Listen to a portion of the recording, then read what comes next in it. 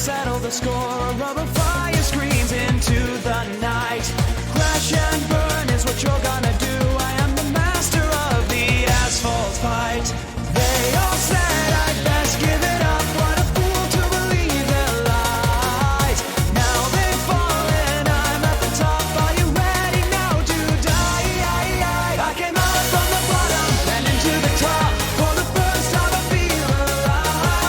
I can fly like an eagle, strike like a hawk. Do you think you can survive? I came out from the bottom and into the top. For the first time I feel alive. I can fly like an eagle, strike like a hawk. Do you think you can survive? The top.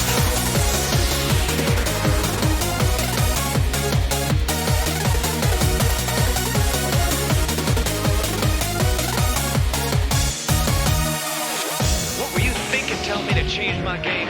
This style wasn't going anywhere. It was kaput. Don't you see what I've done with this place? With this whole thing? Don't you see that I've changed the game? No, I am the game. Before I knew where this was going, I would listen to you. Right now, I distance myself from whatever you have to say. I made this something way bigger than you were ever gonna be. I made it this far, and I'm taking it to the top. I came out from the bottom and into the top. For the first time I feel alive. I can fly like an eagle, strike like a hawk. Do you think you can survive? I came out from the bottom and into the top. For the first time I feel alive. I can fly like an eagle, strike like a hawk. Do you think you can survive? The top.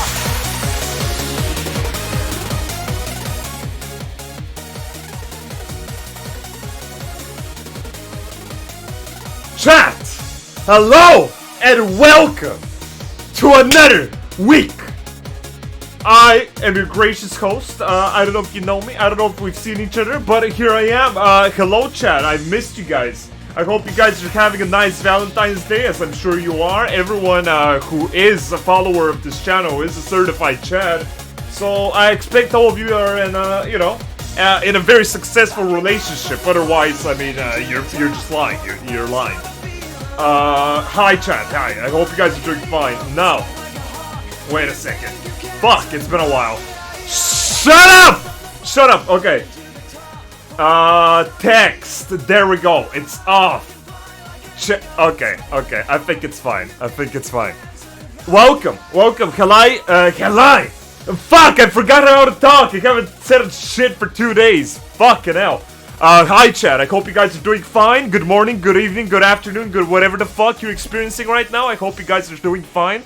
I hope you're having a nice day. I welcome you to another stream. Today, we're doing some stuff. We have to decide what we're doing first. But first of all, hello Aaron, there at the back, shadowing me, like a menacing CIA agent.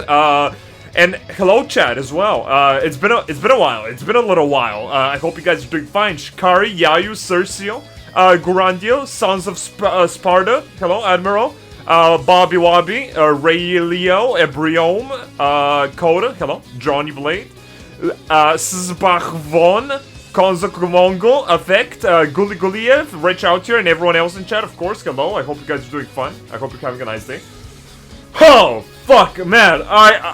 It's been a little bit of a messy weekend. Not too much. Honestly, I haven't been having that bad of a time. I hope you guys had a nice weekend. I'm gonna tell you all about my weekend because you have no choice but to listen to me. I simply have to tell you how I spent my weekend and everything that I did, even though I didn't do anything that important. But I mean, I'm here to talk. I'm here just kind of to talk. Okay, first of all, while we catch up, while we see that we're on the same page, going to the Golden Saucer, of course. And after this, we're gonna get to the other stuff. Okay, for now though, hello chat, how are you guys doing? How was your weekend? Did you guys do something nice? Did you guys just relax? Did you guys have a negative experience even? How was it? Tell me straight. I have to know. If I don't know, I'm gonna cry. And you don't want to see me cry. That'd be a pretty pathetic stream if a grown man like me just broke down and started crying for no reason. That'd be very awkward when your mom walks into the room. Last Ark weekend, not false. I was relaxing at Q. Okay, so everyone has got kind of a similar experience. I played Lost Ark all weekend straight. Okay, fair enough. We've got a pretty similar weekend, it seems. Okay, fair enough. We're gonna talk about it. I'm also gonna give my input. Been a celebratory weekend for me since work popped up. Shit! Grats, Bobby. Jesus Christ, that's what we want to hear, bro. Bro, look at this. Look at this, chat. Loco Chad becoming even more successful than he already was, simply because, literally the only reason, because he's in this chat, that's it. There's no other reason. It's not just because he's incredible 5-head, it's just literally because he's here, that's it. What an actual chat, I'm kidding, dude, but yeah, congrats on your success, bro, I'm happy to hear it. Anyway, that's awesome, that's good to hear, some positive news. Oh, fuck! Oh shit, okay, fine. I'm a little bit rusty, honestly, I haven't played in a while. It's been a little while. I've also been kind of indulging myself in Lost Ark during the weekend, and by indulging I mean, literally, all of my Sunday, I just sat down all of Sunday, and I was like, fuck it. Today is gonna be my full break day, because Saturday I was still kind of like wanting to do some stuff, and Sunday I sat down and I was like, okay, that's it. This is gonna be my full break day. I'm just gonna focus on relaxing. And what do you know? I sat down and I only wanted to play Lost Ark, and I waited until like 6 p.m. from 10 in the morning till 6 p.m. in the evening to even get in the fucking game. Holy fuck, that shit is fucking wrecked, dude. Jesus Christ, those fucking Lost Ark queues. I swear to fucking God, cut the music, that's enough. But yeah, I don't know, boys. Dude, oh fuck. I don't know what to say. Lost Ark is steaming, bro. It's steaming. But I played it for a decent amount of time. Saturday I played it a bit, and then Sunday I just played it until the evening. And honestly, it's pretty fun. It's growing on me. Like, the more I play it, the more I appreciate it. Honestly, I'm not even kidding. Honestly, pretty fucking good game. Pretty decent for an MMO. Like, that's the thing, right? You know, it's been a while since you played just a new MMO, and for you to just, you know, play it and be like, oh shit, this is actually nice. No, it's refreshing, you know? It's very refreshing, because it doesn't happen often. Nowadays, everyone who plays MMO plays OG MMOs that have been out for like decades. But this one comes out, and it's not the craziest thing ever, but it's just pretty good, and you're like, oh fuck. Oh shit, oh shit, yeah, I'm gonna have another bite, yeah, oh, I'm gonna have another, yeah, how about another one though, one more, you know, it's nice, it feels good, it's refreshing, I'm having fun, and that's pretty nice. So, yeah, I've been, playing a decent amount of Lost Ark, not too much, obviously. I've started, a Shadow Hunter, and I've leveled her to 34, I think. Level 34 or so. And it's been pretty good. It's honestly pretty good. I still have my Paladin. I might continue leveling him on stream eventually. I don't know if I'm streaming Lost Ark today. Obviously, it's really hard to get into. If I'm gonna stream Lost Ark, I probably just have to log in the morning, but there's no way I can keep running Final Fantasy and Lost Ark at the same time, so I just have to choose what I start with if I have to make a decision. So, yeah, stream the queue. Yeah, I mean, at this point, I might as well do a, like, 24-hour stream. That's it. It's gonna be 24 hours of us just getting in. But, look, I maybe can do that. For example, Artillerist is the best class. Artillerist actually looks kind of cool, I'm not gonna lie. I don't really vibe with these gunner classes and stuff, but honestly, it doesn't look too bad. But yeah, in a nutshell, I've been just having fun with Lost Ark. It's pretty good. I can really appreciate that game. I can appreciate it. Because the more I play it, the more I realize that it's just pretty good. Combat feels really nice. Loot feels pretty fucking nice. The game looks pretty good. Sound design is pretty fucking good. The only really bad thing about the game, honestly, it's just the voice acting. It's literally just the voice acting. Like, everything else is great. The story is, again, I don't think the story is something that I'm gonna sit here and rate for an MMO. You know, obviously something like a story-based MMO like Final Fantasy is a rarity, but what I want to say is that The story, honestly, I've been skipping a decent amount of it. Not all of it, some of it. And even while I've been skipping it, I've been more attached to it than retail WoW lore. I'm not even kidding. I'm not even biased. I'm not even kidding. Some of the characters are at least more memorable, and I feel like, oh shit, it's this guy when I see him, you know, and it's like, oh shit, okay, fine. You know, when I see something. And, you know, it is what it is. It's not even that bad. I think the story does get a little bit better. It's nothing crazy, of course. But it is a kind of like that type of a thing where you kind of like... there's these two types of way an MMO can tell a story. It can do it like Final Fantasy, and you can go up to an NPC and they can drop you like a whole fucking book to kind of explain to you what's happening. Or it could be something like Lost Ark, where the guy is like, oh my god, the demons are here, we should fight against them. And you know, that's very basic, but sometimes that's pretty good. At least it gets you into the story real quick, even if you're kind of rushing through it. And you still kind of know your bearings, you still kind of know where you are. They just give you the capsule that you need real quick in a bite-sized information. Bop, boom, you already know what's happening. And I kind of like that. It's not bad. It's actually not too bad. Surprising to say, because retail is much worse. Much worse. Retail at least thinks it's telling an interesting story. This kind of, I think it knows that it's not telling that crazy of a story. So, yeah, pretty good. Pretty fucking good. Apart from that, I'm pretty excited for Endgame. PvP looks okay.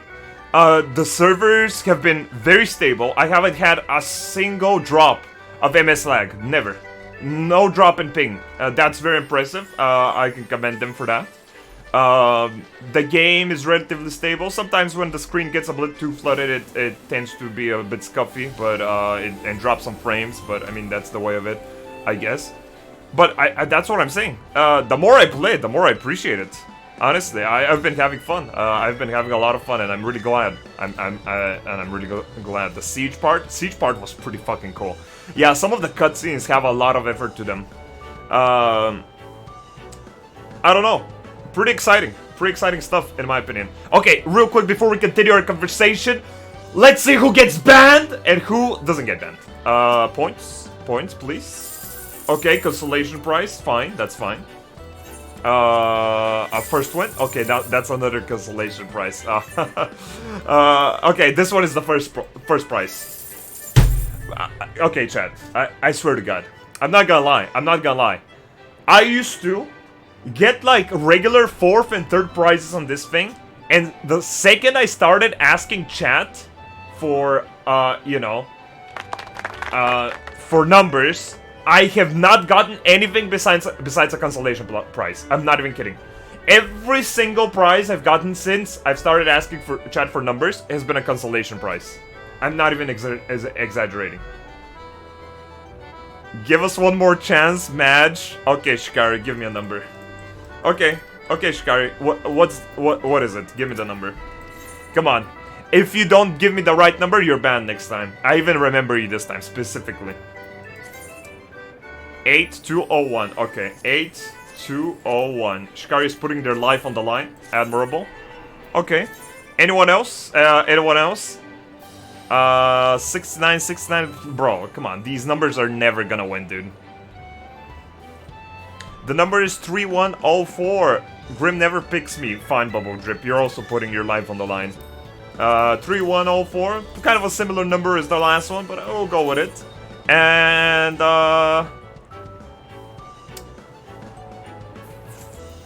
fine. Fine, Trophy. Fine. I'll go with yours. 1267. Fine. Let's do that. Okay. Fine. I'm gonna remember these. And I'm gonna publicly shame you next time. As soon as the numbers come out. Okay. So, chat. I'm gonna ask now, but we're probably gonna talk about it a bit later. What should we do today? Today, we can do the whole tier list, maybe. The tier list is pretty much done. It's missing like a couple of characters, but it's honestly characters that I really don't give a fuck about. And we can talk about them anyway.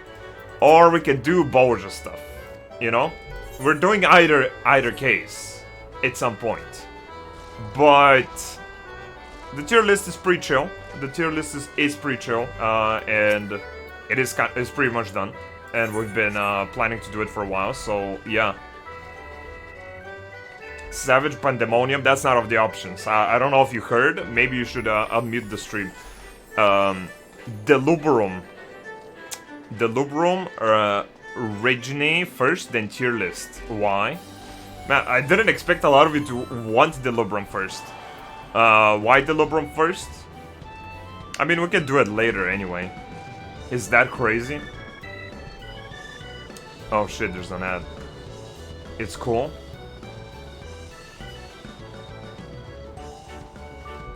Not too long. It's like an hour long. Okay, yeah, I'm getting contradicting answers. Tier list, if it's ready to go. I kind of like the tier list. Play Lost Ark, I can't do it. I'm not in queue. I'm gonna have to wait 50 years. It's not... Basic Lost Ark, how it works is if you haven't queued up early in the morning or you disconnect once, that's it. You're not playing Lost Ark today. You just kind of have to accept that shit. Delubrum is fun. Okay, I'll keep it in mind. I'll keep your votes in mind. It's a little bit too soon, but I'll keep them in mind. I'll keep it in mind. Okay. Before we continue anyway with all that shit, what else? What else? Oh yeah. Okay, progress chat. So, last time on the Glamour competition, a person won a reward, 3D render from the raffle. I've been working on it. Their character is a Rogadin, so I haven't been too sure. I have a concept. It could be considered done. I could fuck with it a bit more later. I could change it up, but for now it's just gonna look vaguely like this. Yeah, kind of like this. It vaguely looks like this, pretty much. They have a fucking machinist Rugadin. You know, it's hard with Rugadins, but had kind of like a Doar style, Mr. Dr. Fetus Puncher, whatever the fuck his name was. So that's kind of what I've briefly come up with. I could do better. I know I could do better, but at the same time, I don't want to overwork myself on these. So that's pretty much how it's gonna be the finished thing. If I decide to put something else, I might, but I don't know. That's just pretty much how it's gonna be. And now I have to do the first place prize, which I've kind of started already. So yeah. Okay. That's the progress, though. That's the progress. I hope you guys liked it. I don't know. It's a bit simple. It's nothing too crazy, but it's okay. It's okay. Yeah, and yeah, that's kind of what I thought of. But yeah. Okay. Next on. Moving on. Maybe I'm bursting through topics of conversation way too fast. Maybe I am. God, this fucking tier list is huge. Jesus fucking Christ. Oh, hello. Wait. Shit. Ilmatod, Ilamatod, or whatever. I can't really pronounce your name, but welcome, viewers of Mr. Todd. I hope you guys had fun watching him. We're just about to, like, boot up and do some shit later. But yeah. So, what else? What else have I done during the weekend? What's up, Graham? I'm kind of like frazzled, dude. I'm like, usually at this point, I'm trying to catch up with my chat and wake up, and I honestly don't know what the fuck is happening. I'm still kind of processing stuff because I forget how to speak with people for 2 days. But I hope you're doing fine, dude. Anyway, next up, during the weekend, people have been recommending it to me. I uninstalled League of Legends recently, right? Because fuck that shit. I told you guys I picked it up. I've been kind of annoyed of that bullshit recently because it's a fucking trash game. I uninstalled it again. I hate that fucking shit. I never should have installed it. But I picked up Arcane recently. I thought I'd see it. So I've made it to like episode 4 of Arcane. I didn't even know they're like 40 minutes long. Jesus Christ. But not bad. Not bad, actually. I mean, I expected it to be okay. I didn't expect for it to be bad or some shit. Yeah, Arcane bad chiz, bro. It's totally bad chiz. it's not bad. I'm a little bit confused. I'm a little bit unsure of it on it so far. Still, I'm a little bit unsure on it. I want to give it a fair, you know, a fair treatment, dude. I don't want to come in and just back chest it straight up. Although,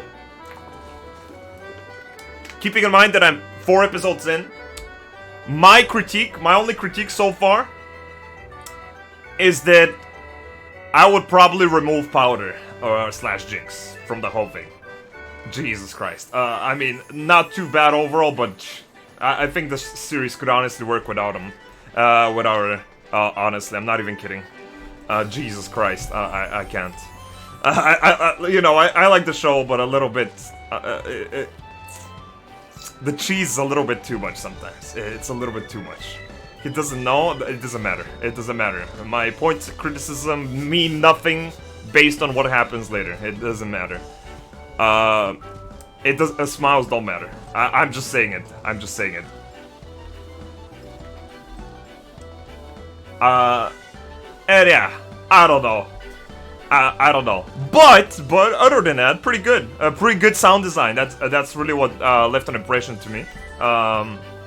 It's not bad. It's not a bad story. I just don't know about the focus of the characters. I kind of feel like they could have focused on something else, like maybe the Demacian dudes and the Noxus dudes. I don't know. I just feel like a little bit, you know.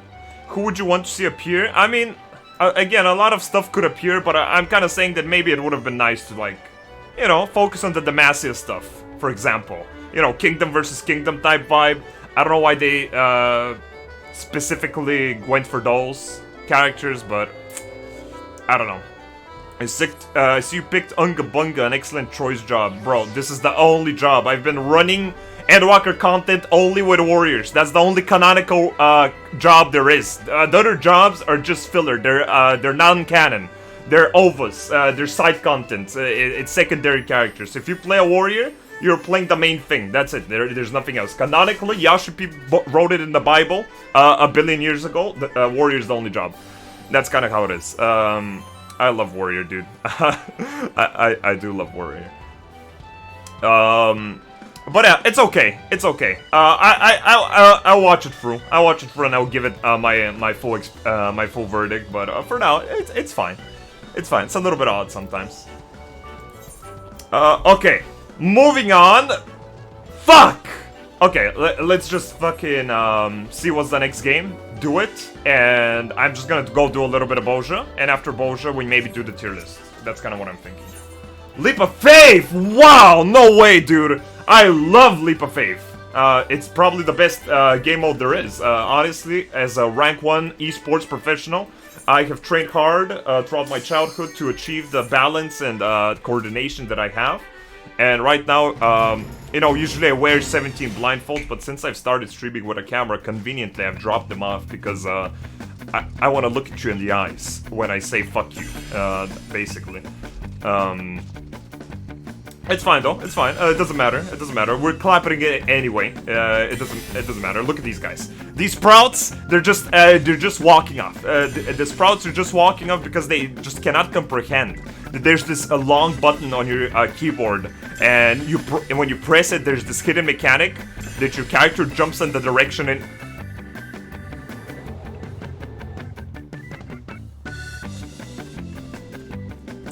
My game froze. Anyway.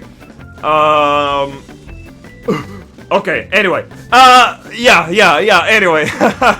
Oh, fuck. Anyway. Yeah, anyway. Oh, fuck. Oh, shit. So, yeah.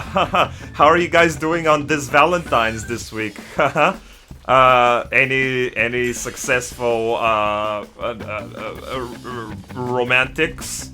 Any successful daters or whatever? Any successful yeah, fuck off, Grim.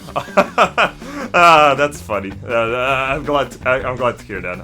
I'm glad to hear that. That's awesome. That's awesome. Yes, that's why I'm here. Oh shit. Yeah, I mean that Yeah. I mean, if you're here, you're having a successful Valentine's Day. I mean, honestly, probably I wouldn't be here if it wasn't for you specifically. If it wasn't for you specifically, you there, I probably wouldn't be here. I'm glad we could spend this time together. But that other person, this guy under you, no. That guy, I'm not here because of them. That guy's fucking weird. But yeah, I'm glad we can have a nice Valentine's today. I'm glad we can do that. I'm in quarantine, Saj. Same, bro. Actually, I don't know if I'm in quarantine. I'm quarantining myself at this point. Just kind of life as usual. I have work today and can spend the evening watching a movie with my boyfriend. F, spook, F. Too bad. Have you done any Savage raiding yet? Give me a reason to finish Endwalker MSQ on Chaos. No. I have done extreme minimum item levels of a decent amount of trials, and I've started UCOB. Blind runs, and maybe I'll continue with that eventually because now I finished Endwalker MSQ, so maybe I'll just continue with that. Yeah, I don't know, but I don't know when. I don't know when. It's not on the agenda because it's gonna take a while. It's probably gonna take like a week worth of streaming or something. I'm not sure. At the rate we're going, we already progressed past Twintania. We saw everything from Twintania. I could do Twintania with my eyes closed at this point, but we did it for like a 3-hour stream at one point, just for laughs. And we just made it up to Nile, and we didn't really see much of Nile, and we kind of had to wrap up because people were tired, and that's it. Okab is not a bad starting point. It's not, yeah, I guess. It's kind of like one of the end points. That's a difficult phase. Nice. I'm excited for it then. It's good. At least Caddis Extreme gave me the mental fortitude to expect a lot of phases and to be fine with progressing through a decent amount of time frames, I guess, or long fights. So I don't really mind. It could be fun. It could be fun. I got my Valentine at Twitch Prime subscription. Jesus Christ, that's sad. I mean, that's awesome. If it's to this channel, that's probably the most awesome thing you could do. Because Twitch Prime is stealing money from Amazon and giving it straight to me. Jesus Christ, I keep forgetting that that's a notification. What the fuck? Yeah, you bro. Will you be my Valentine Grim? Peepo Shy. Bro, that's more like hiring a prostitute at this point. It's not... Dude, I feel uncomfortable. It's not about... you know, you could have sent me a nice... You know... A nice letter... And maybe a box of chocolates... but you pay me and you ask me to... Well, I guess that's kind of the life of a Twitch streamer. Sure, yeah, you... yeah, sure, fine. Thanks for the 50, bro. Jesus fucking Christ, what the fuck is wrong with you? It could have been even 5. I still would have said yeah, I guess. So thanks, I appreciate it. Where's my Emmett Snap? Bro, it's for following, dude. I made it for the followers. If you follow the stream, Emmett snaps, and he deletes you from reality. But thank you so much, yeah, you for fuck's sake, dude. What the fuck? Thank you, bro. I appreciate it. Jesus Christ. Too much. Yeah, you don't have to overexert yourself, though. Jeez, dude. Time to follow and unfollow. No! Come on! Don't do that. Don't abuse it, please. I don't want to mute it. I don't want to mute it. Fuckers. Don't do it. Be very careful. Just follow if you've never followed. Come on, follow. Weird champ. Follow, dude. Okay. So, 1 second.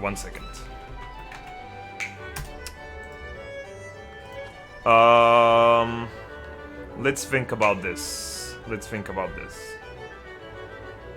So, I'm thinking of going to BOZJA a little bit. I'm gonna continue leveling my Reaper.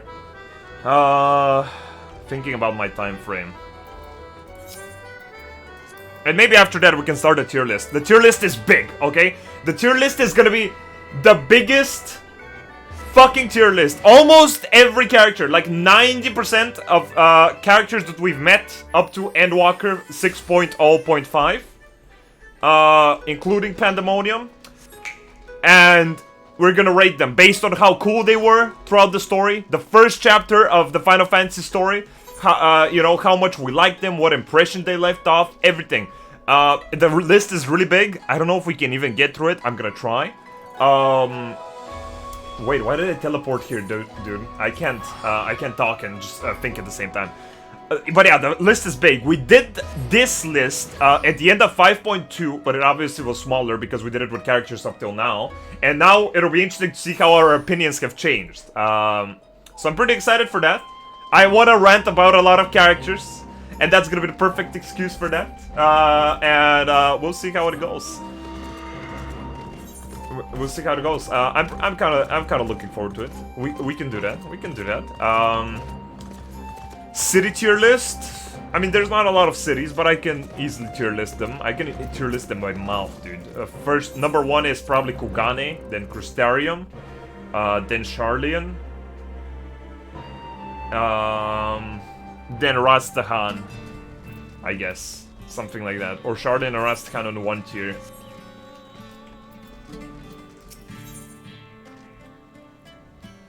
Okay, Delubrum, I don't know about Delubrum. Maybe not today, but what about there are cities?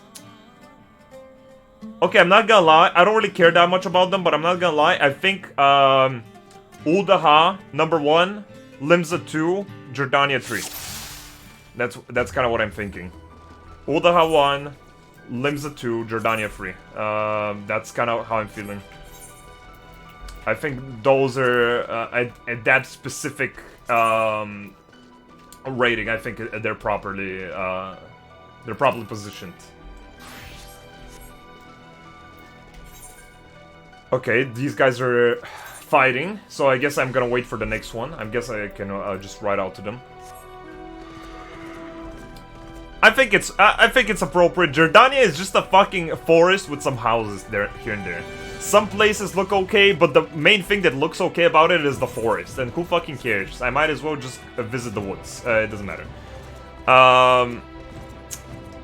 Limsa is a little bit too fucking bright and it scorches my eyes. And sometimes the design is just a little bit too odd. So yeah, but Uldaha has big, wide streets. You know, it has a lot of interesting stuff going on here and there. It has cool vendor markets. It has cool plazas. It's a pretty decent city.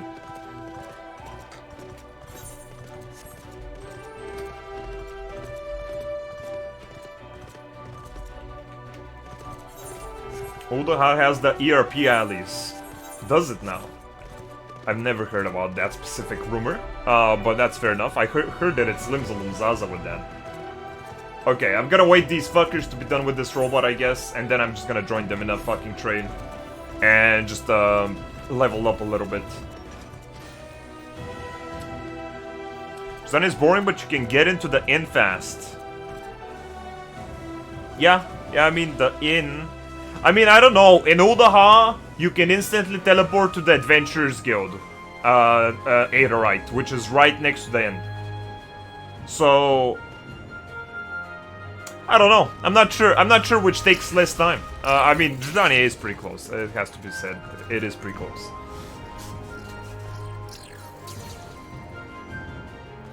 Okay, these guys are doing fine. They're doing fine. I mean, there's like 5 people here, dude. Okay, one of them died.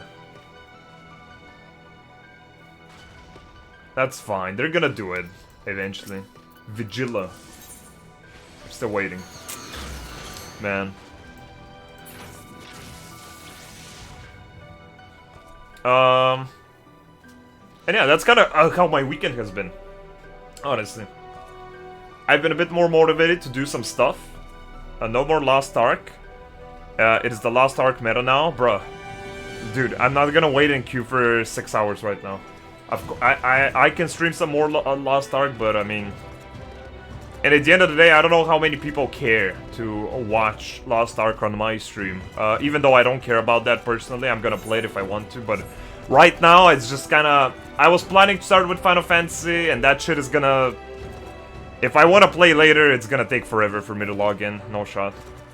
Are the queue times that big in Lost Ark? Huge. Massive. Absolutely massive. The queues are really bad.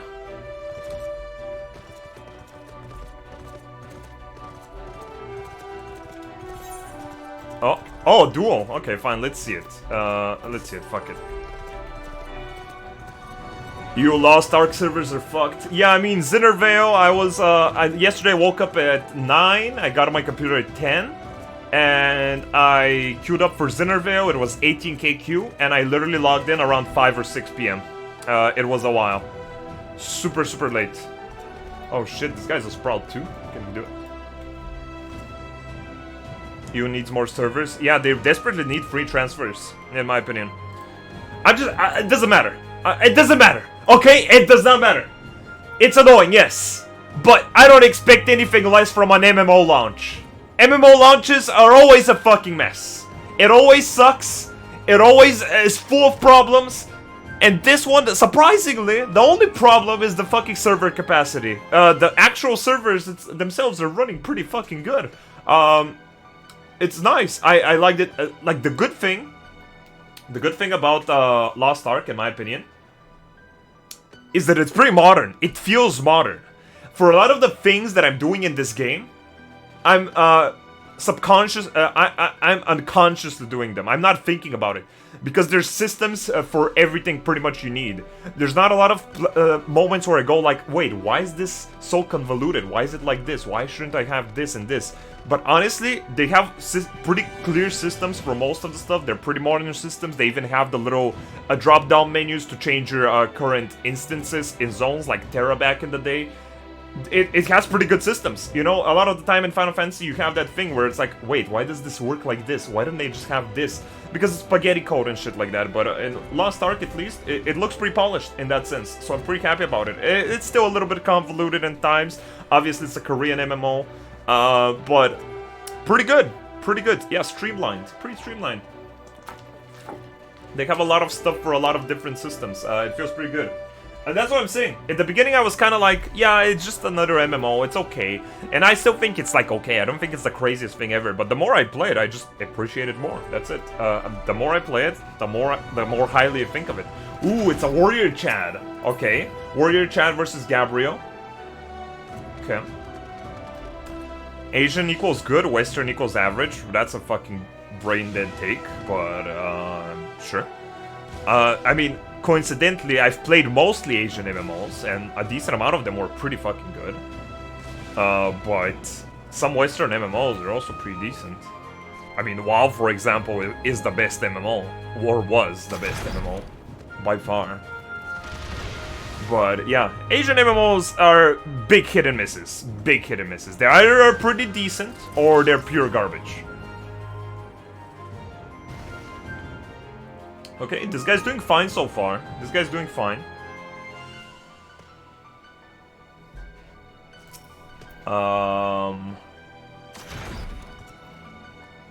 So far so good. I don't know where's that knock-up ability this guy does sometimes, the Gabriel motherfucker. Okay, so this guy's just putting them around the edges. That's kind of what I was gonna do. And I don't know why a lot of people just do it around him. That seems really messy, but I guess because they want to optimize their DPS. I don't know if these guys have like an enrage timer. But this guy's sacrificing DPS. He's not even using Tomahawk for some reason. Okay, he has to turn, he has to turn. Okay. Okay, he turned. Oh, uh-oh, uh-oh, uh-oh, is he gonna do it? Meteor! Okay, and it knocks him back good. He knows what he's doing. He knows what he's doing. Fine.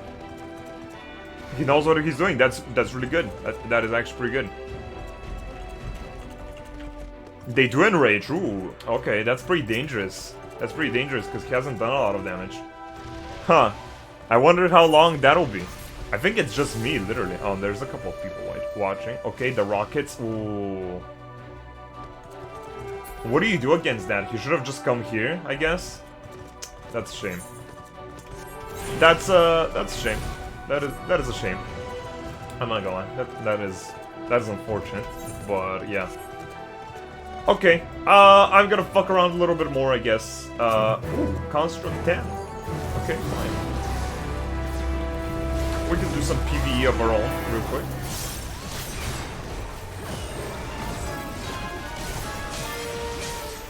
Okay. Now, For the tier list that we're gonna do, chat, some characters are missing. Some characters are missing, but for one reason, because honestly I didn't give a fuck, and it was already kind of late, and I was kind of late on schedule with the tier list, and I had to update it a little bit because I didn't want to bother Raph, because that's fucking weird. It's not like I'm paying it. But some characters I haven't included because I didn't really fucking care. Like, for example, most of the Evil Eyes characters, if any, I haven't included, because I can spare a word for them during the actual training. Oh my god, this fucking stupid cure female! I swear to God. But yeah, the Evil Eyes characters are just nothing to tell. BOZJA characters, for example, they're not gonna be there obviously because first of all, I don't really give a shit about most of them, and second, we haven't finished it, and I honestly don't care that much. I'm sure it's gonna be fine even without having them there. So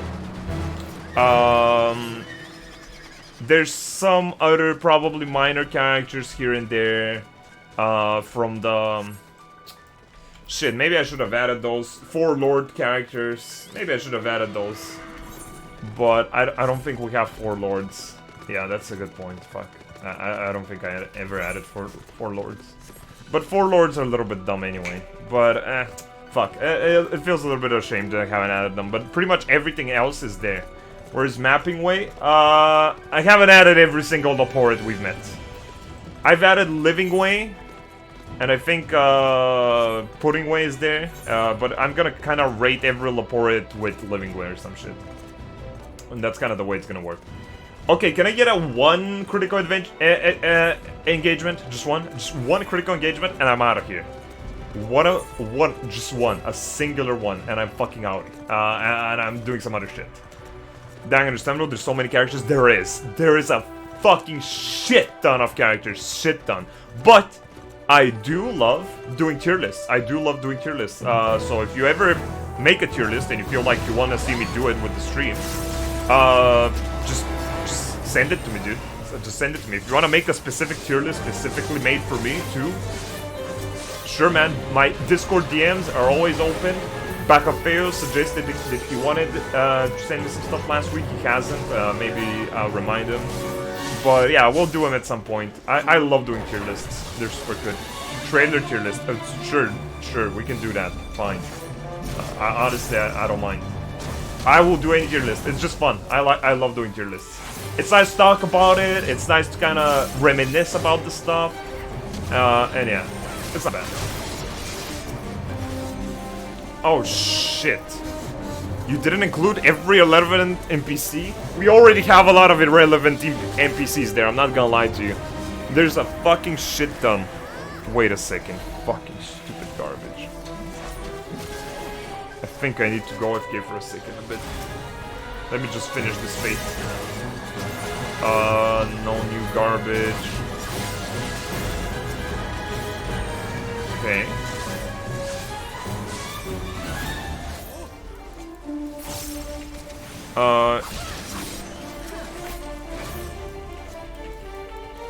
Trial bosses on how likely you'd be to do the sexy time with them, bro.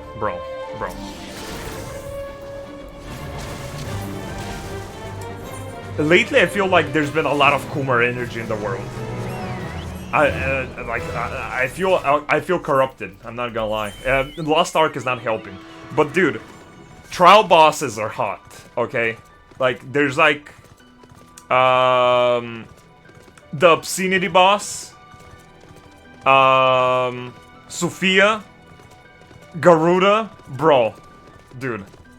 I'm not even gonna go on. I'm literally not even gonna go on. Like, Lakshmi, not my thing. Nah. Xenos, true. Innocence, hey. Not gonna lie, yeah. So, yeah, trial bosses are poggies. Like, people sim for the regular characters, but the trial bosses, bro, dude, whew. Fuck, I'm not a shrimp, but I'd shrimp for some of them. That's all I'm saying. Jesus fucking Christ. Ooh. Okay, one of them. Register. There we go. Okay, we can get one. We can fit one in. One sec. Solkari! Solkari with the fucking tier 1 4 months! Holy fuck, Solkari. Thank you so much for the resub, bro. I really appreciate it. One sec, guys.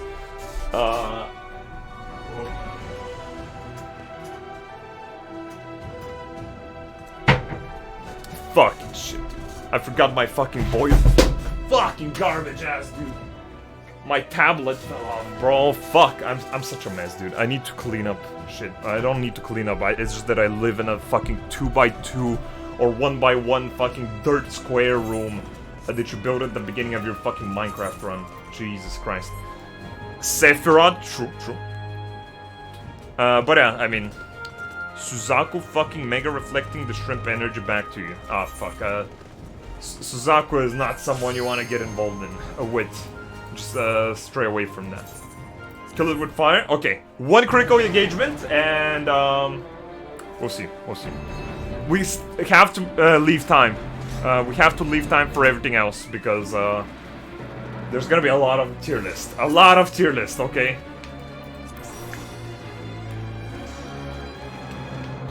A Reaper group. Okay, fine. Okay, and a red mage. I still haven't leveled my metal, bro. Shit. Okay. This crying motherfucker is gonna cry harder after he sees 3 Reapers die instantly in the first 10 seconds, because that's gonna be fucking pathetic. Jesus Christ. Oh my god, I'm gonna be one of them, aren't I? Oh, fuck. Okay, focus. Don't worry about it. I understand how this boss works. It's fine. But yeah, I'm pretty excited. I've been wanting to do this tier list for a while because I've been wanting to talk about a lot of Final Fantasy characters. Some of them controversial, some of them not, but you know, that's the whole thing. That's the whole thing about streaming, right? I just kind of have to put my opinions out there, and people can say Pog true, or Lil W, who is he talking to, or Madge wrong, or no, that's not it, or something. But those people are idiots. If you agree with me, you're a chat. That's kind of how it works. Baked alien soup. I'm drinking it. I'm drinking a whole alien soup. I don't care. Out of fire with tier 1 3 months. Thank you so much, Out of Fire. Thank you so much. I appreciate it, bro. I hope you're doing fine. I appreciate it. Thank you for the Valentine's gift as well, guys. I'm glad that today we can exchange Valentine's gifts together. I'm ready for Lice S rank, bro. I love Lice. She's so cool and awesome. Jesus Christ. Puriful. Okay, Puriful. Give me guys my DPS buff. Let's go. Okay, but. So far, so good. Okay, I'm gonna stay in blue. And then I'm gonna stay in red. See, guys? I now realize how this boss works simply because I did that fucking side dungeon in Endwalker. I see how it works. I have to keep swapping them. You know, it's like the face dungeon. It's like the face dungeon where I get mad, upset spaghetti, or I get very happy, and I have to juggle it. But I didn't know until now. I thought that I was just supposed to be just taking it on the chin, and that's it. Okay, these guys. What will be an S tier of FF food? Oh shit. Maybe we can do a tier list for food, but I have to remember all of them, dude. That's not easy. Hottest character tier list soon? Is there even a tier list like that? If not, make it and maybe we'll do it. Make it and maybe we'll do it. I'm not gay, but we can rate the men as well. So I mean, you know, I mean, look, I'm all inclusive. I mean, look, the straightest thing you can have is confidence, and I'm confident in my opinions. Oh shit, I'm killing my friend here. This half-naked mage. Ah shit, sorry, I didn't mean to. Fuck. Jesus Christ. Okay, fine. Delubrum today? I don't know if we're doing Delubrum today. We're doing it for sure, but I just don't know if it's gonna be today. Maybe today we're doing a super big tier list with every Final Fantasy character pretty much. Like most of them, if not all of them. Most of them. Ooh. Oh, a lot of AoE. Man, a lot of people died from that. Jesus Christ. Okay, that's it's a little bit concerning, but I think we're gonna be fine. Harvest Festival. Okay, we don't have a healer on the team. That's awesome. Great to see. I love it. Where's this guy pulling this motherfucker? Okay, so far so good. All the ancients are the hottest. I mean that's probably not false. I mean it's kind of like that. I got a fucking mind control again. What the fuck, dude? I didn't even see that shit, bro. That wasn't even mine, dude. Bro, those weren't even mine. Someone dragged that shit into me. Fuck! What the fuck, dude? Bro, those weren't even mine. They literally were not even mine. And of course our red mages are dead. Grim drift. Bro, those fucking hearts were not even mine. Some motherfucker just drags them into the whole group and that's it. That's it. These people just want to stay on the boss and attack and that's it. What am I supposed to do? I guess I'll die. Fuck, I mean, jeez! Fuck! I hate my life. Why am I not playing a warrior, bro? If I was a warrior, this wouldn't be a problem. This wouldn't be a problem. Can I get a rest, please? Or I will die canonically. Please. Let's see if someone has mercy. Guys, I'm gonna die canonically because some fucking idiot decided to just drag aggro into me. Oh. Come on. Come on, it's very important. Come on, you can res me. I'm slipping. I can see the light. Guys, come on. I know you're fighting, but I mean, I'm gonna die, guys. I mean, I'm more important than your fight, okay? The feeling with no power armor? Motherfucker! Hey! It's not like I'm gonna some motherfucker dragged the fucking AoE into me!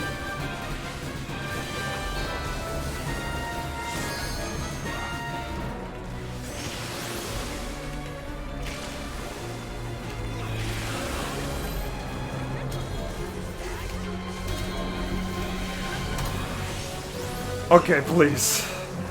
No more tank privileges. Bro. I need brain privileges, motherfucker. This guy... What the fuck are you doing? Isn't this guy a Sherlogian? Can he heal himself? He stood there! But my boob slider is at max. Oh, okay. This guy stood there on 1/7 HP for like 50 years, bruh. Dude, this is like... Fuck. Did you play some Lost Ark, Grim? Do you think it's pay to win? I don't know if it's pay to win, but... if the game is good, and it has some pay-to-win stuff to it, I don't care. I don't care. My whole life, since the dawn of time, I couldn't afford WoW. I couldn't afford anything. My parents could just afford me some food, and even if they could afford me some toys, they would never have let me buy a video game, because for them it was like, oh, why would you spend your money on games? That's fucking weird. Thank you, I live. So I never got to pay for games, and I didn't know about stuff, you know, other stuff. So, you know, I was just left with the idea that I'm never gonna play stuff like WoW, even though I loved it. I grew up with Warcraft 3, and then through Warcraft 3, I explored WoW on YouTube and stuff, and I was like, wow, this is awesome. It's called an MMO, and you are your own little character, and you're in this big world and stuff. You know, I got into the genre, okay, but I didn't have the money. So I kept googling free MMOs. That was my alternative. One day it just kind of snapped in my mind, and I was like, oh shit, I can search for alternatives. Then it doesn't have to be WoW. And I grew up playing free-to-play Korean, Asian MMOs or whatever the fuck. And a lot of them were pay to win, but a lot of them were pretty good. So I had a lot of fun, even though a lot of them were pretty scummy. A game, it's not a deal breaker if it has some pay to win. I don't like it. Yeah, I don't like it. But if the game is good, oh, fuck it, dude. Fuck it. I don't care. I'm gonna play it. I've experienced much worse. I've played some of the most fucking pay-to-win MMOs in reality. It doesn't matter. So, it's kind of how it is. I've been enjoying it. I've been enjoying Lost Ark.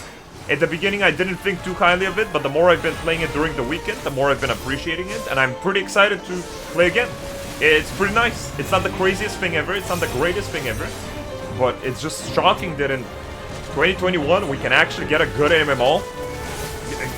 Just literally get a good MMO, just like that. A good one, just a good one, no strings attached. There's nothing to ruin Terra except the publishers at this point. That's it. It has to be Amazon. It's gonna be the same thing as Terra, probably. Terra was a great game, but it was ruined by the publishers, and that's kinda it. So we'll see how this one goes, but it's basic. It's just a pretty decent MMO, and I'm happy. I'm just happy. That's it. That's just kind of the way it is. Maybe one more critical engagement. Yeah, maybe. I don't like the gender locks. Apparently they're working on alternatives for those, as far as I've heard. So you can choose the opposite gender for specific classes. Don't quote me, but I've heard stuff like that. Maybe that's a thing. But even if it occurs that it's not a thing, again, I don't care. I can see how people don't like it, but personally I don't care. Half the time I can't even see what's happening on the screen, dude. Some effects and some shit. I can't even see my character. Can you change class similar to FF? No, no. That's... you have to understand. The FF class system is unique to FF. That's not a thing that you'll probably see in other MMOs that much. It's just kind of pretty unique to FF. Normally MMOs work by you just remaking the characters and making the alternative jobs. But you do get some boosts. I think you get a boost for playing through the story. And I think by base you might get one boost. I'm not sure. Just base, one boost to 50. I'm not exactly sure, don't quote. But you get some boosts. You get some boosts. So it's not that bad.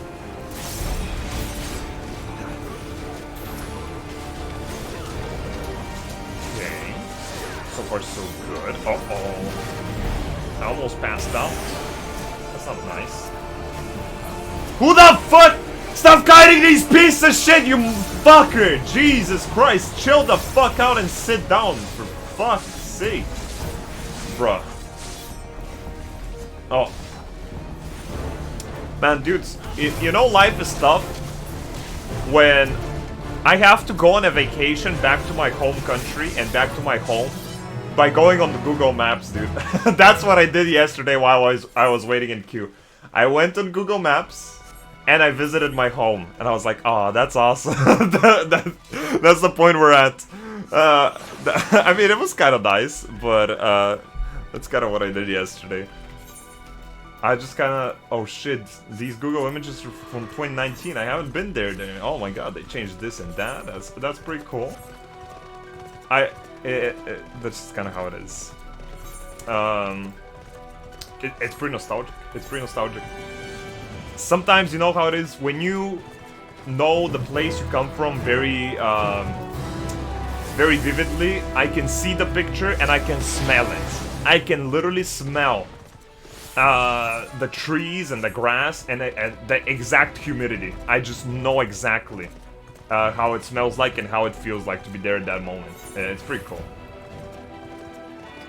I used to use Google Maps when I was like 6, and I would look out the window for the Google car because my mom told me a car takes the pictures. I mean, true, the car does take the pictures. I saw my apartment with my laundry getting dried on the fucking balcony. So maybe if I looked at the right moment, I mean, I was gonna be there. It's pretty cool though. I don't know. It's kind of the point we're at though. Bro, are we not getting anything? Dude, nothing? Bruh. Okay, chat. Okay, chat. Okay, chat. Okay. After this motherfucker, I think we're just going to,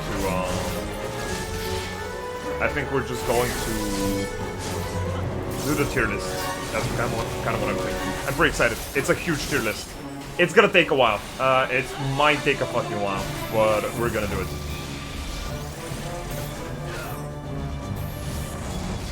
I love doing tier lists. Again, if you ever make a tier list or you want me to do a specific tier list or, you know, stuff like that, just DM it to me on Discord, dude. I'd be always happy to receive one. And I'm not gonna do them all the time, though. I'm gonna do them here and there, sprinkle them in. If a critical engagement spawns right here, I will queue up for it, otherwise, we're off. Critical? Oh shit, boosting my metal. Boosting my metal before I fucking forget and die again. Real quick. Comment on Lost Ark streamer? Oh, I already commented on it like 15 times. Weren't you here? What the fuck? If I start up my stream and you aren't here from the beginning second to the final one, then what the fuck are you doing with your life, huh? I don't care about your personal life. You have to be here for me. I'm the one that matters. I'm the live streamer, of course. It's just me. It's literally just me. Everything revolves around me. You have to be here. That's what VODs are for. Shut up. Shut up. Don't tell them that. Literally don't tell them that. Ah, Blade Grim. What news from the front lines? I killed your mom, dude. I'm sorry. Sure, just I don't give a fuck. Boom! Level 14? Or 13? Where the fuck were we? I should also mention that search on the Forgotten Fragments proceeding apace, blah blah blah. Okay, fine. Don't care, didn't ask. Okay, nice. We leveled up too. We have a bunch of what the fuck is... Man, my inventory is... Oh, this is pretty nice. 3 slots is pretty good. Okay. BOZJA raid is fun. Yeah, we're gonna do the BOZJA raid. Probably not right now, but did you read the Chronicles of Light? The Hunt Begins by any chance? A short story about Xenos' childhood. No, I haven't. I've heard about it. I haven't though. I don't stress myself out to read stuff that are from outside of the game. Probably because of WoW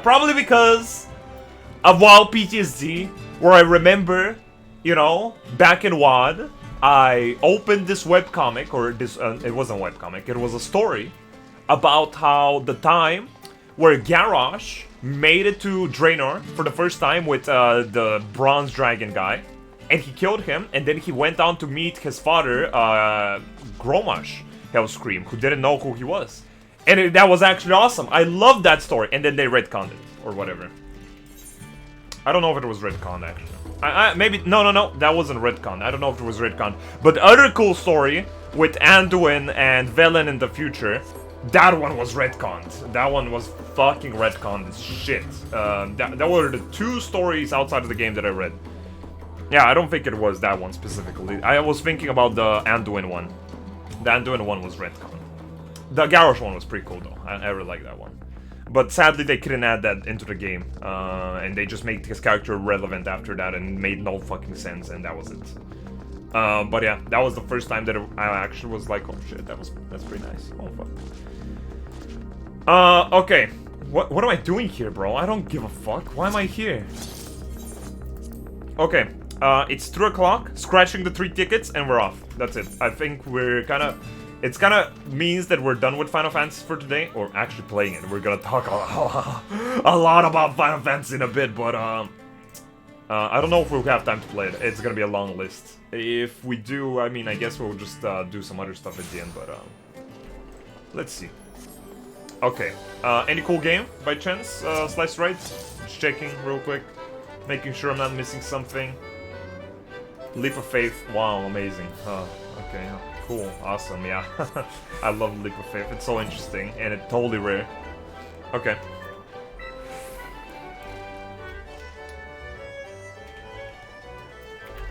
Mini Cactpot Broker. Can I get my 10Ks now because you've been not paying me? Play Lost Ark? I wish, but we can't right now. Oh! Okay, fine. Oh shit. Okay, well, I'll take the 10K. Can I get another 10K though? Just maybe one. Okay, that's close. 3.6. That's 36, not 3. Okay, fine. I mean, I think it might maybe misunderstood me. Okay, can I get the 10K now? For 20k? Okay. Ooh. Oh! Oh! That's what I... Okay, thanks.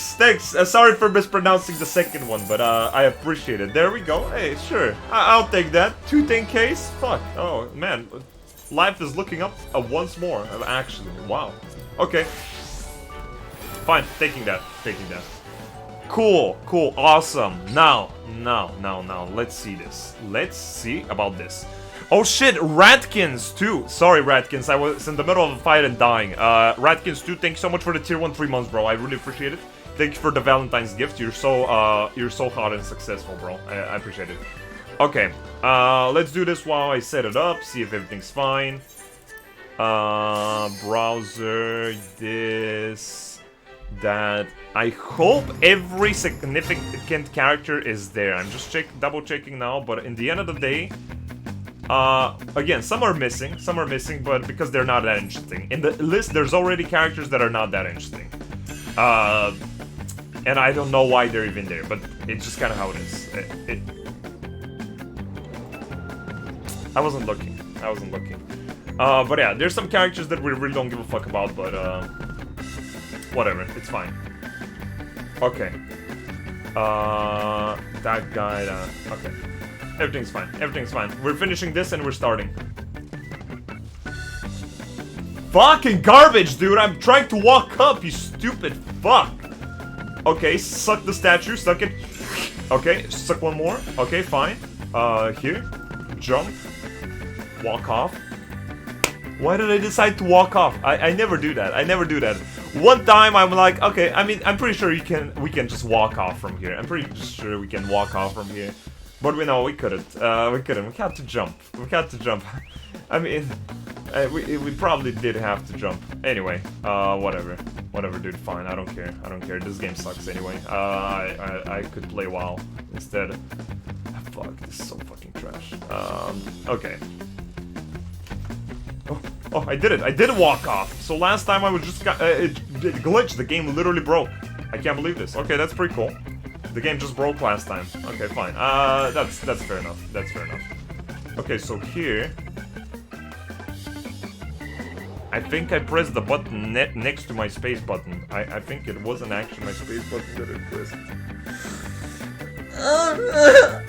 Fuck! Shit! I'm wasting time here. I need all the time I can get with this stupid fucking tier list, you stupid piece of shit game. Jesus Christ.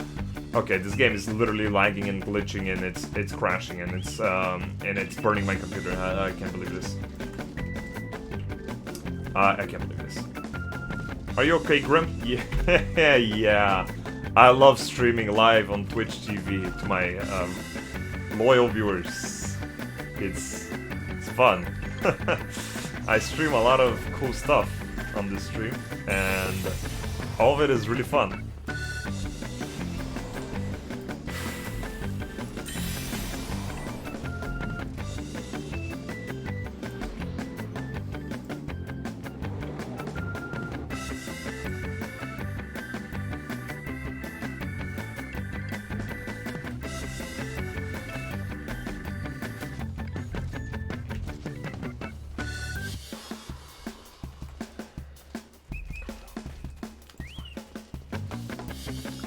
It's fine. It's fine. Just smile and keep talking.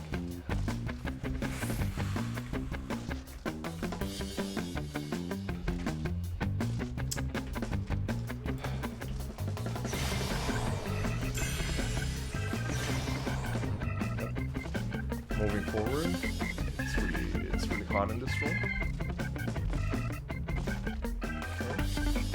Okay. Okay. Okay. That's what I'm talking about! Hey! World first rank 1 Leap of Faith esports legend. That's what I'm talking about. Literally first one shot ever in reality. Hey, that's why you come to this stream. That's what I'm talking about. Editor, cut that out and upload it to the highlights channel. It was one run. Ah, dude, I'm so excited. You know, sometimes people ask me, Grim, how are you so fucking successful and attractive? And I just say, I mean, and then I leave, and that's kind of it. Okay, so, let's start. Let's fucking start around this place. Second.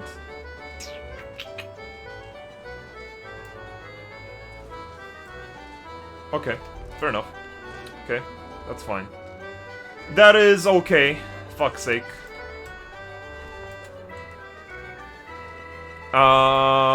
Opening it up now. I'm gonna move it to this monitor, though. Okay, chat. Okay, chat. What should we play? Amarat? I love Amarat theme song.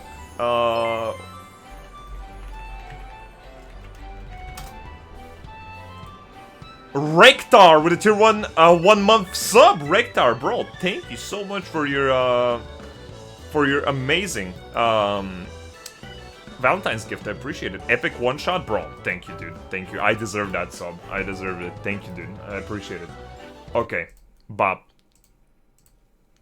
Playing some music. There we go. Rats the hand. Oh, maybe we can start with we can do this. We can do Amaranth, but maybe a little bit of this. Maybe a little bit of... Okay. Okay. Everything fine.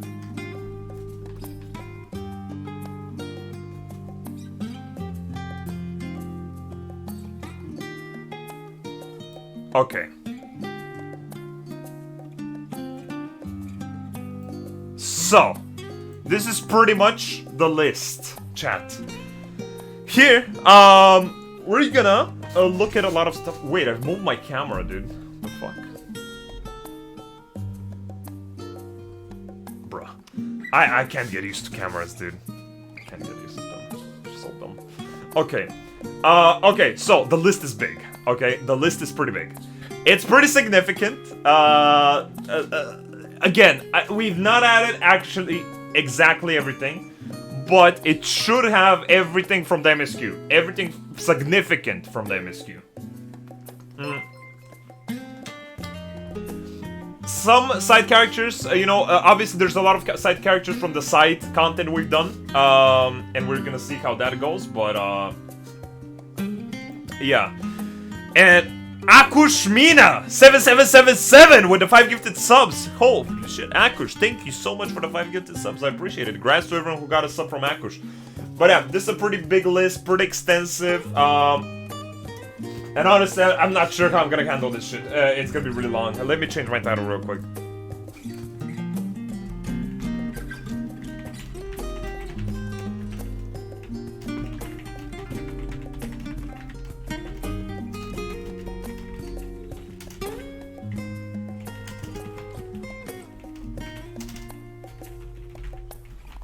Okay. There we go. Okay, so, chat.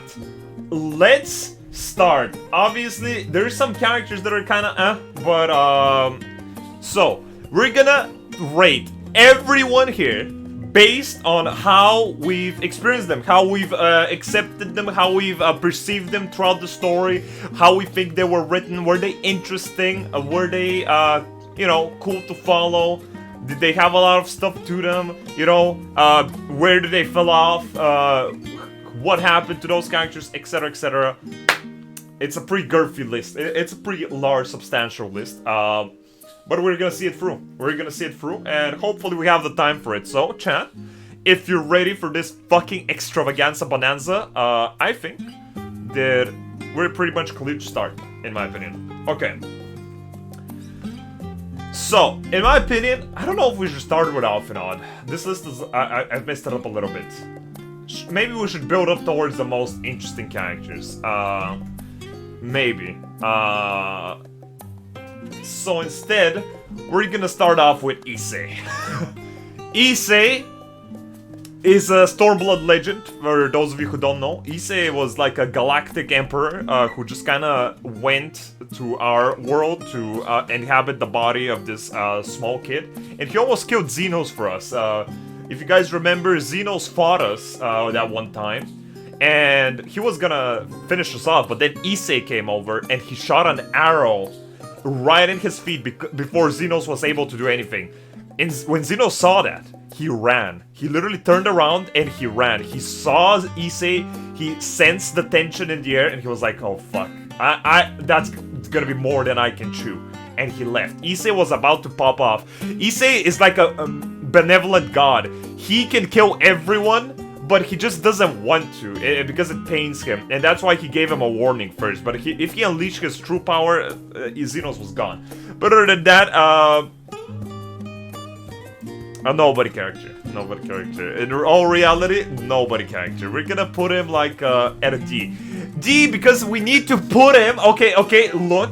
He is very powerful, but he needs to... his whole point is to kind of stay under wraps, you know?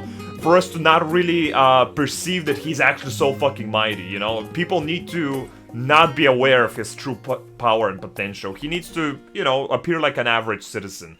So we're putting him at a D to seem like it's not super special, but yeah. Okay. Moving on. We can start with Mr. Alphonse, Mr. Alphinaud, Mr. Alphinaud Levelure. Mr. Alphinaud here is a pure Gaigakud of a character. The character with probably the longest screen time in all of Final Fantasy. We finished Chapter 1, and the whole of Chapter 1 from ARR to Endwalker. This character, I would put my money on that he's the character with the most screen time ever. After the Warrior of Light, I guess. He's got a lot of screen time. He's got a lot of dialogue. And throughout all of it, he's always been just a very good companion. He's been very stable. He's been very consistent. You know, he kept being himself. And he kept striving for his ideals from the very start until the end. He progressed here and there.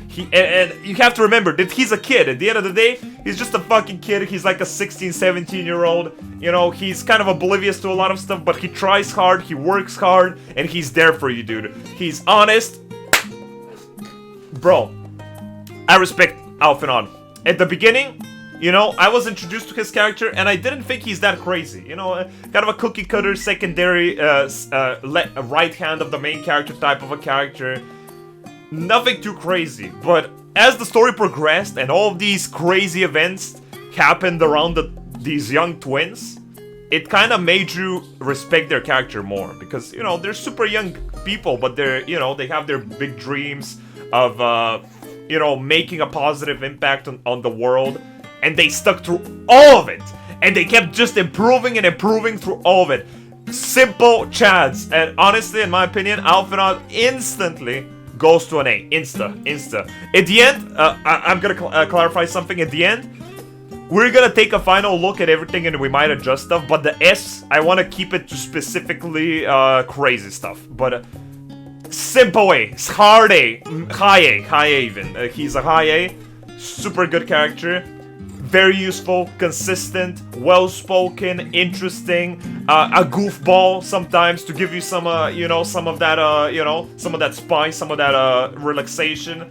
You know, he just has a lot of good quirks to him, and he's just enjoyable to follow. That's it. Sometimes he gets a little bit too wordy, a little bit boring with the politics, but that kind of goes into his character. He feels a little bit more alive.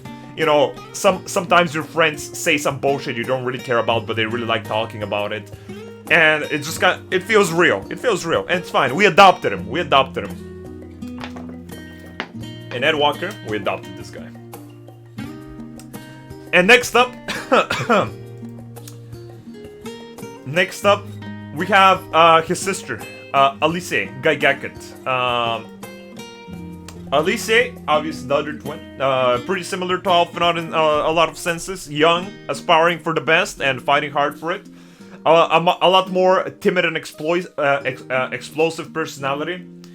To me, Alice at the beginning, I thought she was a little bit odd.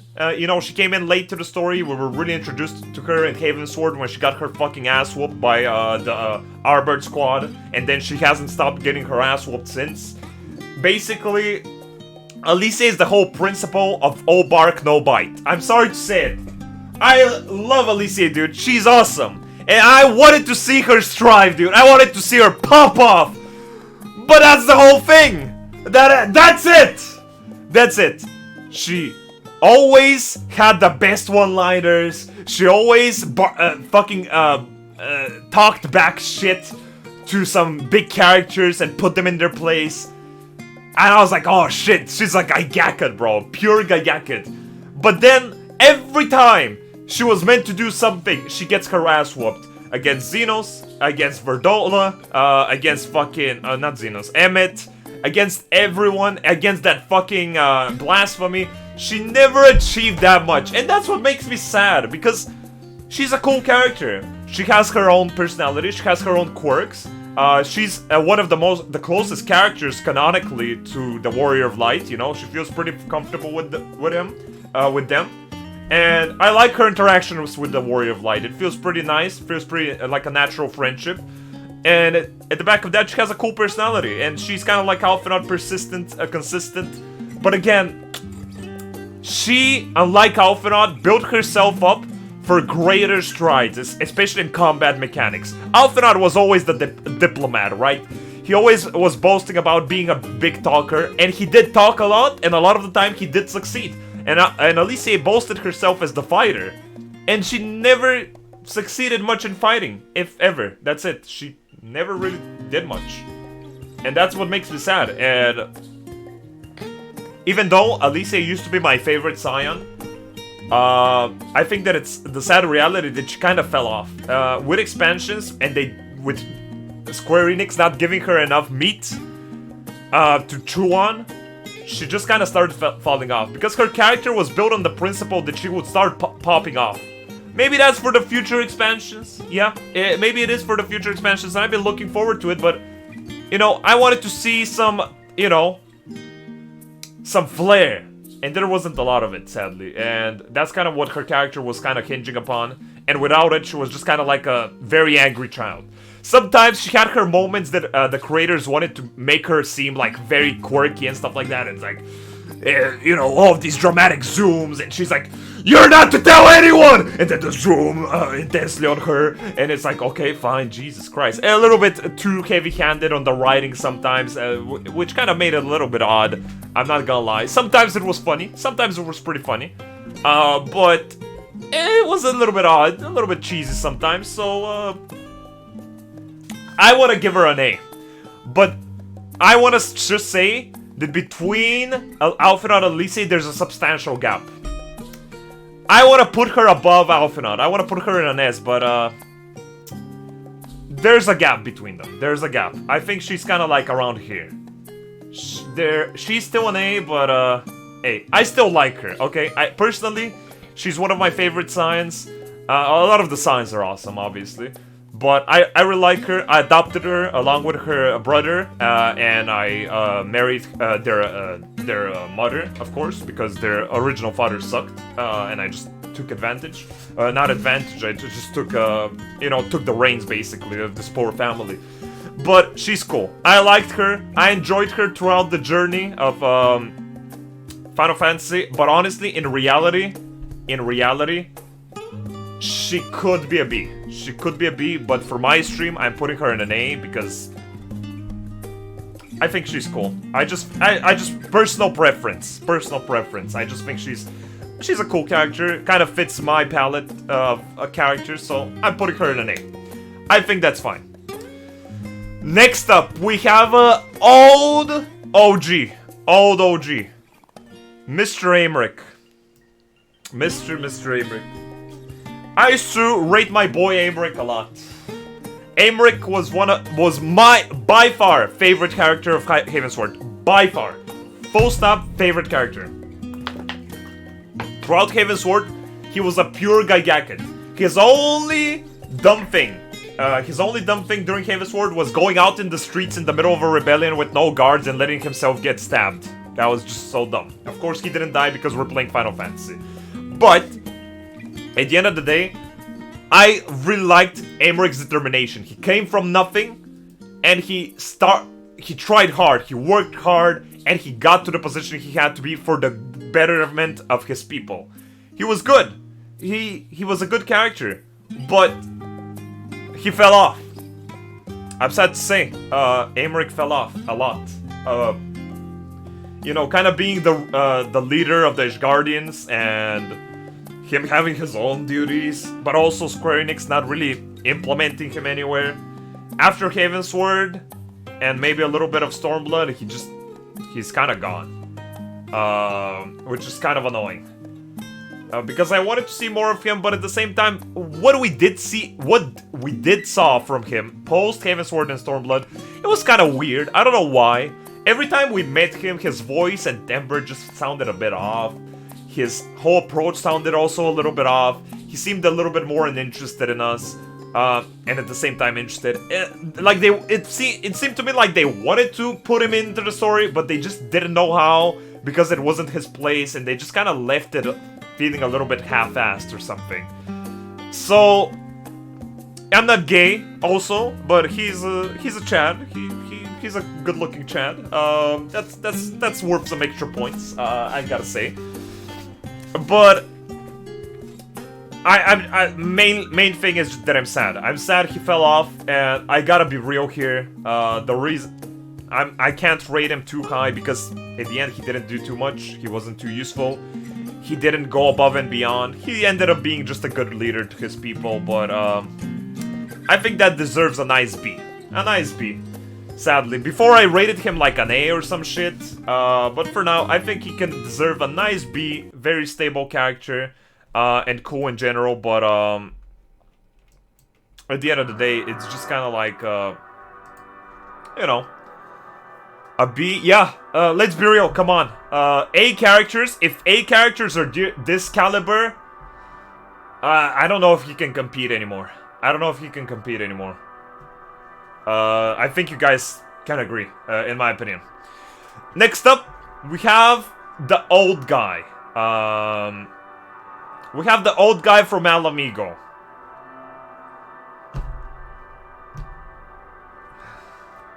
An okay side character that actually died. Wow, Conrad, yeah, Conrad. D for Dead. Honestly, there's not a lot to say about Conrad. He used to be in Alamigo, and the Alamigo story and Stormblood. But he was just your stern, you know, old man that just kind of wished good for the younger generations. And that's just kind of it. He was just an okay, chill guy. But nothing too special. I can go ahead and give him a D. But there's not a lot to say about this character.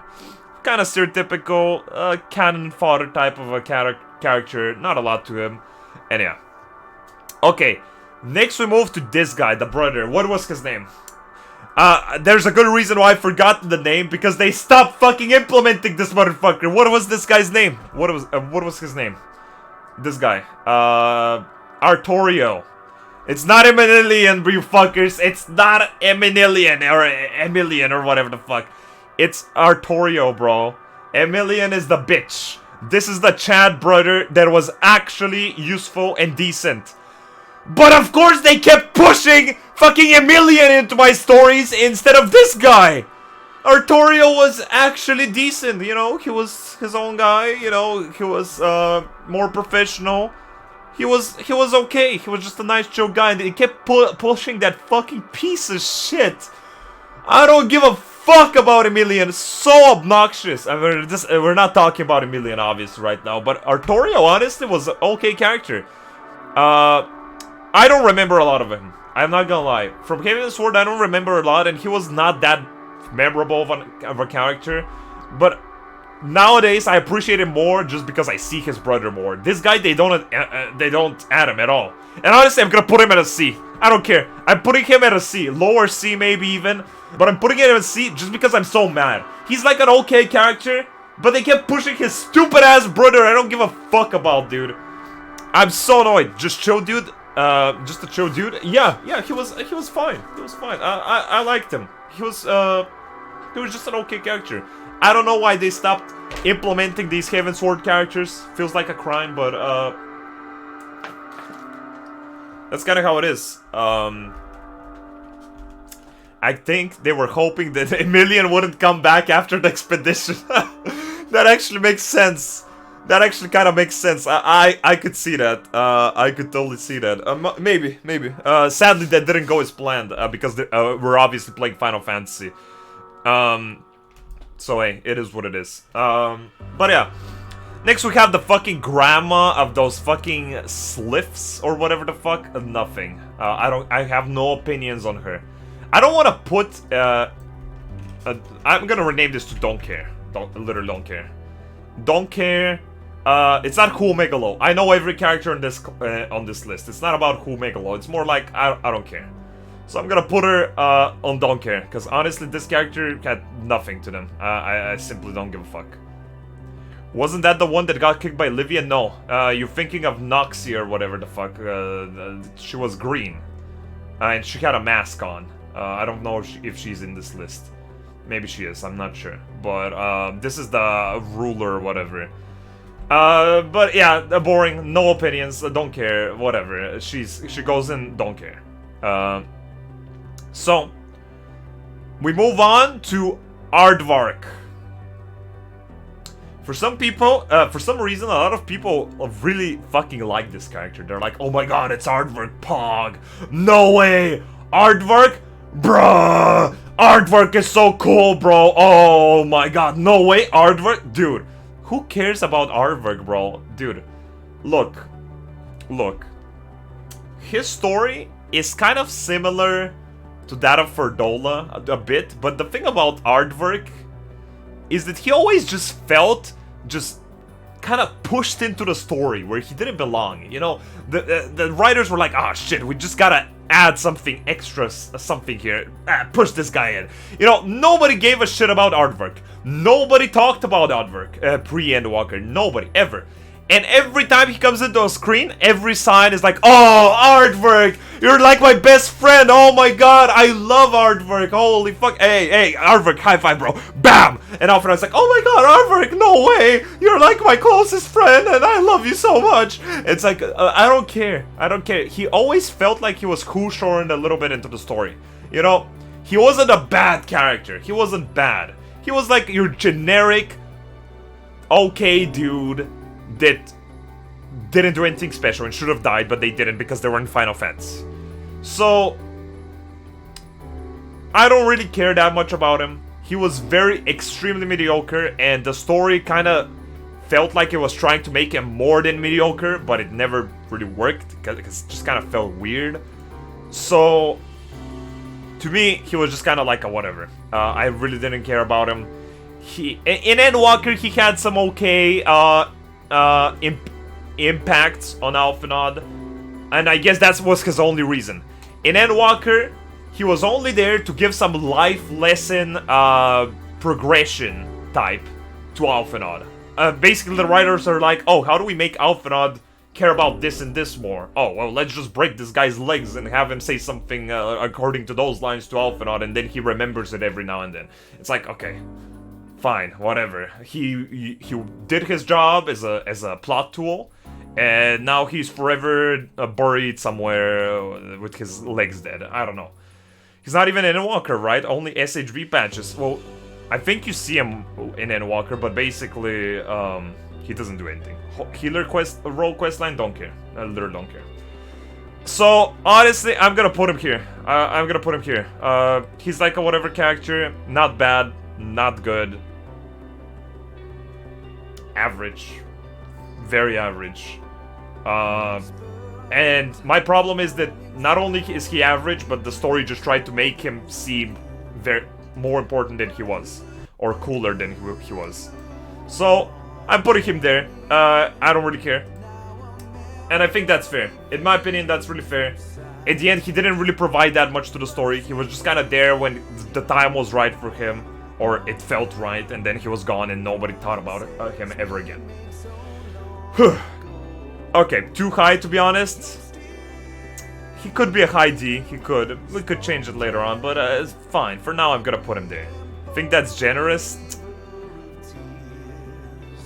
Definitely it's a low C for now. Let's put it like that. It's definitely a low C. Yeah, you're right, honestly. You are correct. Honestly, you are correct. I feel like we should have had one more row here, but I don't know. Let's leave him like this for now. Maybe I'll rethink it later. Maybe I'll rethink it later. Maybe I'll rethink it. But his connection with Alfie Bad Chest. Yeah, exactly, dude. Exactly. Okay, well, fuck it. We're moving on to the biggest Primo in reality, Miss Chai. Miss Chai, at the beginning I thought she was just gonna be kind of an annoying character. You know, SHB GOAT at the end of the day. I kind of miss a lot of the SHB characters, I'm not gonna lie. I miss a lot of the SHB characters, and at the end of the day, she was pretty cool. She was like a genuinely... She had a very believable nature, right? She had a very believable, oh, your aunt or your grandma type nature, that they're always worried for you on outfit. Oh, have you eaten? Oh, are you okay? Please be careful. And, you know, etc. You know, a little bit cheesy, but at the same time, it felt pretty believable. Julia, yeah. And it wasn't bad. It wasn't bad. It felt like a nice breath of fresh air a lot of the time. She didn't really feel shoehorned into the story. She felt like she had nice interactions with, Chai Nuts as well. Pretty much both of them were a pretty good duo, and I kind of liked their interactions. They were a capable couple at the middle of Yulmore, where you could kind of like, you know, get some help from. And honestly, I enjoyed her. I enjoyed her. I thought she was a pretty good character. She was a pretty nice character, and I could put her at a high C or a B. Low B. A low B. She was nice. Putting her low B. She was a nice character. She had some nice goofball moments, some breath of fresh air moments, you know. So I don't really mind. She had some stuff going for her. It was pretty nice. She was an okay character, basically. Nothing too crazy, but definitely a quirky character. You know, you don't see those very often, and she was cool. She was pretty cool. Pretty nice handled. I appreciate her. I appreciate her as a character. Next up, Mr. Krelvasgar.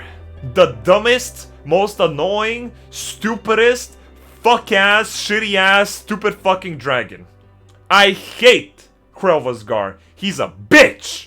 All my homies hate Krelvasgar. I fucking hate Krelvasgar. Krelvasgar annoys me more than regular dragons that I have to kill, because he's not even meant to be bad. He's meant to be more like a good guy. And yet he's such a fucking obnoxious bitch, dude. Such a stubborn, stupid motherfucker. I don't like him. I don't like him. Because he's not reasonable at all. He's always just, oh yeah, you've summoned me? I don't care. Oh, you want me to help with this on this and this condition? Yeah, no, bye. Yeah. Oh, doesn't care. Only cares if Ancient Shiva tells him something, which pretty much never happens, or his fucking dad comes in and says, Krelvasgar, you little bitch, go help the Warrior of Light. He's like, okay, dad, fuck. And then, only then, will he lift his stupid, crusty ass and fly to fucking Omega, to the Omega dimension to save me with Alpha and shit. What a stupid idiot. I hate this guy. Krelvasgar, very, very obnoxious personality. Very obnoxious. And there's other dragons that were so much better and that have obviously experienced similar stuff as him. I get that this guy has trauma, but he's, you know, he's lived through so much. He should not have it impact him so much in such an obnoxious way. It just felt like, for some annoying reason, to just kind of progress the story in a way with him. I don't know. I'm giving, like, D. Low D. Don't care. I hate Krelvasgar. He's an annoying character. I would honestly put him at Burn It, but, I'm putting him there. Let's do this trash like this. Speaking of Midgum, yeah, Midgum somewhere's on the list. Yeah, he's somewhere here. There he is. I can see him. But yeah, Krelvasgar, definitely the worst dragon. I don't think I can remember a worse dragon. Obnoxious personality, doesn't shut the fuck up. That's it. I don't like him. Moving on, Mr. Bus, Mr. Little Bus himself. Holy fuck. Mr. fucking Bus. Mr. Bus, the thing about him, the thing about Mr. fucking Bus, right? at SHB, when he was doing all the Arbor shebang, and kind of, you know, we defeated Emmett, and he came in with the Arbor shebang, and he came in with his own little, you know, with his own little, fucking cryptic messages. I kind of thought that he's kind of like wants to be another Emmett, but he can't because his personality is way too basic. He doesn't have that much going on for him. He feels like a step down from Emmett, and I felt a little bit disappointed with him. I'm not gonna lie, but with time, and especially realizing most of the stuff that transpired in Elpis and Mr. Themis himself, as we meet him now in the Pandemonium, he was just a nice, genuine young kid. A nice, genuine young kid who only strived to work hard to protect his people. He admired his betters. He was just, you know, he was there and he was nice. And he's literally feels like Grakatia. He feels literally like Mr. Grakatia. He is just a nice character, and you have to realize that he was just so young, and he tried so hard for a lot of stuff, and obviously here, he tried again. He realized that at the end, he's pretty much alone. Emmett died, Lacha died, everyone else around him died. And he felt like he's kind of like the same bastion of what's right for them. This youngest member of the Convocation.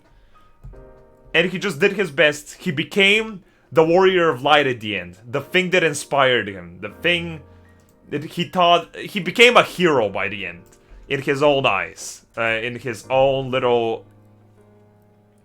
you know, world. And it's just kind of tragic. He's super tragic. Obviously, a lot... Every Assin at this point is tragic as fuck. But Mr. Bus is one of the more tragic ones because...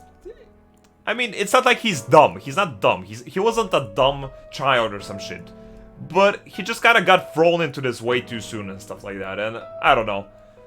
I enjoyed him. I enjoyed Mr. Bus. I thought that he was pretty cool. He tried his hardest, but hey, and that's just kind of how it is. At the end, I mean, there's more Pandemonium to come. I'm thinking A. And I think he's a little bit better than Elise. I'm not sure. Either better or kind of around there. Kind of around there. I think he's good. We haven't seen enough of him, of course, but obviously right now we've done the first stage of Pandemonium, and he's just been nice. He's just been a nice character, and he feels really like Grakatia, and I love Grakatia. He feels pretty cool, and it's just kind of a shame to, you know, see everything in perspective around his character. Basically, a tragic, simple character that just kind of tried to be professional and stick to his beliefs and stick to his guns and try his best to achieve his mission, but at the end he fails and he dies and he's gone, that's it. Chosen to be the hero, ended up being the last one alive without memory and failed. Yeah, Mr. Bus was it's a pretty sad character. Pretty sad. Sadly not as, but that tier is for the true chads. I mean, look, he's a chad in his own respective way, but at the end, S and A, we can think about S and A. S, right now, the way I'm thinking about S is that I'm putting my absolute favorites. That's it. But let's move on. Let's move on to Mr. Einstein. Einstein. Ugh. Mr. fucking Einstein, dude. Local Gaigekan. In Heavensward, he used to be one of my most disliked characters. I didn't like the vibe of Einstein. Oh, you know, edgy guy that wants vengeance and he doesn't care about anyone else and he has a deep voice and he pushes everyone to the side. He doesn't give a fuck because he's cool and he's a dragoon and he has a spear, bro, and he has some edgy spikes going out of him and he just way too edgy, so edgy that I didn't like his vibes. At its base, it's not even that bad. His vibe isn't that bad, but in Heavensward, I just didn't vibe with the character so much. I just gave him like a fake voice, basically just because I didn't want to read what he said. I just voiced him as that's how he spoke in my story back in Heavensward. And the thing is that they did it. They actually did it. They made Einstein very fucking cool.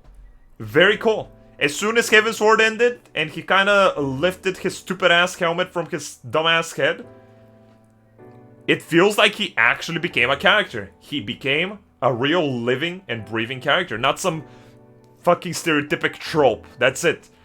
He matured, he traveled, biggest character development in all of Final Fantasy XIV, in my opinion. I think Einstein has the biggest character progression from every other character.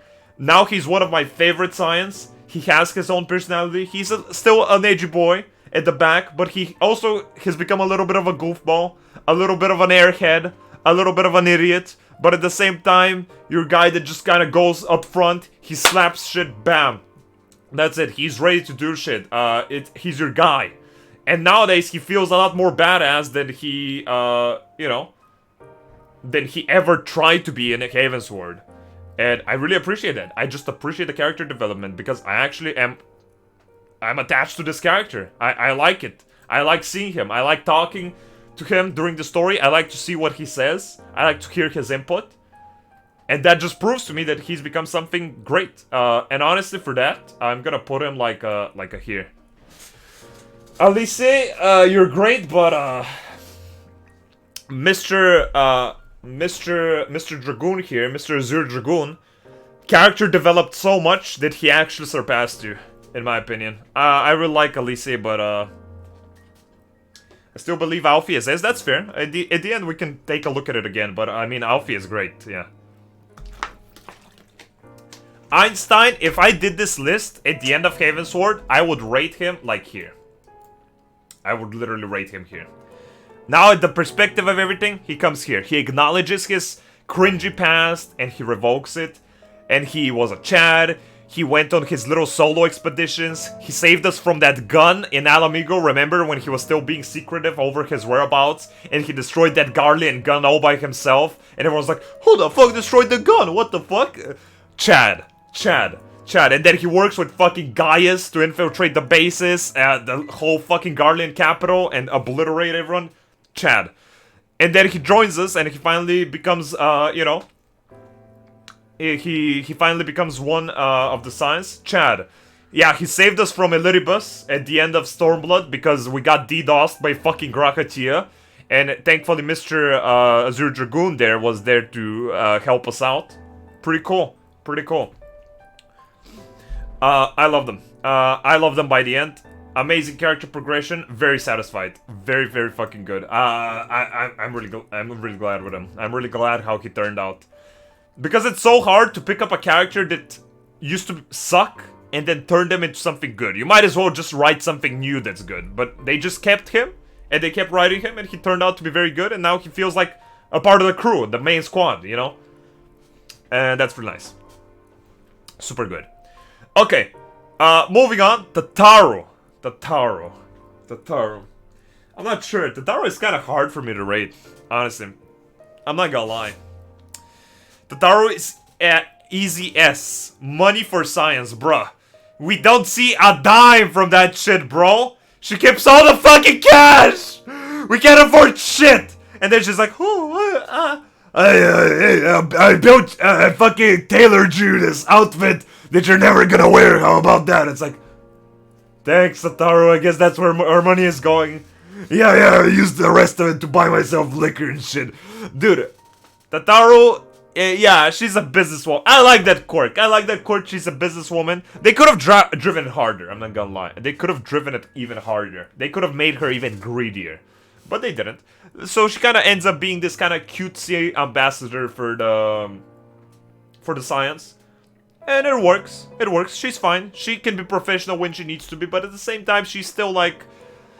She still feels weak, and she acknowledges that weakness.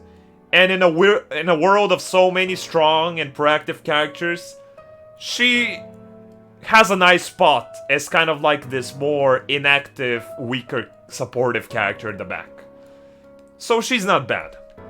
I don't think she's bad. By the end, she didn't really change that much. She still was your typical supportive character, and I just thought she's fine. I enjoyed her. I would rate her above average, but at the end, you know, nothing too crazy happened. She's kind of like you know, the person who looks after the rising stones while the actual heroes are away, you know. So I'm gonna give her like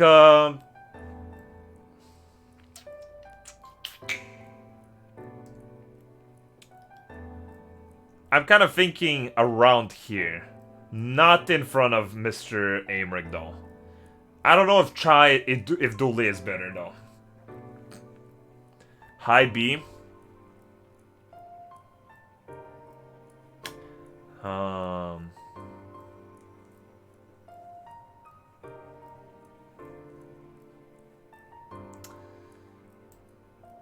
gonna give her somewhere like this. Aymeric was important for like half an expansion. Yeah, but he left a big impression, and that's why honestly I would put him on an A, but he just fell off so hard, so that's why he felt they made him completely irrelevant. But when the time he was relevant, he was awesome, and I personally really enjoyed him. Yeah, he fell off plus ratio hard. Tataru could be high B. She could be high B. We could change that later, but right now, personally, I'm just kind of feeling like she was nice. I kind of enjoyed seeing her, but it was kind of nice that they didn't have her too often, because I feel like I would have gotten tired of her if they showed her up too often, because I didn't really think that much of her. But she's okay. She's okay. She can be a bit silly, like in Four Lords. I kind of like that, but she goes at a stable higher B, in my opinion, for now. Okay, next up we have Moonbreeder. Moonbreeder is overrated. That's one. Two, I don't really remember much of her because she's also forgetful. But what makes Moonbreeder interesting is her parents and Orange. That's it. And her death. Her death, her parents, and Orange make Moonbreeder a character worth caring about. Without those, she's trash. She's absolute trash. She's useless. She's very cookie cutter, very basic, nothing special. She died so she can be a plot tool to kind of work for the drive for Orange, who actually persistently talks about her and reminisces about her. Unlike Lies, who kind of forgets about Papalymo about like a whole expansion, and that's kind of it. But Moonbreeder's relationship with Orange felt a lot stronger. And in Endwalker, it kind of culminates into this even stronger drive for him. Another character who's progressed a lot, and honestly we'll talk about later, of course. But I cared for Moonbreeder the most the second when her parents talked with Orange in Endwalker in Labyrinthium. That's a super cool cutscene. I love that cutscene. And it is only possible because she died. That's it. Because she was there and she died. So that makes her automatically pretty fucking cool. And in my opinion, better than Aardvark. That literally makes her better than Aardvark. Aardvark is trash. But she's literally better. She's literally better. So, yeah. That was cool. I like that. Next up, we have the two fucking jokers from Ilmore. I'm not really sure why those are here, but they were kind of an interesting idea, but they weren't that interesting at the end, so I'm gonna go put them at don't care, honestly. At the end of the day, I don't think they were that crazy interesting, you know? Or they were fine, but nothing too special. Nothing too special at the end. Their design was just kind of interesting. Yeah, they were just lackeys and speakers. They could have had potential, but Next up, we have Monago. Monago from the Alamigan dudes. A lot of people care about Monago for some reason, but I do think she was a cool character. She was okay. She was an okay character, but nothing special at all. Absolutely nothing special about her. She was just a nice, stable character in the midst of a war, which is fair enough. She, you know, she kind of worked as like our helper throughout the Alamegan Resistance arc and stuff like that. She gets fleshed out a bit more in the custom delivery, to be honest. I was waiting to be revealed as someone or something, and they never were. Yeah, I mean, I kind of expected them to have a more quirky personality, like for them to turn out to be these really powerful guards to Valkyrie or something. But at the end, we kind of realized his connection with the Sin Eater, so they kind of fell off. And whatever, it doesn't matter. But Manago, honestly, not bad, not bad. I don't have strong opinions on her, but she was okay. And I'm gonna put her at a C. I don't know if she goes... we'll put her in front of Artorio, sure. I think that's pretty fair for her. She's not a bad character, but she's very, very, very secondary. Very. Okay. Moving on. Man, so far so good. I mean, we've done a decent amount. There's still a lot to go, but... hey, look, I'm having fun. Next up, we have Mr. Tankard. Tankard the Waters. Tankard with water. Bro, dude, this fucking idiot, dude. From the beginning, I thought, yeah, from a fuckboy to a cool dad. That's just kind of how it is. Again, another character with big character progression, like Einstein. At the beginning, I kind of wasn't that interested, you know, he was your stereotypical, cool guy with the science, underground organization, cool guy, you know, I have the cool anime hair, and then I use the daggers, you know, and it's like, you know, it's like, whatever. And he never shuts the fuck up about Minfilia. I get it. I get it, you care for her, shut up, she's not that interesting. And honestly, I really disliked, Tankard up to the middle of SHB, in my opinion. Up to the middle of SHB, which is pretty recent, I kind of disliked him. Because he, yeah, to me, he did feel like an abusive father. His relationship with Rhine was kind of based on the idea that, yes, he did realize that she's very important to our mission. But at the same time, he just kind of was abusing her mentally. She's this young child, who doesn't really understand much. She's already been abused by Ranshit and the rest. And this guy just continues, you know, imposing these ideas and ideals on her. Like, you're Minfilia. You are, you have to be like her. You have to do this. You have to be that. And that is further emphasized by the idea that Ryan talks about that. She talks about that in Shadowbringers. She's like, she notes how she remembers all of these moments where Tankard compares her to Minfilia because he's so infatuated with her. How she... always says, oh, I don't want to disappoint Tankard because Minfilia would achieve this. I need to be as useful as Minfilia. She literally talks about it so much. And I loved Ryan. I thought Ryan was so wholesome. And Tankard was always giving her these fucking things to live up to because he was so fucking intoxicated with thinking about Minfilia all the time when she's a completely different person. And I was annoyed. I was like, fuck this guy, dude. This guy's a fucking abusive cuck, dude. He doesn't shut the fuck up, and he keeps, you know, talking bullshit to this fucking young child. And I was really annoyed. And I don't know whether this was intentional. But by the end of SHB, that worked to his advantage, in my opinion. He was a horrible character in my eyes, as kind of like an abusive parrot character. But... by the end of SHB, it kind of gets revealed that all of them are problematic. He acknowledges that he had a lot of problems to him. He acknowledges that, you know, he's kind of an idiot. He acknowledges that he can do better.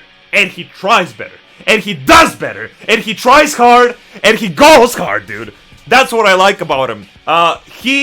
It feels like this whole abusive arc of his works into his character. It works into him kind of becoming better. And he does get better. It's almost as if that's actually how they wanted to write him. As like this fucking idiot who, even though he doesn't want it, he abuses this poor child. But then he learns from it. He becomes an actual father figure. He cares for her. He acknowledges her opinions. He acknowledges her actions. He acknowledges what she wants. And that's what I like. And then... he actually becomes a pretty good character. His interactions with Orange pop off. Orange joins the crew with the science, and them and Tankard pop off. Both of them, amazing interactions. his interactions with the Warrior of Light get better and better. That scene where he visits you in the room in Charlian shows humanity. Shows that everything kind of, you know, at the end of the day, he's not just this fucking fuckboy. He was there for you. He came in for you first during Hades, and he's here for you now. And he appreciates that you're there, and he would want you to be there for him. And he feels nice, dude. He feels nice. He's not perfect. He's not perfect by any means. He's not the greatest thing that has ever happened. But he definitely is pretty fucking cool by the end. By the end, I appreciate him, but still not my favorite, for sure. Not my favorite. But I really appreciate that he had character progression, even though whether that was intentional or not, I don't know. But by the end, I actually enjoyed Tankard. I enjoyed listening to what he had to say. I'm personally gonna put him with Elise. I think they're kind of at the same point to me. Maybe he could be in front of her. He could be kind of like behind her, but also side lore possessed by Lacabre. Lacabre possesses half of the world. Doesn't matter. He's just one of the same. So I'm gonna give him a good A. A good A. It took him a lot. It took Tankard a lot to rise up, in my eyes. But at the end, he did, and that's all I care for. But yeah, maybe he could have used a little bit more progression, honestly. But he became a little bit of a goofball as well. To have his little, you know, carefree, relieving moments. That is nice. So, you know, that's nice. Okay, moving on.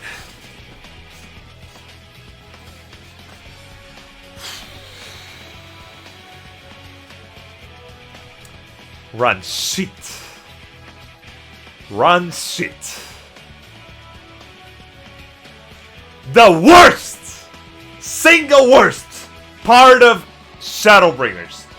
There was no worse character in Shadowbringers than Runshit.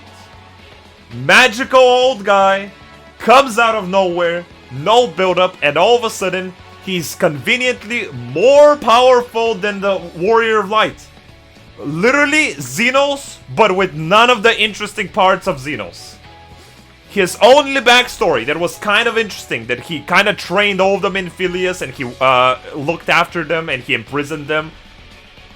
Okay, not bad story, but it was never that much insinuated into the game. It never really mattered. Nobody ever really talked about it. And at the end, he was just this conveniently very strong character that for some dumb fucking reason can outperform the literal Warrior of Light, who at this point was already stronger, pretty much in my opinion, than Xenos. And this guy is just so conveniently powerful. And it was so convenient for the story as well, because, you know, it gave you this sense of urgency. You had to visit every zone, but you had to avoid Renshit's group. Too convenient writing. Plot, tool, motherfucker, trash. Trash, I'm sorry. He could have been okay, but he comes out of nowhere. Too convenient for the story, and just obnoxious. He's always there, and that's it. He's always there when you would expect him to be there, and he's always a problem, and everyone has to sacrifice something to deal with him. Whoa, yeah, whatever. Annoying character, badly written, like explicitly badly written in my opinion. It's not every writing in Final Fantasy is good. This was a bad writing in my opinion, and he deserves to be in the first candidate to the trash list. First one.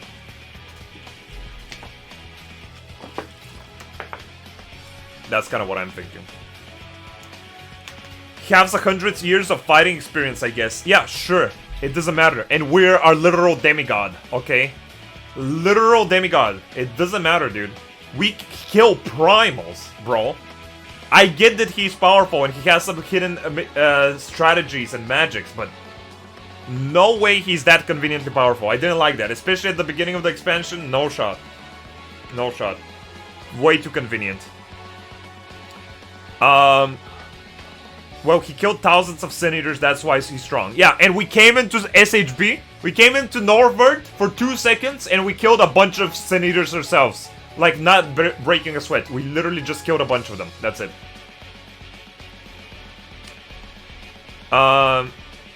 Renshid is great to push other characters up. I mean, that's kind of like what... I mean, yeah. At the end of the day, he is, you know... he is a bad character, but yeah, some characters were better because of him, like Tankard. Tankard ended up being better because of him. Some of the zones felt a little bit better because of him, so yeah, I don't know. Didn't he think himself as the Minfilia's dad too? I don't know if he ever thought himself as a dad, but maybe like their keeper or, you know, watcher, whatever the fuck, carer. I don't know. Didn't like him. Annoying. Literally without him the story would have been cooler. Not necessarily, but he could have been implemented better is all I'm saying. A lot better. Okay. Moving on, we have Mr. Valkyrie. Mr. Big Guy. Mr. Innocence. Okay. Mr. Innocence has a little bit of a tragic childhood. But honestly... Now, this is the positive of Renshit. I'm gonna keep Renshit there. I'm gonna keep Renshit in trash. But his combination with Valkyrie managed to do something that Endwalker couldn't, in my opinion. Endwalker didn't have this intense, persistent presence by specific adversaries. While Valkyrie and Renshit weren't perfect, they managed to do a good job to keep you on your toes. You had a clear vision of who were very clear bad guys to the Warrior of Light and his crew. And they were doing strides and efforts to thwart your plans. And that's kind of what I liked about Valkyrie and Renshit. You know, again, I hate Renshit, but that's the only way he kind of works. Valkyrie himself as a villain, he wasn't even that bad. You know, he had his own little quirk, you know, a little bit, you know, a little bit of a trope. Your stereotypical gluttonous rich guy who just kind of wants to be at the top of everything and he has a huge ego. But at the same time, you know, his childhood is a little bit, it's a little bit misfortunate. He's cursed with being kind of like you know, a whole fucking, what's it called? A light warden or whatever. And at the end of the day, he communicates with the other light wardens to create a safe haven for other people in a somewhat corrupt way, in a fucked up way. I have to say, he did the most fucked up thing in the Final Fantasy story that I actually liked. The whole thing where he turned people into Sin Eaters and he made them into bread. That was devious. Demonic, okay? Devious. I like that. Hey, it's pretty wacky and it makes sense, but it feels kind of like almost like from a Disney story. Yeah, he made them into Mio and he fed them to the poor, bro. Jesus Christ. I like that. That was something. I didn't really like that actually. He was cool. I liked it. I liked the chick of obscenity sitting next to him with the lion. That's what made the cutscenes for me. But at the end of the day, I liked his little tantrums and stuff like that. So he was cool. And he obviously had some mystery to him throughout the whole expansion, which kind of gave him some more, you know, some more anticipation towards his revelations and stuff like that, with having his little baby on his chest and turning out that he can turn into this dashing, long-haired L'Oreal fucking ad model. Pretty interesting, but it wasn't a bad villain, in my opinion. I would put Valkyrie like around here. I'll put him around, maybe around here. I think he's kind of like around here. I don't know exactly, but let's put him here for now, in my opinion. His voice actor was on point. Yeah, voice actor was also pretty good. I liked him. But yeah, not too crazy of a villain, but I liked him. B for all the thick characters. Jeez, come on, dude. Okay. Ugh. Next up, Fandango.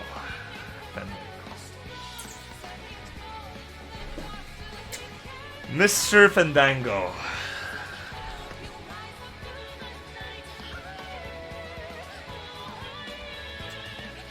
Now, note how we have Fandango and Hermes. We have the two of them separately.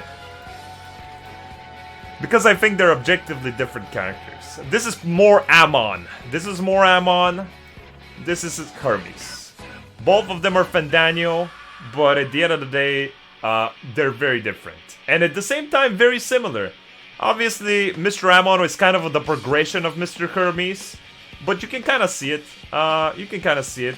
I should have added Ammon as well while I was at it. No, it's fine. Ammon and Fandango are the same thing for me, pretty much. But I think Fandango was one of the worst parts of Endwalker. I do think that. Mr. Fandango is trying to go for all of the stuff that Hermes went for, but he had nothing good to him. Nothing good. He's just incredibly nihilistic, and he just wants to kill off other people. Yes, he has some tragedy in his past, whatever, everyone does. But he's just obnoxious. I'm not gonna lie. Just his whole demeanor, how he acted. Mustache twirling motherfucker. Mustache twirling motherfucker that just wants to kill people and always wants to come out on top, but then ended up being fucking Xenos' fucking, bitch boy. That's it. Yeah, that's the good part. No, it's not. He just, at the end of the day, I was just kind of annoyed. Every time he came up on screen, I felt annoyed. Every time he came up on screen, I was like, man, what if a non-Final Fantasy player came into the stream and he saw me watching this? They would think, man, this guy's experiencing the cheesiest fucking dumbest story in reality. How is this fucking idiot playing this game? That's just kind of how it is. He feels super basic mustache twirling Disney villain. Okay? Like, I get it. His only highlight was probably the dinner. Because he had a suit, that's it. He went through all the effort to pretend to be like a fucking servant. That's the only thing. Everything else, annoying. He was just Xenos' bitch boy. He did what Xenos wanted, and at the end, he just kind of went. That's it. Worse than AR like a bread? That's the difference. AR like a bread is kind of basic. Both of them are kind of mustache twirling in different ways, but this guy, you see a lot more of him. And, I don't know, way too obnoxious of a character. I get it, they wanted to make him a little bit obnoxious, so they gave him the Asahi body, bro. Very funny, Mr. Yashi, I get it. You gave him the Asahi body so he could go and get in your nerves a little bit more. But, why? Why do you make me unenjoy a character, okay? Why do you have to try to make me unenjoy character more? So, at the end of the day, I feel like they were going for some vibe with him, this kind of trickster, Joker type stuff. But at the end, he just kind of ended up being this annoying child that just came in and he started talking about his bullshit that nobody gave a fuck about. And that's kind of it. That's kind of it. Kefka at home. Stuff like that. But yeah. At the end of the day, he was just annoying in my eyes. He was annoying, and every time he showed up in Endwalker, he made me feel a little bit And that's kind of sad, because it was the final expansion, and at the end of the day, I loved Endwalker, but he was probably the lowest point. Definitely the lowest point. So I'm gonna give him like I don't know. He's not worse than Hermesgar. He's not worse than Hermesgar. Okay, I'm gonna give him that. He's not worse than Hermesgar. I hate Hermesgar. I hate him. I'm gonna give him that. I don't think he's trash. I don't think he's trash, because at least he was set up in an interesting way. I kind of like the idea and the setup at the end of SHB, how he came into the frame and he was like, hey, yo, dude, Xenos, bruh. I can help you, dude. I don't work with the Asians, but I used to be one. And it has this mystery. It has this build-up. And it was like, oh shit, what is gonna happen? What is this guy gonna do? And at the end of the day, when he comes in with his stupid fucking moon Baumug, and he reveals that he just wants to kill people, it's like, nihilists. Boring. Next. Anyway, fuck this guy. Next up we have Hermes, though, on the other hand. Hermes, the actual original Hermes that we met back in Elpis. Hermes is pretty interesting. He is one of the most tragic fuckers, but at the same time, one of the biggest fucking idiots. I'm not gonna lie. Hermes is both a very tragic and relatable character, but at the same time, the biggest fucking dumbass idiots in reality. And I don't know if the latter was intentional or he just genuinely was so stupid. I'm so fucking curious. So basically, at the end of the day, Hermes was just lame and boring. No, he wasn't. He was proposing a very interesting question. The whole idea of, hey, if we're so powerful, why don't we care about life more? Why does everything have to die for us? Why don't we, if we value life so much ourselves, why should we discredit the life of the lesser beings? Why, you know, stuff like that. At the end of the... someone described him as high intelligence, low wisdom role. Maybe. But, look, at the end of the day, he proposed an interesting question. An interesting question that I personally believe in. I kind of can relate with this character. If I feel like I'm powerful enough of a, you know, like a race of people or a species, then I feel like they should make a stronger effort to do better. To do better for everyone else. Not everything has to revolve around them. And I kind of like that. And he made Meteion and her sisters in the idea to connect with other species and see how life is going for them and see the positive things in life elsewhere. But here comes the fucking twist that he just programmed Meteion in some fucking weird ass way that Meteion just ended up visiting every faction and species out there that made her super depressed because everyone is depressed out there. And then he just jumps the gun and says, okay, well, if nobody is gonna appreciate life, then life is not worth living anymore. And he just goes nihilist. And I don't like that. Why does he make such a huge turn? Can he not talk about it? Can he not think about it? Can he not be like, okay, look, I don't agree with you people, but I'm gonna do my best to make you agree. And he then works hard, he joins the convocation, he preaches his choir, and he keeps working hard until he makes a positive impact on the world. But he just gives up and he's like, oh, you guys don't agree with me? You don't want to do it my way? Well, fuck you then, you deserve to die, what the fuck? And I don't like that. A little bit too extreme 180. Too extreme, and I honestly was confused. I liked Hermes as he was a pretty comfort character, okay? He felt pretty alive, he felt interesting. And I liked interacting with him. I liked to see how his mind worked. I liked to see his appreciation for life. But then he just... he cares for life and then no in an instant. Yeah, I mean, he just... at that point, he just understands, oh, well, I guess life is not worth living anymore, so fuck it. So... he doesn't turn, you know, he doesn't go full fucking Ammon, obviously. But he turns pretty strongly compared to what he was before. And that just kind of makes me go, I'm not sure if he cared for life or he was just projecting his own insecurities on other beings. I think he genuinely did care about life. Bro, the guy was hanging out with axolotls, bro. The guy was getting axolotls from the tree, dude. And he was dying over there. Bro, he obviously cared about these creations that were just kind of like for people to not really look at.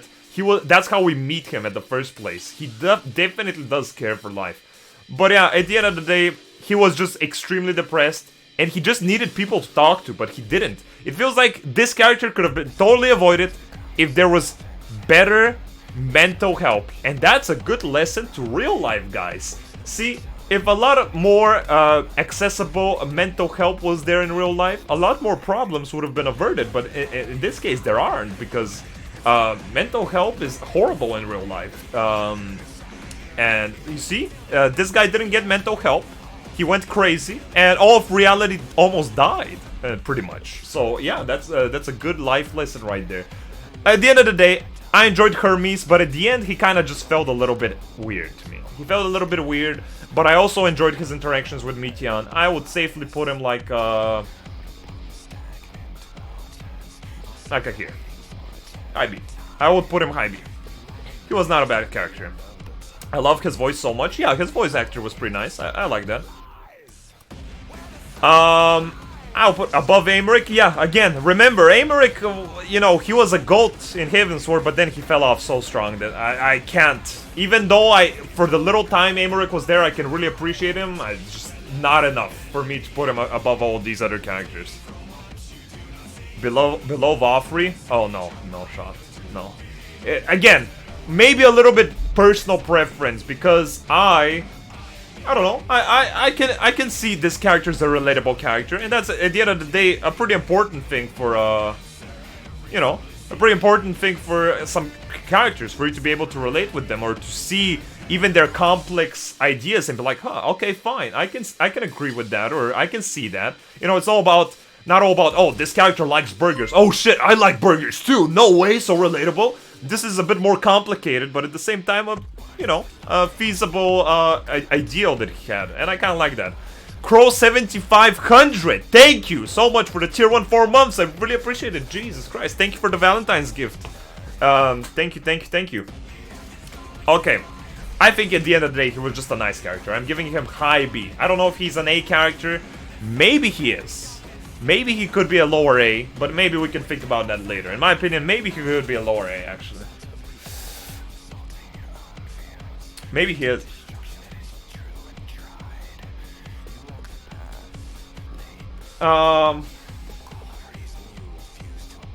Sure. He goes lower A, in my opinion. All of the Assassins are just too strong, guys. All of the Assassins, except this piece of shit, are just too strong. They're too strong in how tragic they are, and it just works well. Like, I'm gonna give him a low A, but at the end of the day, he was good. He was good. I enjoyed him. Okay, next up. No, not this. I don't care, dude. How about this though? Okay, next up we have a Nabrialis. Okay, not all of them. The ones that we kind of know better, you know. Next up we have Sid. Fucking Sid. Where was fucking Sid and you know who during fucking Endwalker? Where? I'm so fucking annoyed. How many times do I have to talk about this bullshit? Where was Sid and you know who, Mr. Nero, during Endwalker? Where were they? If they were there from the beginning, it would have been good. Now look, Sid, at the end of the day, I can't rate him too high. He was just too basic of a character, you know, hard-working scientist guy, but there was nothing too special about him. He had something, kind of a complex backstory, but the thing about Sid is that he never really was that interesting. I made this ship. Yeah, he couldn't shut the fuck up about the Enterprise trademark. That was his whole thing. That's it. He never was that funny. He was never that interesting. But when Sid had Nero with him, that's when Sid shined. Sid became interesting because his interactions with Nero made him, you know, a more alive character. Without Nero, he feels kind of like a scientist guy. Oh, whatever. Boring.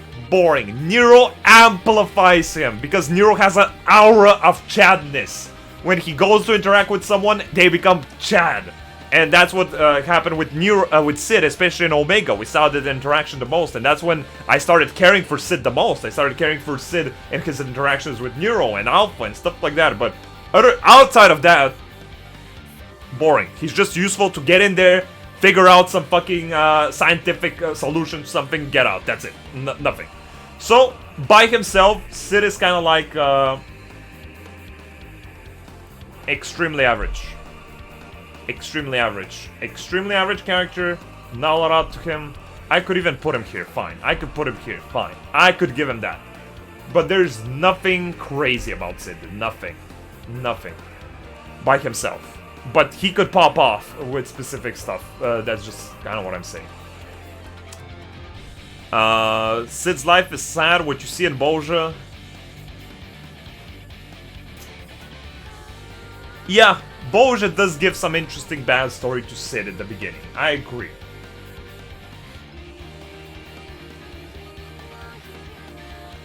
And at the same time, I still feel like it doesn't really make that much of a difference. I still feel. Okay, next up, Biggs. Trash. Not even thinking about it. Trash. I hate Biggs. I hate him. Biggs is fucking annoying. Biggs is fucking annoying. Every time he was on screen, I wish he wasn't. I wish he didn't exist. He's obnoxious. He never says anything useful. He's not funny. He's just annoying, and he's kind of has the same purpose of Sid, of just being there to create something and then just fuck off, and that's it. Fuck Biggs. Annoying character, annoying lines, annoying voice. Every time he showed up on screen, I just didn't want to see him. That's it. He's your bro, don't care. Most Rugenins in story are fucking trash anyway. Biggs over Wedge? No, I disagree. Wedge is also fucking annoying, but Wedge is at least a bit more interesting. He has cooler interactions with Alpha, but we're gonna talk about that later. Fuck Biggs. No comment. No more comments. Fuck Biggs. All my homies hate Biggs. I don't care. Okay. We move on to a character that I personally just wanted here. I just wanted here. This didn't have to be here, okay? But this is the EA as a whole. This is the EA. I hate the EA. The EA are dumb. I believe that the EA were the dumbest fucking idiots in all of Endwalker. They were so stupid. They learned every scientific thing in reality, and they gave up. Who? How? When you... Okay, bro. Obviously EA give the implication that a lot of the scientific and space stuff are related to how it works in real life. The whole idea of heat death of the universe, how everything will drift apart very slowly eventually, and all of the stars will die out, and thus every planet remaining will just freeze. And they were like, oh shit, well we can't deal with that, we're always gonna die, so what's the point? And they got depressed. Bro, don't fucking mess with me! If you know everything in reality that has to do with every scientific conclusion, you can create a new Big Bang! You can create your own sun! You can create your own planets! There's fucking magic as well in this stupid fucking world as well! It's not just the most boring, you know, cold logic bullshit from real life. You have magic too! You can do everything! If you understand all of reality to such an amazing extent, I'm sure there's no way they can't figure it out. There's absolutely no way, in my opinion. I cannot accept the idea that they studied everything and they realized that they simply cannot figure it out. I just refuse that. I refuse. Either the story is dumb, either the story is really dumb and there is no other way for some reason, or they are stupid mongoloids, okay? Idiots. I feel, but you can't though, you can't change thermodynamics. I'm not here to explain science, I'm not saying I'm a scientist or whatever the fuck. I'm just saying that if they figure out that they literally know everything, stuff that we obviously as humans don't know about, I'm sure they can figure out everything. They can go to different realities, they can go to the different charts, they can do absolutely everything if you have this much knowledge. And yet, they decide to go in their fucking little fucking balls, and then they just sit there and wait to disappear. Stupid motherfuckers. Fuck you, EA. You're pathetic, and I dislike you. In real life, I kind of, you know, I have that kind of idea with, you know, maybe why not travel back in time when you're dead? Yeah, true, why not just do that too? Dude, they just don't make sense to me. Either the story is literally dumb, or this faction is filled with the dumbest fucking idiots. That's what I think. I dislike them, and I dislike how they give up like that so much, I'm putting them in trash. They're not bad characters, okay? Let me put it as, they're not bad characters. I simply, pure preference trash. Pure preference trash. Pure preference putting them into trash can. They're not bad though. As a whole, I kind of enjoyed the interactions with them in the Endwalker, but personally, trash. Fuck off. It's pathetic. I don't want to think about it. I don't want to think about it. Fuck those guys. Fuck them. Okay. Next up, the OG GOAT, Mr. Xenos. Now this one is hard. Reminder for every single one of you here. Back when we did this list at 5.2, which was months and months ago, basically at the launch of Endwalker, I put him at S. Without playing Endwalker, of course. My reasoning for putting Xenos at S before was that he felt like the perfect spice to the story. You have all of these calamitic, cataclysmic events with these huge creatures that are here to destroy reality, with these ancient beings that are here to obliterate all life so they can reincarnate their god and bring it back to normal. All of these people that have so much backstory built into them and so much weight on their shoulders. And this guy, he comes in and he's just like, I don't give a fuck about you or where you come from or who the fuck you are. I'm here to kill. I'm here to kill. I'm here to fight. I'm here to coom for fighting. He felt like the perfect natural disaster to the story. The right spice. How do you top something like, that's what I was thinking, you know, SHB ends would beat the likes of Emmett, would beat the likes of Elidibus, would beat the Light Wardens. I'm like, how do they top it from here? What can pose much more of a threat to our character than these super well written characters? Well, it's someone who's just here to fuck shit up in the worst way possible. And that's basically what Xenos was. He was here to fuck shit up. And I really, really liked a lot of his interactions. At the beginning, I thought he was just bullshit. You know, I just thought he was just kind of a bullshit character. Oh, he just beats you and stuff like that. But I get it. He's very infatuated with combat. He wants to fight. He wants to keep fighting. And he finds you the most attractive fighter. And he just wants to cross his big sword with you. But in Endwalker, let's move forward a little bit. He was underhanded. He fell off. I'm sad to say, he fell off. Endwalkers sadly made Xenos not that interesting. In Endwalker, you begin to realize that at the end of the day, nothing too crazy happens with Xenos. He just kind of remains the same way he is, and he's kind of stuck in the background while you deal with these huge, respectfully disagree. Wait for me to explain, you stupid motherfuckers. I don't give a fuck what you say. At the end of the day, it's my tier list.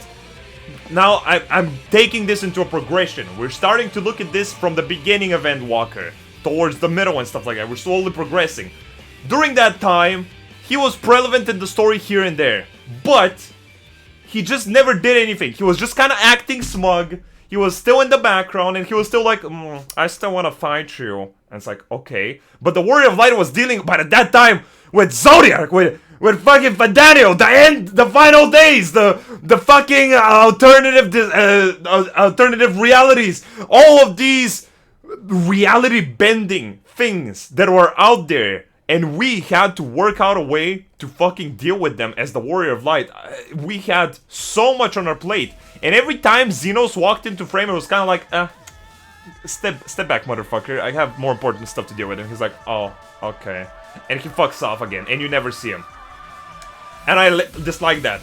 They built him up with a specific purpose to just kind of fuck with the Warrior of Light. And by the end, he just felt like a pebble on the side of a road. Literally a pebble on the side of the road for the Warrior of Light. But the ending was pretty cool. The ending was pretty cool. I mean, in general, I do like Xenos, but I like. He kind of... Look, personally I like it, but for some people I feel like they might have not disliked this. Because in my opinion, he kind of takes the story hostage, okay?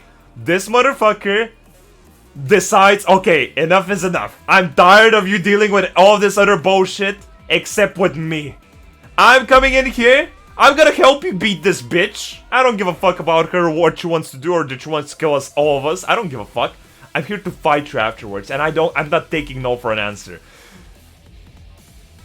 That's such a bold move by the writers, but it was so fucking intense and so much build up that I just felt whoa, yo, chill out, yo. Actually very cool. Actually very cool. It was pretty funny. It was pretty funny the way he took the story in as literal hostage. I like that. But what I'm saying is that I expected a lot more. In the end of SHB, I kind of expected a lot more from him. I expected to have a lot more of a prevalent role. I even expected him to kind of bust the Rising Stones before Endwalker came out, and for him to take captives the rest of the Scions while they were still sleeping. And then for him to have an imposing, kind of like a trump card throughout the whole of Endwalker. You know, when the whole interaction, this could have been more like a Sasuke Naruto interaction, where they want to fight each other, but they help each other during the war. So he started feeling like that when we were in Garlemald, when the final days came, and we were fighting off the blasphemies, and he killed that one blasphemy that was chasing that other person, that random NPC, to kill him. And he was like, I'm just here to fucking shit on fucking kids, dude, and I killed this guy because he's in my way. You know, I like that. You know, the little idea that he's just, again, he's still that force of nature, and he just doesn't give a fuck if it's the final days. He's just gonna kill shit because he just wants to hunt. But I feel if they took that and they put it earlier in Endwalker, where they kind of said earlier on, okay, this guy obviously wants to fight you, but he realizes that he's not up to your standards yet. So he helps you, okay? What if Xenos was introduced way earlier in Endwalker as a character who you always knew that you would fight at the end, but he helped you from far sooner? I think that would have been actually pretty interesting. But they just didn't give him anything. I think that if they put him way sooner into the story as a more relevant character that just kind of worked with you, and at the end you finally bash him in, because that's the thing he wants, I feel like that would have worked even better, and it would have given him more spark. Because if he continues acting as the bad guy for the whole expansion, he can't square up to the other bad guys. He's irrelevant. That's why he becomes interesting when he comes in with Shinryu and he's like, bro, I'm gonna help you, dude. Would be too similar to Emmett in my opinion? No, that's completely different in my opinion. Emmett was never like straight up like helping you. He was just kind of studying you, I feel. Like he was just experiencing your experiences. And this guy, again, I feel like it's a completely different vibe. It will make for interesting moments too. And even if it does make a similar character to Emmett, so what? So what? Who cares? Who gives a fuck? It doesn't matter. But it's not similar. The interactions between him and the Warrior of Light make this specifically different. But at the end of the day, the ending was awesome, but I can't rate everything on the ending. I think that Xenos is a great character. He got great potential, but he kind of fell off in Endwalker. And I think that he was just literally misunderstood. Nobody asked Xenos how he was. Everyone just kind of was annoyed by him, and that he just killed people and stuff like that, but at the end of the day, I think he just needed a change of professions, dude. The guy was literally a fashion designer. He obviously cared for his outfit so much that he had all of these cool-looking outfits made for him. He went through all the way to show himself off during that dinner. But again, he's kind of like that wife, you know? He's kind of like that stubborn wife that comes in home with a new haircut, and she doesn't say anything but expects the husband to say, oh, did you get a new haircut first? And she's like, oh, you noticed. And, you know, he's sitting there at the dinner table all nice and silent, eating his little steak while he has his new suit on. But the Warrior of Light ignores him. The Warrior of Light doesn't say anything. And he just sits there, and he doesn't say anything because of that. He just sits there, and he's shy, and he's just eating his little steak, and then obviously he takes your body and he does the whole thing. So, I think a little... But he had silly moments. He unintentionally had a lot of silly moments, in my opinion. Like how, you know, every time we cut to Garlemald... meanwhile, in Garlemald, and then fucking Varys and, some soldiers are chilling, and they're like, oh, sir, these guys are attacking us, or whatever. And Xenos bursts right through the doors. He's like, And Varys like, what are you doing, my son? And he just kills some random guy for no reason, and he walks off, and that's it. That's it. That's his whole cutscene. He just kills someone for no reason, and that's honestly was so funny to me. Not a bad character. I think he could have used more. I just think he could have used more, and he was built up, and then suddenly he was just left stagnant. That's my problem with him. Up to SHB, he was so built up, he had such great potential, and in Endwalker they cut him off until the very end, which they brought him back again strong, but it was a little bit too late. The absence of him kind of took away some of his spark. So I kind of think that at this point, I'm gonna put him at a... around here. I don't think he's S anymore. In a nutshell. I don't think he's S, sadly. I really like him. I want him to be an S. He's my one of my personal favorite characters. But that's just kind of how it is. He just fell off a little bit too much. The story didn't treat him well. That's it. The whole idea of the story and how it progressed, it just didn't work for Xenos' character, sadly. And the writers didn't give him enough flair, and that's it. Okay. That's pretty much it. We can go back for Xenos later and talk about more of him, because I like talking about Xenos. But let's go before we never finish this list. Next up, someone says, easiest ranking ever. And they're right. I mean, there's nothing to complain to say. This is the GOAT. This is the GOAT of Final Fantasy, in my opinion. This is the literal god. The most alive character. Biggest goofball. Biggest tsundere motherfucker. Amazing fucking character. Emmett was boring in Endwalker? Wow, you're probably the fucking densest motherfucker in reality. Endwalker elevates Emmett to crazier heights. What the fuck? He feels so much more interesting. Like, he doesn't do anything crazy. He's not doing fucking cartwheels and shit. But the whole idea is that Emmett, you understand how he works, how he mentally interacts with the rest of the world, how his personality works based on his friends, how he values his peers, you know? That's what makes Endwalker Emmett more, you know, better, you know, better for everything. And I think that, it did a great job. I loved Emmett. I loved Emmett, and I rated him S before, but I'm rating him S now again, because this is even a stronger S, in my opinion. Super strong S, super interesting character, the most tragic motherfucker of all time. Grakatia was tragic, but this guy is tragic on steroids. He went on from the dawn of time with the sole mission of saving his people that he always gave the impression that he didn't care about. Everyone said, Kaido Tsudeus reveals to you, bro, before he even joined the convocation, he was out there just helping people. A lot of the time he didn't want to help them, but they asked for it, and he was there to help because he cared. He loved his world, he loved the people in it, he loved his friends, he cherished, you know, his close ones like Flodeus, who he gave clear reasoning to when he recreated Amarot. He remembered every detail, and he recreated it in SHB, in Amarot. And later on, we revealed that to him, and he's like, oh no, I would never do something like that, but you know he would.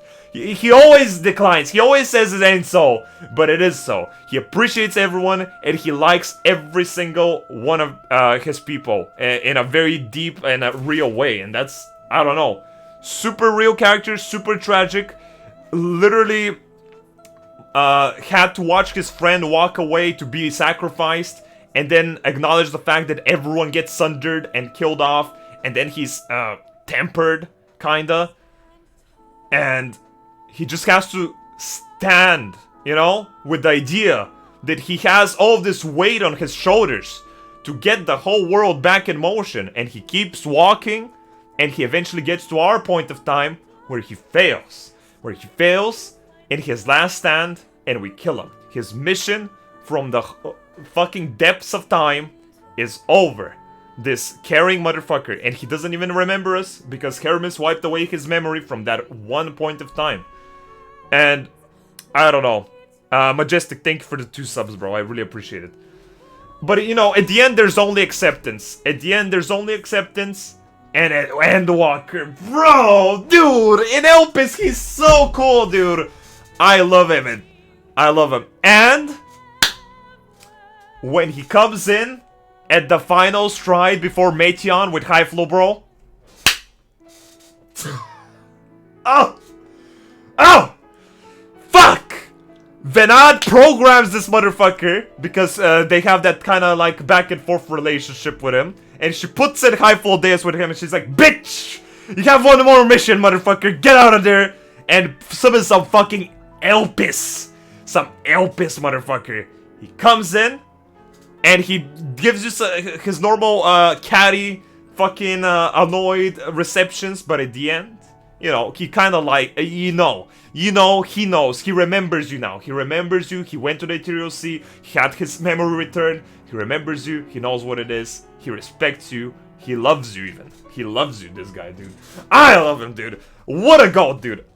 Absolutely amazing character. Every time, super interesting. Super interesting. I can totally understand people criticized Emmett for being a genocide mass murderer, but after all, the Ascians and Ancients are literally gods who can't judge by mortals. Yeah, look.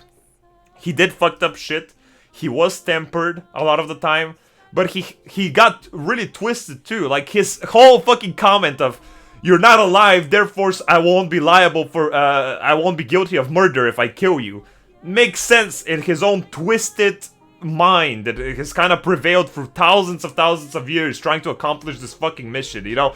It's dumb, but it makes sense, you know? For him it makes sense to a degree. So at the end of the day, I enjoyed him. In Elpis, he becomes a character that is like far above any other character for sure. Elpis and Endwalker in general makes this guy the best personality out of every single one. Best character, best voice lines, best everything. Amazing, super real character. Super comfy too. I liked him. We're nice.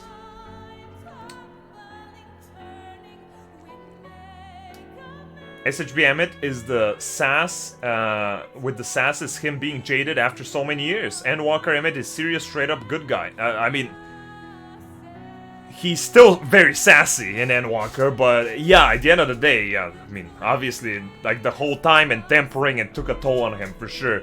And at the end of the day, he could only watch as we killed his group of Ascians, one after the other, and he was kind of like one of the last bastions. He had to leave everything up to Elidibus, who was this kid for him, in his eyes, and he just had to leave it all to him, and he had to face us alone, even if, you know, none of the Ascians were really fighters, but he had to do it, and he failed, and that was it. It was just a tragic story, and I really liked it. It was really cool. And definitely my favorite character, probably. Definitely my favorite character. Super, super cool character. Yeah, and that's kind of it. He was sassy since birth, dude. Yeah, he's definitely the sassiest character.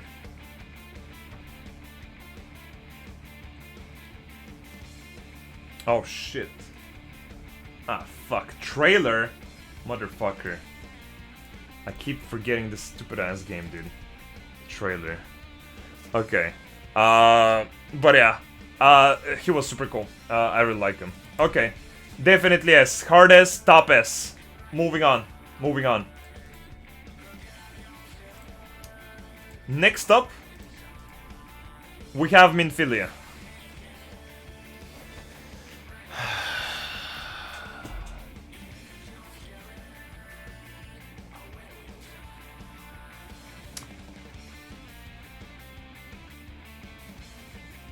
She was just a goody two-shoes character. I don't even know what to think about Minfilia as the Oracle of Light, honestly. I really don't know what to think about that version of her. But like, she wasn't too bad. She was just fine, dude. She was just fine. I just don't have a lot of opinions on her. A lot of the characters made her seem like she was so much interesting than she was. And I don't think she ever was. Minfilia improved in SHB. I don't even agree with that much. Like, she was fine, but she was always so incredibly basic, but... If she wasn't involved with Ryan, I would have literally forgotten she even existed. Don't worry, Tankard would have mentioned her 15 times in one MSQ quest. You probably wouldn't have forgotten her.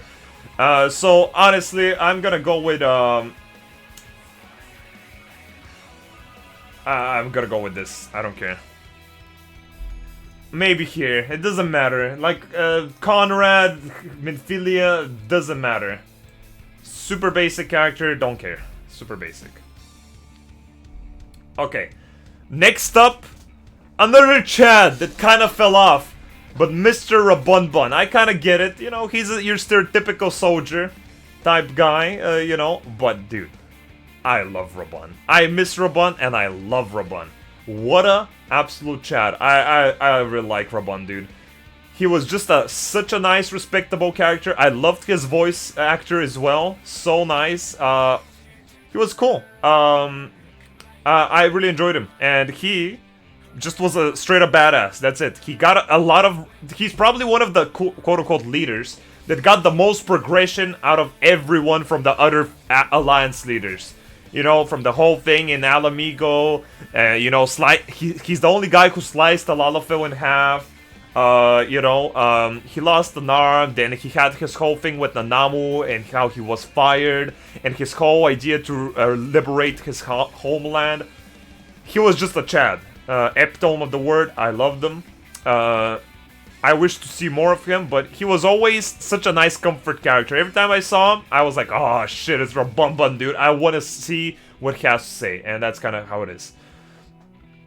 Rabunbun was the reason that kept people over ARR. True. I mean, the ending was... he made the ending there. He made the ending of ARR. And then later on, he just goes on to become way cooler than he was. So, honestly, I'm gonna give him an A, bruh. I'm gonna give him an A. I think he's much cooler than the B characters, for sure. I don't know if he's cooler than these characters, but,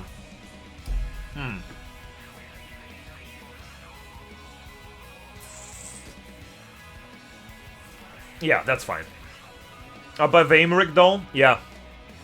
I love Aymeric. And I haven't seen him enough to be tempered by his looks. So I'm just going with the idea that he's just by his character, that's it. I'm not tempered by Mr. Aymeric's looks for now, so we're kind of accepting the fact that Aymeric just fell off a lot. He was awesome, but I mean, Rabunbun is better, let's be real. Character-wise, he is better. He is better. Shut up. I like him.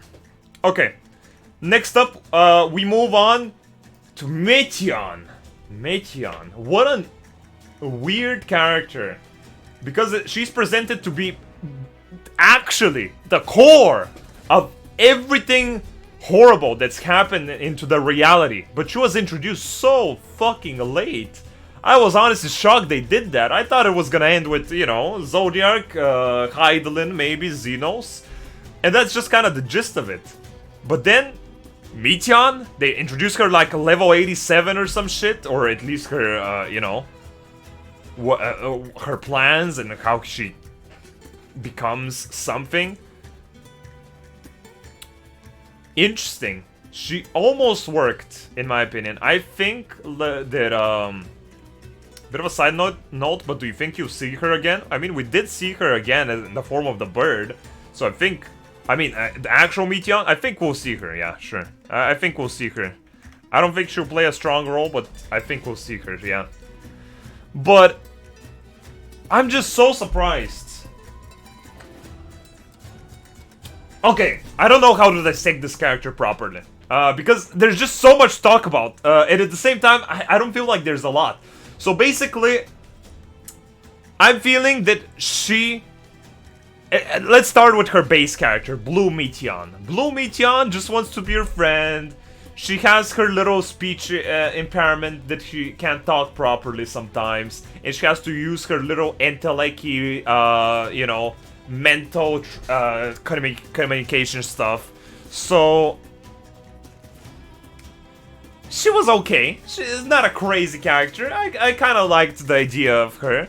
She was pretty nice. She was a little wholesome character, but she had her own interesting quirks. You know, she didn't really understand. Her interactions with Hermes are interesting, basically. You know, she didn't really understand stuff like anger and hatred too much, and every time Hermes would feel them, she would strongly, you know, relate with it because she would literally feel it, and that kind of made an impact on him as well, for the better, I guess. But then, again, this kind of makes me a bit confused.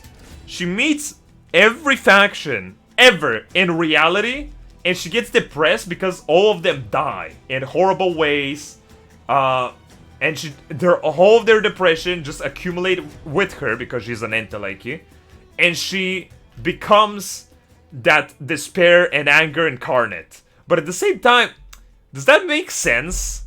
Does that make sense to anyone?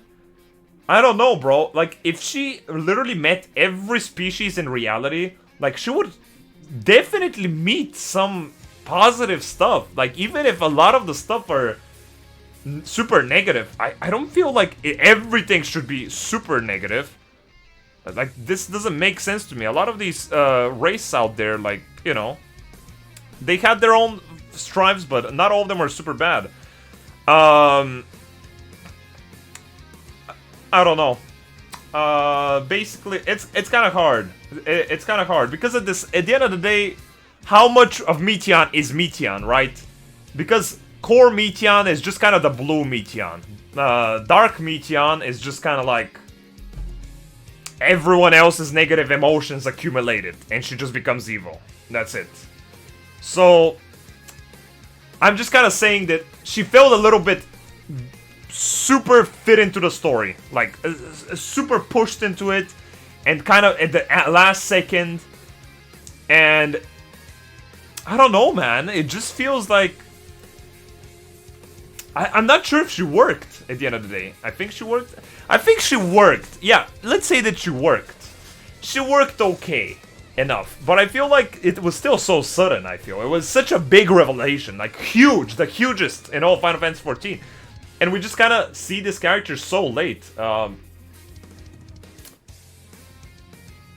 don't know. Feels a little bit convenient, I'm not gonna lie.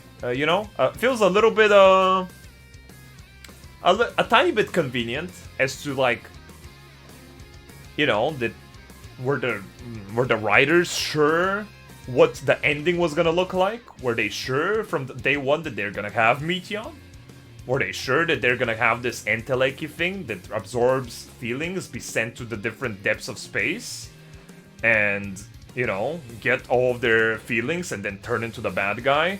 Or did they just conveniently put her there because they kind of decided that it's fine, and they just added the Elpis story where we realized that the main characters who knew of her had their memory wiped?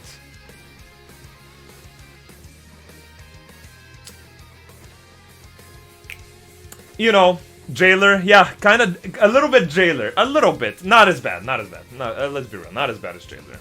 Apparently the ending of the story was decided around Havensward. Okay, fair enough. I mean, that's still pretty soon, so, I mean, they would have had time to think of something else if they really wanted to, because in SHB we learned a lot of stuff, but, I don't know. At the end of the day, I didn't think too highly of her. I didn't think too highly of her. But I didn't mind her at all. I basically found her okay. That's it. I found her okay. Her whole thing with the ending was, I don't know. It's really hard to rate for some reason. Meteon is probably the hardest character for me to rate. I just don't. I'm not sure. I'm not sure. She was a nice character, but I think she is a B. I think she might be a B. Yeah. It's hard. Lowest A.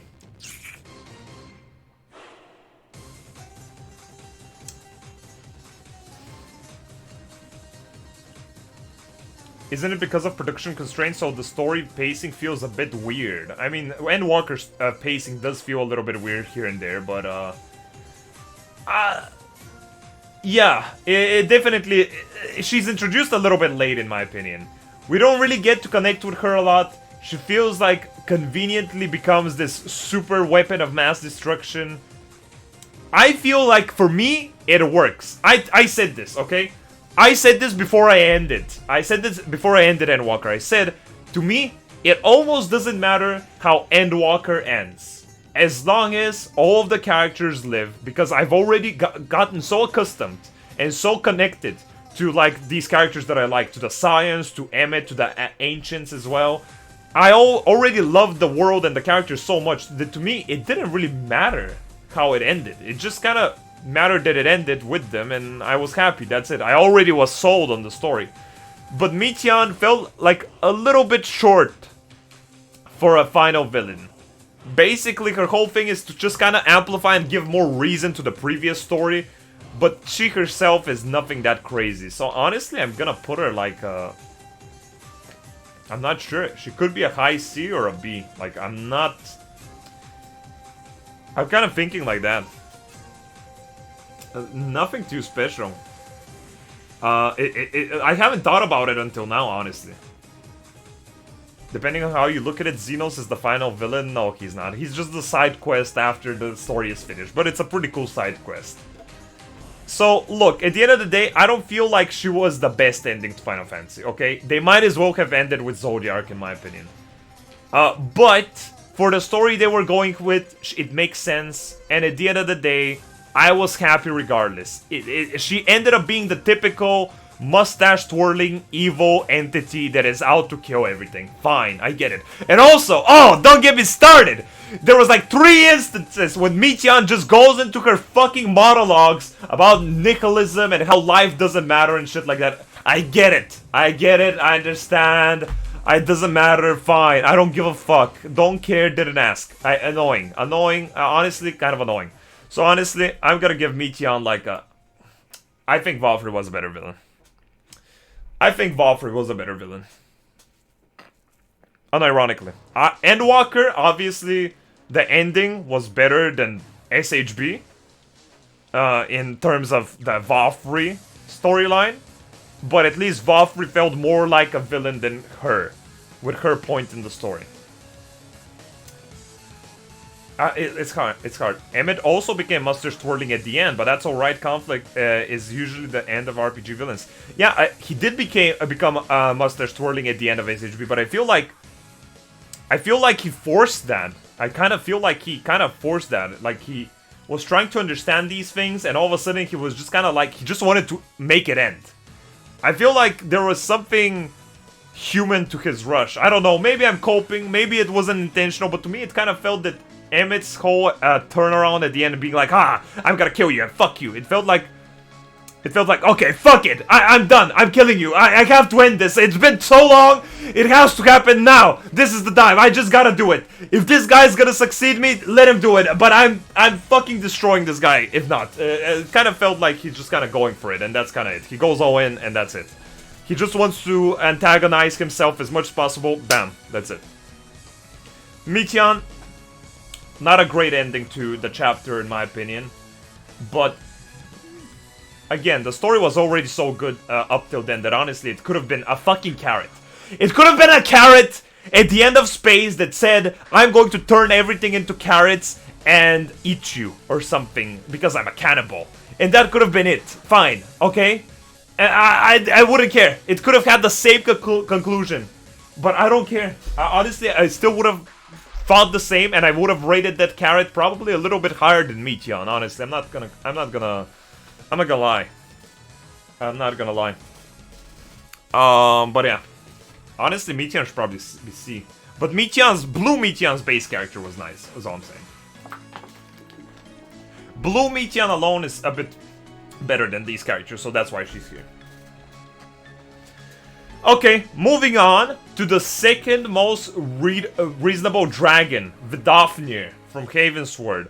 Basically a chill dragon, something that Havensward should have been, but he wasn't because he was a cuck. And Vidofnir came in to actually try and do some diplomacy with the humans because they have a brain in their head. That's crazy. Vidofnir, nothing too crazy, but just a nice character. Bop. He's clapped. He's clapped. Like that. That's fine. I'm putting her name. Nothing too crazy, but just a nice dragon. I liked it. Julius. Okay. I'm gonna do that. Like this. Okay. Again, another character that people rated very highly for some reason. I don't know why. I don't know who.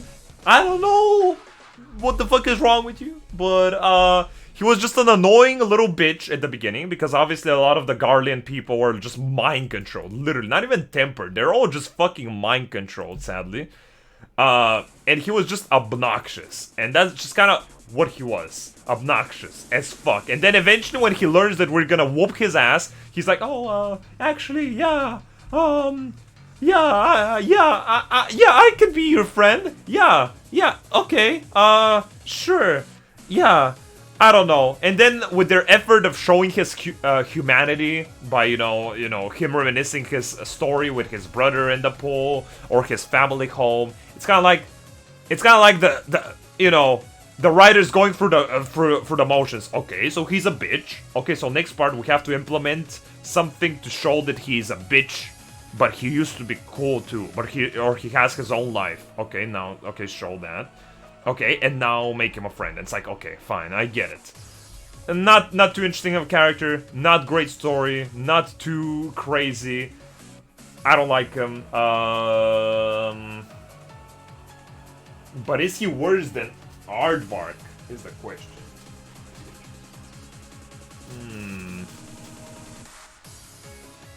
No, he's not worse than Aardvark. Is he worse than Mulbrida though? No, but he's not better than Artorio. I'm gonna leave him here. Yeah, he's better. Fine. He can have it right there. Fine. Next, Mr. Fortunes. Fortunes himself. Fuck Fortunes, bro. The second Fortunes came into the fucking lore, I knew it. Oh, this guy's a fucking obnoxious bitch. I bet at the ending he'll reveal that he actually really cares for his children. And that he was just a really loving father who just didn't want to put him in danger. Yeah, that's what happened. And before that, he didn't really spare, you know, abandoning his children, acting like a total bitch towards them, and disowning them, and making basically a joke of them in all of Sharlayan. Literally, we came in and people were already spreading rumors. Because they revealed it, how in the papers or whatever, how he disowned his children, bruh. What the fuck is up with this guy? It's so annoying.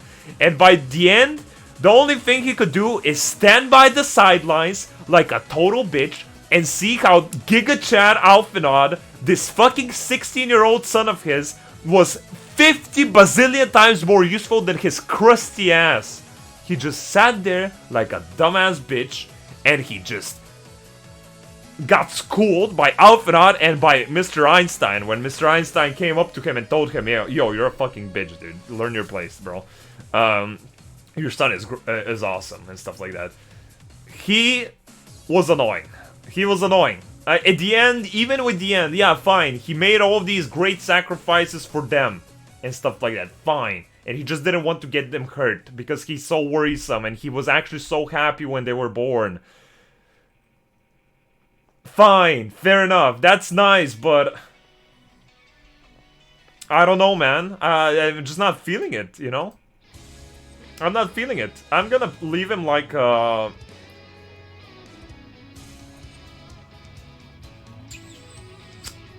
think that's fine. I think that's okay. D? No, I don't think he's D. These characters are incomparable. These guys, it could be like this. Nah. It's okay. It's okay. His small, stereotypical tropey story did him enough. it did him enough for him to have some, you know.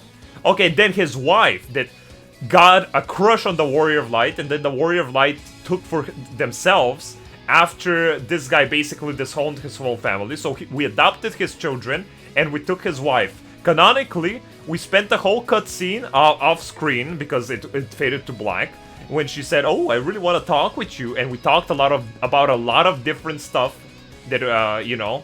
So at the end of the day, you can say that everything went pretty serious with her, but I think she was cool. She was a pretty believable mother.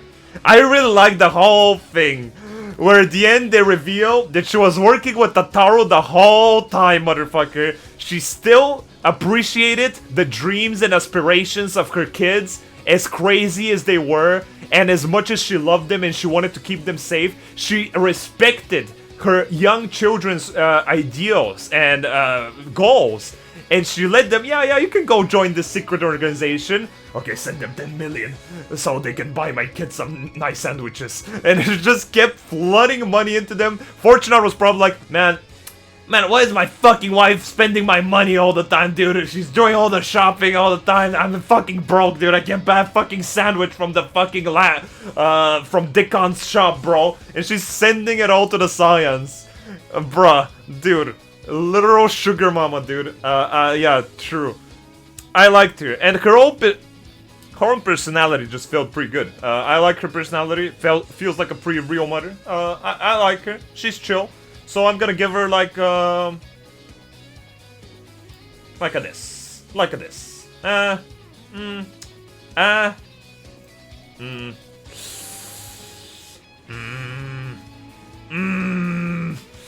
Oof. Better than Emmerich?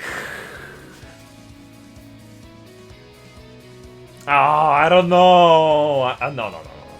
Emmerich took us out to dinner. Emmerich only wants to fuck you and so. Yeah, and? Yeah, shut up, and? So? Okay, fine. Anyway, moving on. Let's leave it like that. They're both cool. I like both these characters. They could be A. They could be low A. No. It doesn't feel right. Doesn't feel right. I'm gonna leave him here. I'm gonna leave it for now. Maybe we can think about it later. Maybe later. Okay, Ryo. People like Ryo for some reason. Don't know why. Don't care. I really don't know why. He's cool? When? When is he cool? Better than Tankard? He has little development. Bro, he barely shows up. Side character. Yeah, heavy side character. A little bit more than Heavy Boulder, I guess, but I mean... I don't care. Honestly, I don't care. I'm just gonna give him a don't care. I'm not even gonna bother rating this guy. I don't care. I just don't care. I don't think he's interesting. I would, honestly, if I were to rate him, I would give him like fine, sure, he can have this. Fine. Nah, I can't. Yeah, fine. Okay, let's leave him at that. Very boring, nothing special, whatever.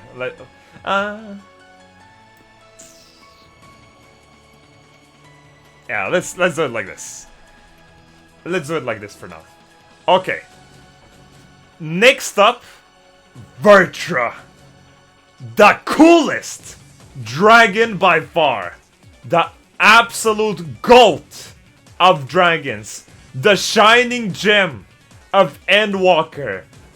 Minus Elpis, of course. A literal Chad. Vertra is the most reasonable, most understanding, coolest dragon out of all of them.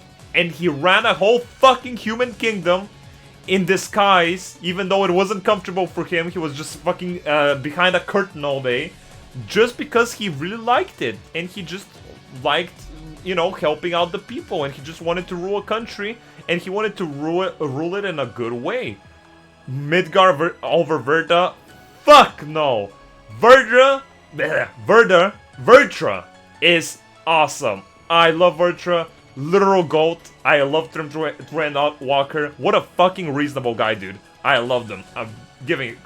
he has to go here. Super Chad. Super Chad. A dragon making it all the way up to A? Pfft, dude. Super respectable. Super cool. Well spoken. To the point. And talks in English. The dragon talks in English, not draconic. He talks in English. Chad. Chad. Pure Chad. Pure Chad. What an absolute GOAT. I love him. I love him. He's awesome. Virtual was awesome. Definitely my... Probably my...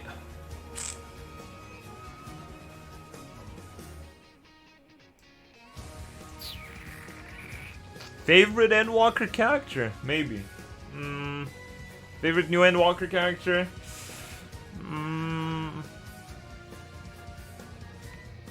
I could put him there. Oh, Vinod. We're still gonna talk about Vinod. Yeah, there's still Vinod. But, yeah. Virtua is awesome. Virtua is awesome.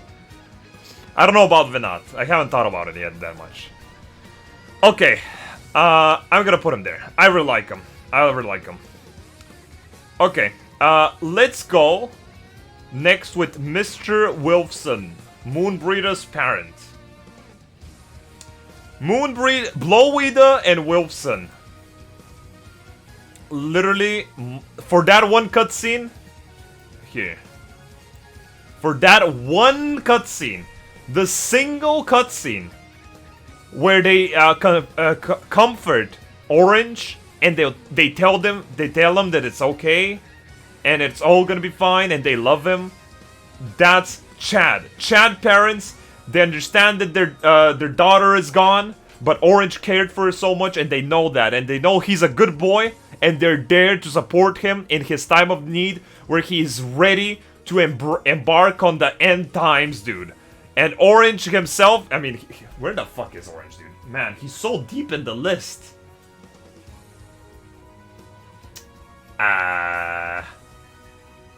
Maybe we can do him now.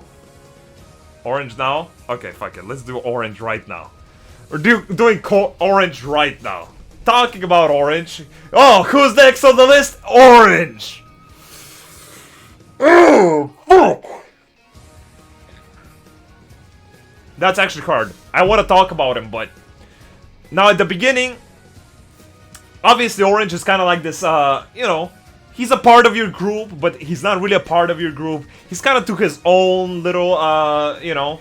his own little works at the background. He doesn't reveal much. He has a hood on. He has a fucking glasses. You don't really see him much. He's just kind of giving you some information here and there. He's a little bit vague sometimes. But, God! What progression, this guy, dude. I didn't even give a fuck about this guy back in fucking up until Havensward and shit. But Havensward, that's when he started picking up. That's when he started to do the pact with Arbert and Little Bus. And that's when he started revealing that he just wanted to help us out. And, you know, that's kind of how his way of helping us out, even though it may require sacrifices. Dude, and since then, since the time he started actually joining us on adventures, bro. Holy fuck, he had a glow up. He had a fucking glow up. In SHB, awesome. In Endwalker, awesome, dude. His interactions with Warrior of Light, with Tankard, and everyone else in the group, super, super awesome. And he rose up to be literally one of my favorite signs. Honestly, it's crazy how much of these signs rose up to be like one of my favorite characters. They really did them well. And, you know, the whole thing about Orange was that he was always kind of like to himself type of guy. He was always there to help out, you know, Alphanot, Tankard, Alicia with advice, you know, during Shadowbringers and stuff like that. Even Ryan. He was always there for these characters, but he never really had anyone for him. You know, he was still fighting for us. He was fighting for the memory of a Moonbreeder. And in this cutscene, they finally basically tell him, bro, it's okay. You can let it out, dude. You can let it out. We are here for you. You don't have to be here for someone else for once. We are here for you. And that's why I love this cutscene so much. The parents go up to him, they comfort him, and he just becomes a greater Chad. This guy is patient, understanding, and he's fucking cool. I love him. I love him, and he's a total goofball. He's like the literal goofball of the science. I probably laughed to Mr. Orange's skits the most out of any other Saiyan or any other character.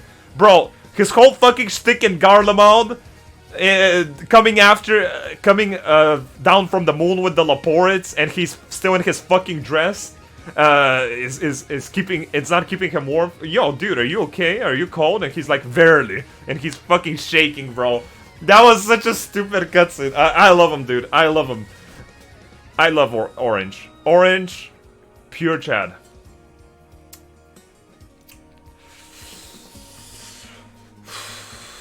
What character progression? What character progression is such an interesting character? I'm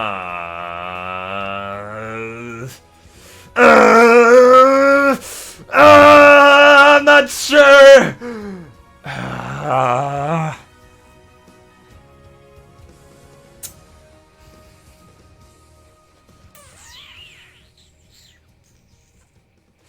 It's hard. Maybe he can look. We can look at S a little bit later as well.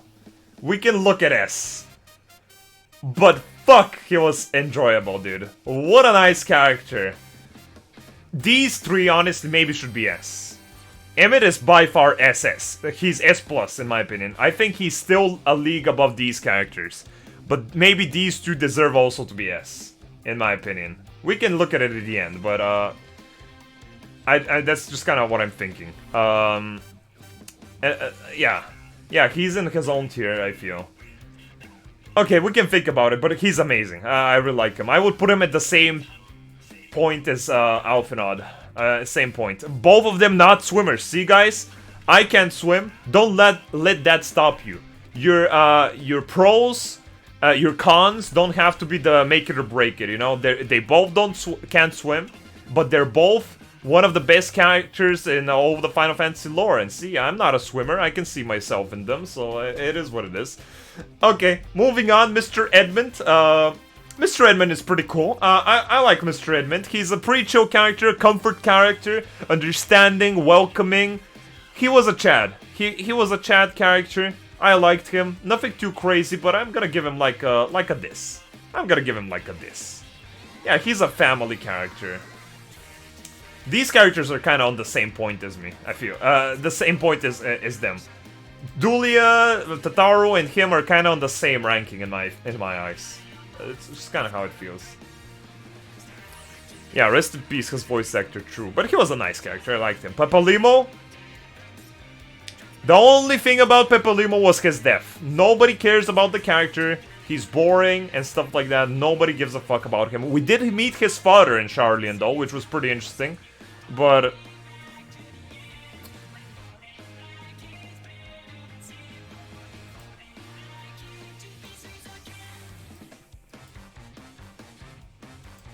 like this. Like this. I'm gonna put him like this. There's nothing to Pepalimo except his death. That's it. He had to rein in Ida and Lice. Yeah, he only worked when he was hanging out with Ida, kinda. But then, I don't know, man. He was never even strong even then, dude. He's just kind of underwhelming, and there's nothing to him, dude. You have to, after working with Lice and Stormblood, you have to respect him. That's a good point. Bro, this guy spent years and years with Ida, dude. And we had to spend one expansion with her and I was done. I was done. Holy fuck, actually kind of a Chad. He finally, actually kind of a Chad. Finally got his release in Stormblood. Okay, I mean, that's kind of respectable. Like, okay, yeah, sure, fine. I'm putting him here. Fine. That is pretty respectable. Earns him at least 2 points. At least 2 points. Fine. He died to get away from her, Lamau. Yeah, that's what Xenos died, right here in this cinematic. He slit his throat because Lice began speaking about her fucking dumb visions that nobody cared about, and he just killed himself. I don't blame him. That's kind of what it was. Okay, next up, we have Mr. Erenvio, Endwalker character. Mr. Bunny Boy, you know. The guy who just kind of was like one of those guys that just kind of goes around reality, for the forum and just kind of like brings them what they need. S, Craigasm. Okay, fine. B for Bunny. He was a nice character, nothing too crazy, but he was just a nice character, pretty helpful, understanding, chill, pretty chill. Also pretty, you know, I mean, not too big of a play, okay? Let's be real, not too big of a play with the whole thing, but he was okay. In general, he was just okay.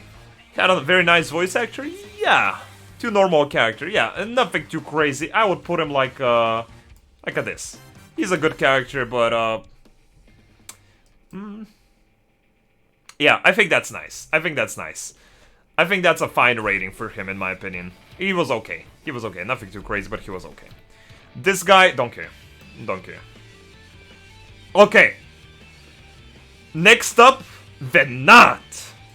Venat, aka Proto Heidelin.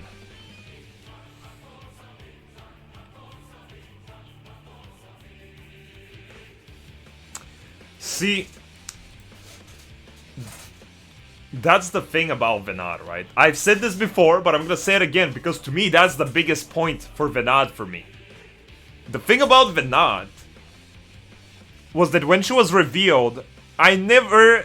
when she was revealed in speech, right? Not when we saw her. I always didn't expect anything. I always didn't expect anything. I thought that she was just gonna be... oh, Venad was just some random woman back in ancient times that just kind of inherited the gift or opportunity to be the heart of Heidelin. For no apparent reason, just because. She was just a woman, and that's kind of it. Nothing too special. But Elpis gives us an insight that she was more than that. And actually introduces us to her. She was fucking the previous Azim and was a Chad. She was actually a Chad. She, you know, she was pretty fucking strong. She had that adventurous spirit that was pretty relatable to the Warrior of Light. So she kind of, to me, felt like a little bit like Harbord, honestly. Because, you know, she felt like that type of character that could easily relate to the Warrior of Light's character and make for more natural interactions between them. And that's why I really liked them. But also, she was a little bit of a goofball. You know, based on her interactions with Emmett. She had a little bit of a reputation, obviously. And at the end of the day, I'm just pleasantly surprised. I feel like Endwalker didn't have to make her that interesting of a character, but they did. They ended up making her just a very, very good character. And she was pretty enjoyable. And I liked her. I really liked her, but I think her stay was a little bit too short. A little bit too short of a stay. I wished I could see more of her. But yeah, I think that she was just very nice, surprisingly good. Just surprising. Surprisingly is the main word here. I'm just surprised. I didn't expect anything. I think Venad is really cool, but I don't think she's S. Let's be real. A lot of people say S, but I don't see how she's S. With the amount of stuff and lore I've gotten for Venad, I can't see her as an S. Like, she's awesome, and I really liked her, but maybe if there was more, maybe if I couldn't see, maybe if I could see more of her adventures, of her interactions with stuff, of her interactions with other characters. That's kind of how it is. Respectfully disagree. Well, yeah, well, your opinion is wrong. Everyone who says that she's on the level of Emmett or above Orange and maybe Alphanod, I think you're objectively wrong, and I disrespectfully disagree as well. So for me, I think she's awesome. She's awesome. If she's not an S, doesn't mean she's a bad fucking character, you stupid morons. But I'm gonna put her like, she's gonna be an A.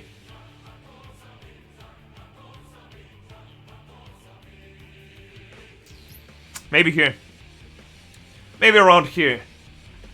Is she better than Tankard? Maybe. Maybe a little bit. Maybe a little bit. I like her. I think she's pretty cool. I think she's awesome, but we just didn't see enough of her. These other characters have been built up for so long. You know, Xenos could be less than her. I could see that. But at the same time, he's a little bit of a personal favorite, so I think she's an A. She's a pretty cool character. She's a character that surprised me with how cool she was. But I just wish I had more, you know? I wish I saw more. It's your list anyway? Yep, it's objectively correct. Every single ranking here is objectively correct. I think Tankard is better. Yeah, I could put him at the same one. You know, they're rated in different ways, I feel. So I feel like she can be there. It's fine. Okay. Follow up. We have Mr. Hien, from someone so great to someone who started with someone pretty good and ended up being someone pretty fucking boring. I'm not gonna lie. Hien, in my opinion, was a very integral part for the first part of Stormblood, you know? For the whole Doma arc, it feels like every character there and every storyline just didn't feel that interesting until Hien came in and tied them all together. He just felt like this forward force that kind of could tie up all of the characters together and keep them moving forward. But then again, later on, he just kind of became a simp for Lice for no reason, and he never said anything that interesting, and he just kind of ended up falling into irrelevancy, and that was it.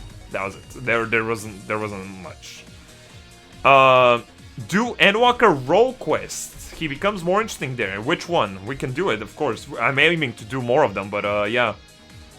So in my opinion, I really liked Hien at the beginning. Ranger. Okay, fine. I'll keep it in mind. At the beginning, I really vibed with Hien, but then he just kind of like... He never rose to any great heights. So I'm kind of gonna give him like a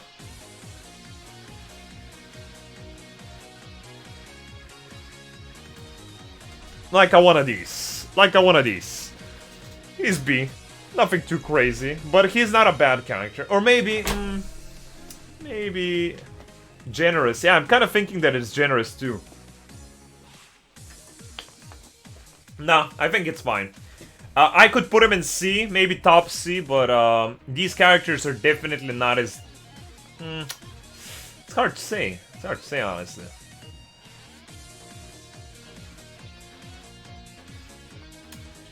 Lobby. He's a really good character. I mean, again, he's not bad, but just kind of doesn't do much.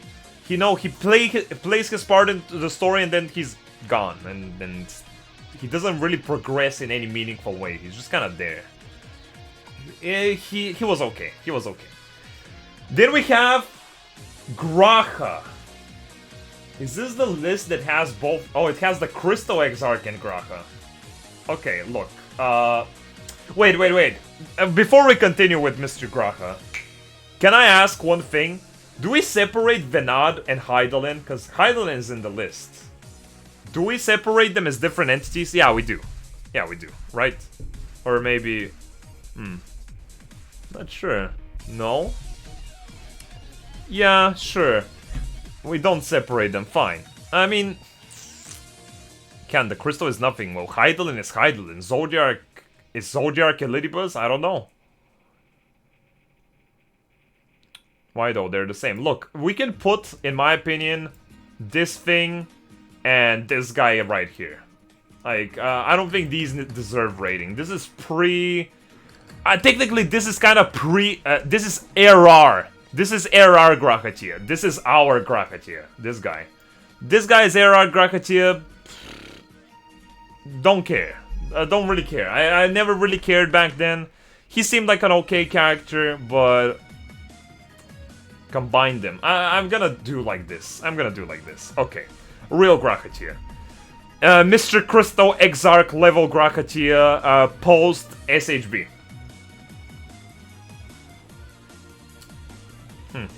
Grahatia had... Let's start off with one thing. He had the best... the pure best scene when he visited you at the inn at the night. His one is the best. You know, I really like Grahatia. He's wholesome. He is adventurous. You know, he's super friendly and supportive. But at the same time, he has his whole quirk to him that he just kind of like, you know, he goes on to be super great leader. He's super dependable. I like him. I like him. I really like him. He's really cool. He's a wholesome character. But last time I rated him S. But these characters have gotten super good since then. But he is really good. And yeah, and he ate a burger, bro. He ate a burger. He creeps me out too close to Parasocial and Ryder's Pet for me. Ryder's Pet. Okay. Maybe. I mean, it's definitely not implemented in a horrible way. I can see his character as kind of being believable. He's kind of like this more of a goofy type, shy character that you kind of see in animes, but you don't really see that much in this in Final Fantasy up until him. He's a little bit odd, for sure. I can say that he's a little bit odd sometimes, but he is nice. At the end of the day, I have to just say that he's nice. It's nice to interact with him. It's nice to see, you know, how he works. It's nice to see what he thinks. It's nice to see what he has to say to the Warrior of Light. I like him. He's cool. But honestly, I'm kind of thinking like this. Maybe. I don't want to do it, because Emmett deserves his own thing, in my opinion. But like this, it seems a bit more plausible. I feel like these two characters just progressed tremendously. He could be a little bit better than Alphinaud, in my opinion, sure.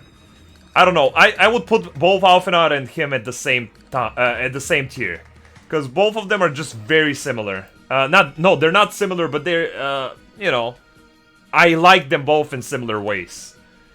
Yeah, balance patch real quick. At S plus, I don't know, man. I don't know.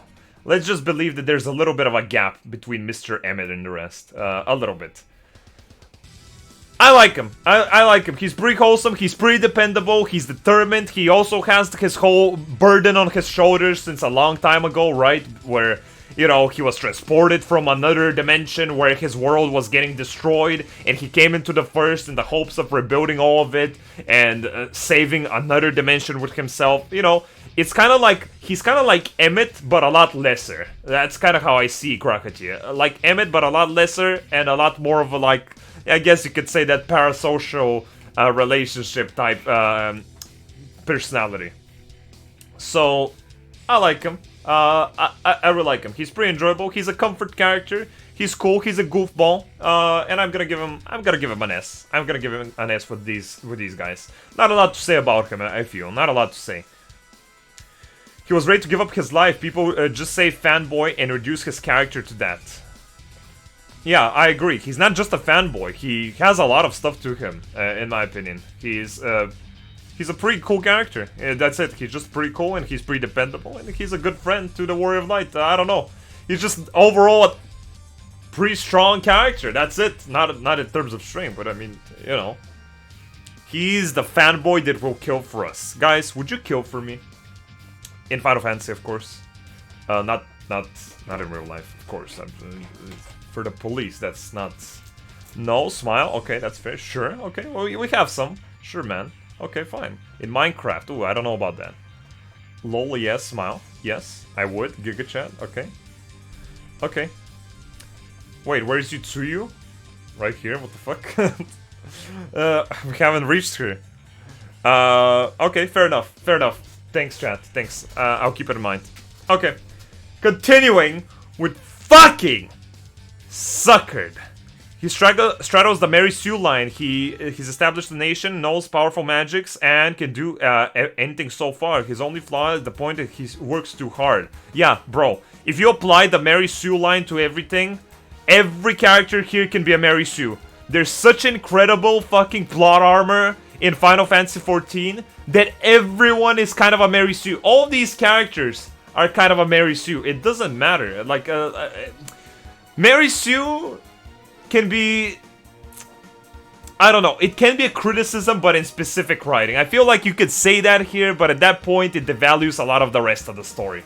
And a lot of these characters are just written in a way that is meant to just bring entertainment and enjoyment to the viewer or the player. And they achieved that. So does it really matter if they have Mary Sue properties? I don't know. A lot of these characters are Mary Sue. Super Mary Sue. Like, most of them in some way. Yeah, he is very flexible. I do agree with you. He's probably one of the most flexible ones. But, yeah. I don't know, man. Did we get the clown gun ranking yet? No, not yet. He's kind of somewhere down there. I don't know. Okay. Suckered. I hate Suckered. Who the fuck implemented this stupid ass character in the game? Who did it? Who was it? Who was it? Who implemented this fucking boring ass basic bitch character? Me? You motherfucker. I'm coming to your house in Final Fantasy tonight. It's over. What a stupid ass character. He's so boring. There's nothing to him except that Xenos, his voice actor, voices him. And there's nothing. There's literally nothing. There is absolutely nothing. I mean, I would give him trash, but I don't know. I don't know if he's just pure trash. I feel like he's just bad. Actually, he's better than Rio. Let's keep it straight. He's better than Rio. Yeah. Okay. He's at least, you know, he's at least there. But what I'm saying is, why the fuck is this guy here? And where is my Nero? Where is my Nero, bro? Why the fuck are they adding a Suckered out of nowhere? But no Nero! What? What the fuck is that? This guy gets more screen time and more voice lines in the final expansion of the game than my man, Nero? What? Fuck this shit, I'm out, dude. Fuck this bullshit. Fucking stupid ass shit, fuck. I'm so annoyed. Don't give me that shit. Don't give me that shit. Yutsuyu. Okay, Yutsuyu. Next up. At the beginning, I feel like Yutsuyu was pretty boring. At the beginning of Stormblood, pretty fucking boring. Pretty annoying and pretty boring. But as you learn her story, as you learn her interactions with everyone else, as you learn her relationships with Garlemald and Xenos, as she becomes Tsuyu, and she has her interactions with Mr. What's his name? Mr. Why did I forget his name? It slipped my tongue. But Step on me, please. yeah, Gosetsu. Yeah. It slipped my tongue, literally. I was gonna say it, but it just slipped. But yeah, then she becomes pretty interesting and actually a pretty enjoyable character. I really liked her by the end of Stormblood, and I just don't like. I don't like that whole thing, right? I don't like that whole thing of the Warrior of the Light. How he's a stupid bitch, okay? How he's a stupid fucking bitch. Why do we have all these cutscenes where the Warrior of Light is just standing there like a little pussy-ass idiot while everyone is doing everything around him and he just sits there and watch? Why did Asahi have to shoot 15 bullets in her while the guy's like...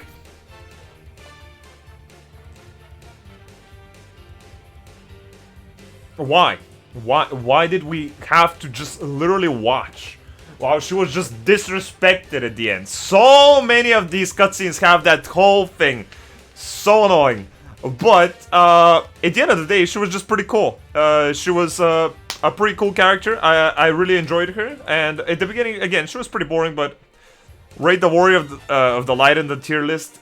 Yeah, I think we had something like that, but I mean... There's nothing to rate, it's just hard, but we can talk about it later. I really liked her. Her Tsuyu form was pretty wholesome. Let's be real. Her Tsuyu form, that shit was wholesome as fuck, dude. I really liked it. Tsuyu was awesome. And honestly, just for that...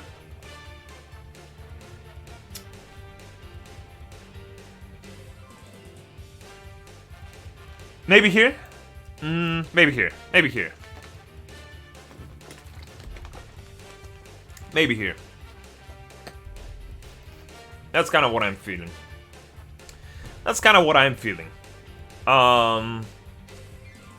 She developed a lot. Yeah, she did develop. No, we didn't really get too much of her. But at the end of the day, she was just a pretty nice character by the end of it. And again, I like when characters surprise me. You know, her, Vinod, Einstein, all of these characters that just kind of surprise me and take me out of left field. I'm always happy. Dangles, dude. Yeah, Dangles. Okay, next up, we have fucking Olivia, dude. Olivia. Olivia was boring as a boring-ass bitch that was obsessed with Gaius. But later on, we learned that she was actually adopted by Gaius and she just really fucking cherished him.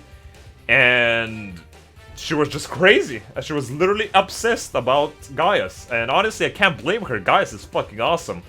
But at the end of the day,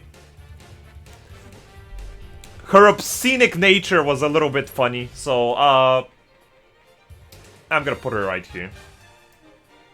I think that's fine. I think that's okay. I think that's fine. I think that's a pretty nice spot for her.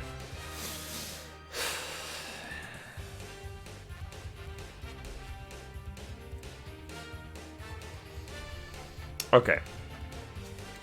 About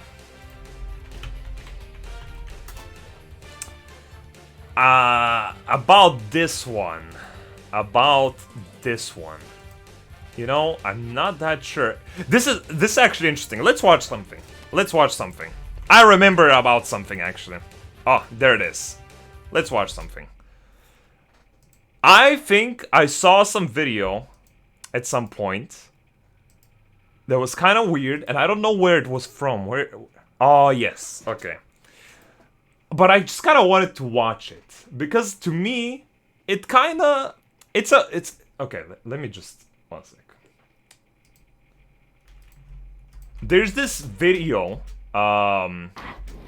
about Final Fantasy 14 quote-unquote dating interactions from the 5-year anniversary 14-hour live stream. Apparently. I don't remember this video. I remember watching it. And they had lice in there. And I thought it was interesting to see her there. Let's see. Let's see it real quick. I don't remember it. Man, we should watch these videos, dude. Fuck. I don't know. Okay. I don't remember honestly what happened here, but I remember that it's something left an impression. Oh, nice intro, dude. Jesus Christ, why is it so laggy? What does it say here? Okay. Okay, that's her Japanese voice actor. Everything was festive. Okay, this is during Stormblood.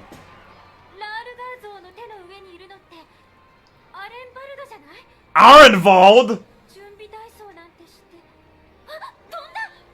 Oh, he jumped! Bruh. No way.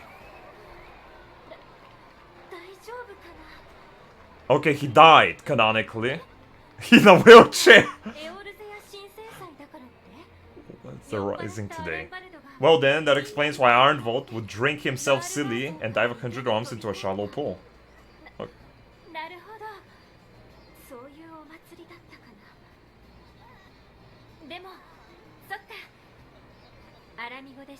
I never imagined I'd get to celebrate the Rising Alamigo. It's a strange feeling. Okay.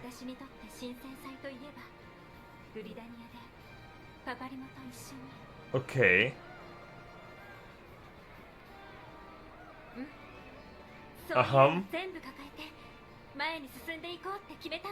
Okay, fine. Okay. Okay. Okay, I remember.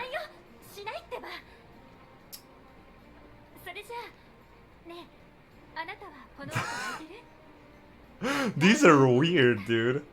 Oh. Oh, it's favorite of Rabon's. Bruh, dude. Bro, she wants to take you out on a fucking dinner, dude. That's fucking weird.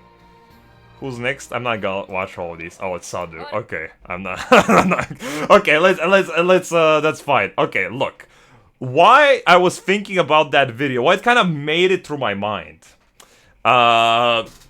Maybe we can finish it later or some shit. I don't know. So keep it on. Aquilus, thank you so much for the prime, bro. I appreciate it. Okay, look. Basically, what I'm kind of thinking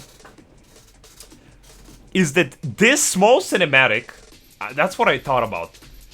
This video is a bit weird, but it gives her a more believable character for some reason.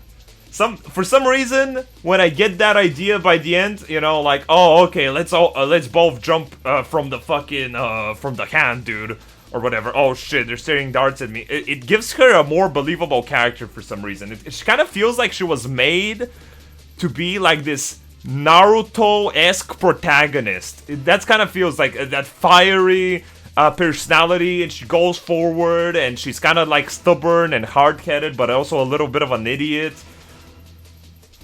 I kind of see that. I can kind of see that in some of this, for example, you know?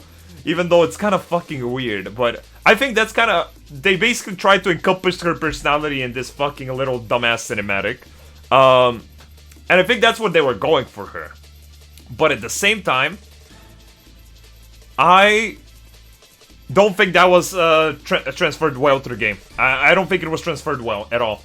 At the end of the day, she came off as obnoxious, as someone who just kind of is pushed into glory, even though they don't deserve it. Someone who's just kind of there at important moments and important meetings simply because the story thought that they wanted her there, even though she kind of didn't do anything. She didn't feel more important than any other person from the science, yet she was put in charge of everything. She was given all of those praises for all of those accomplishments that most of them weren't even hers.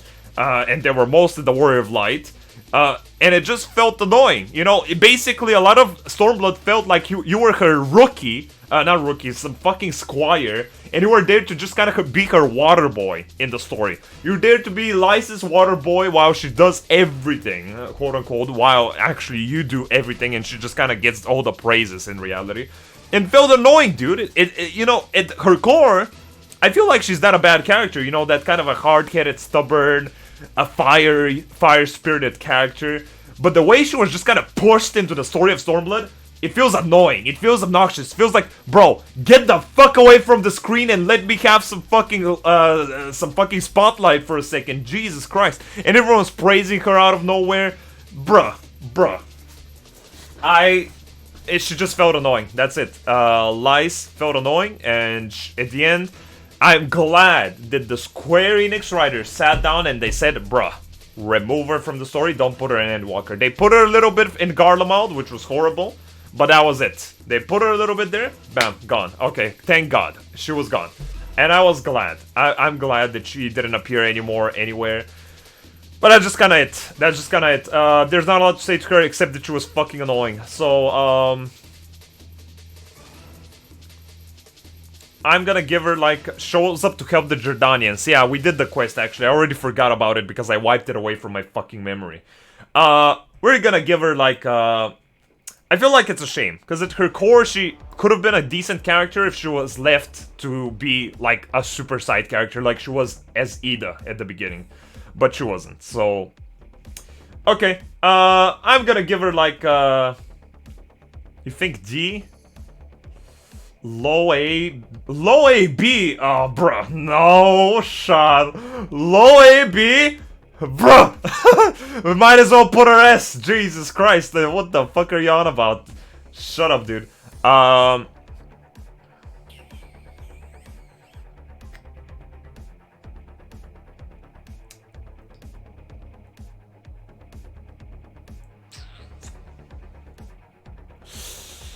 Maybe like this. Maybe C, or I think she belongs in C by default. I think she belongs in C by default. Above the Wheeled Warrior. I mean, that's kind of what I'm thinking. She's the strongest character. She made Papalimo kill himself in Xenos 2. That's what I'm saying! She talked no jutsu fucking Xenos into slicing his throat, like nobody else did that. I mean, she is pretty powerful, but I mean, that doesn't make her a good character, so at the same time, I think she kind of belongs here. Low C, with all of the rest of the fucking idiots that kind of tried to be characters but couldn't. And I think that's even sadder for her, for a character that was made to be to play such an important role throughout of Stormblood to only flop so hard. A lot of these characters here, they're just side characters on some kind of side stories that just kind of like are there, kinda, but not really. So I feel like that stings extra hard for how is Julius lower C though, because he's not that good and he's overrated. That's why. But yeah, Lice I think deserves to be low C for sure. Next we have Lolorito. Lolorito is a character I grew to really like. Lolorito is actually kind of a Chad. Actually kind of a Chad character. He is like the definition of a Chad Lalafell, dude. I kind of like him. Money Chad, yeah.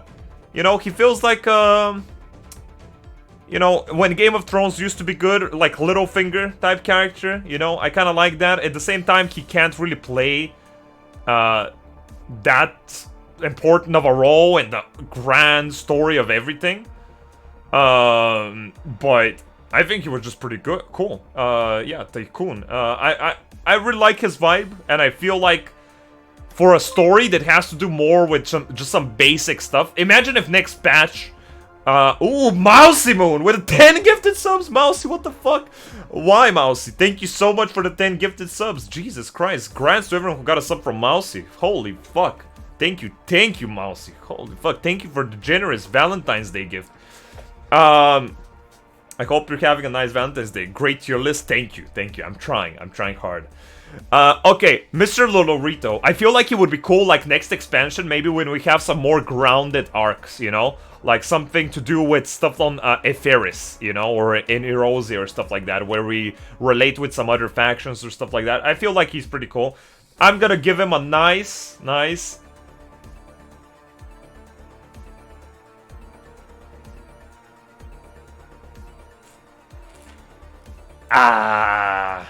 Ooh, a nice strong B. My highest rated Lalafell. The highest rated Lalafell. One of the best side characters in my opinion. Oh, what about that though? I don't know about that. I don't know. No. Amelian's his personal favorite actually. No. Above Totaro? Yeah, I'm kind of thinking that.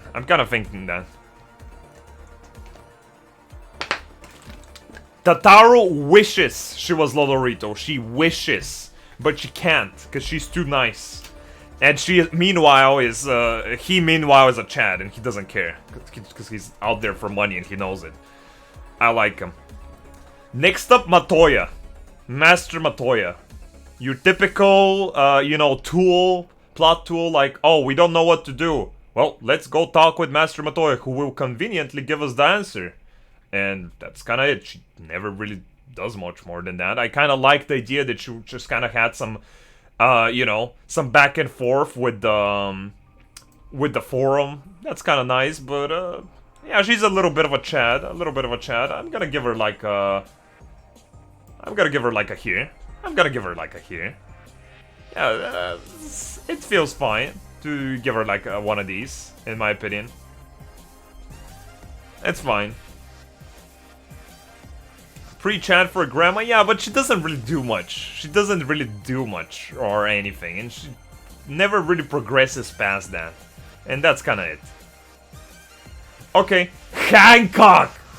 Local Stormblood Chad. I love Hancock, dude. Hancock is a fucking Chad and underrated as well. I feel like Hancock is one of the coolest side characters ever. Lemon Cake King, dude. He's he works for Lolorito, but he's awesome like him, dude. I'm giving him like one of these for sure. Honestly, dude. Hancock is busted, okay?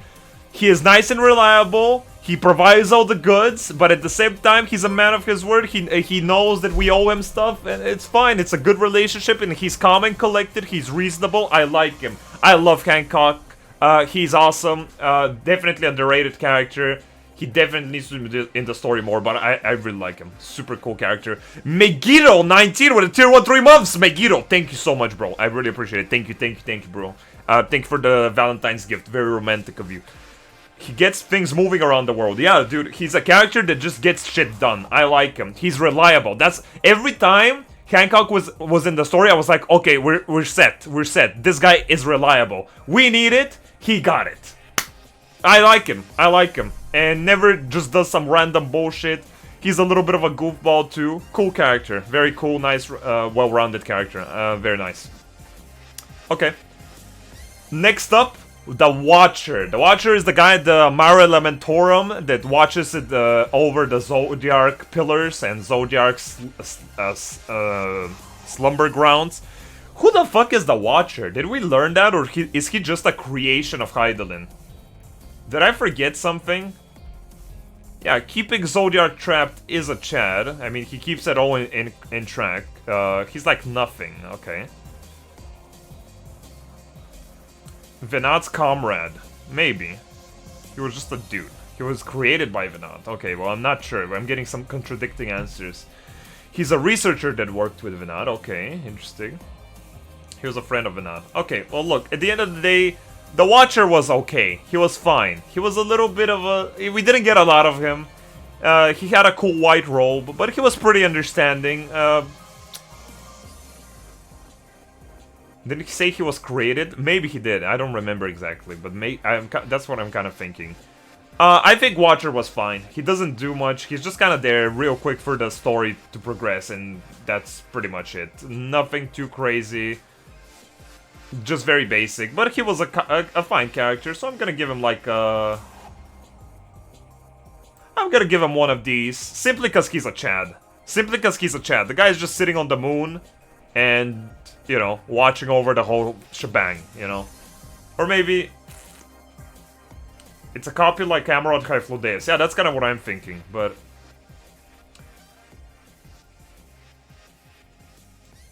I'm gonna leave him here. I'm gonna leave him here.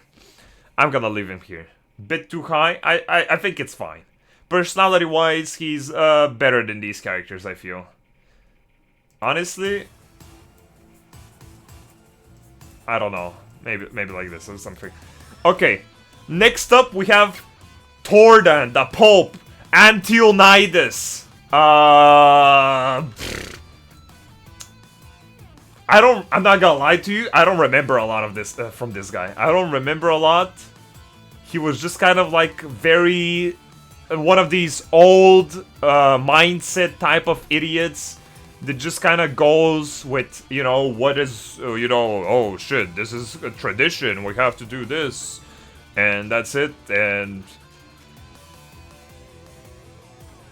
nothing crazy, nothing crazy. I don't think he was crazy good or something. He was just boring. He was just kind of boring.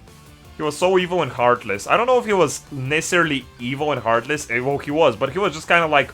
he feels like a Garlean, in my opinion. Just very...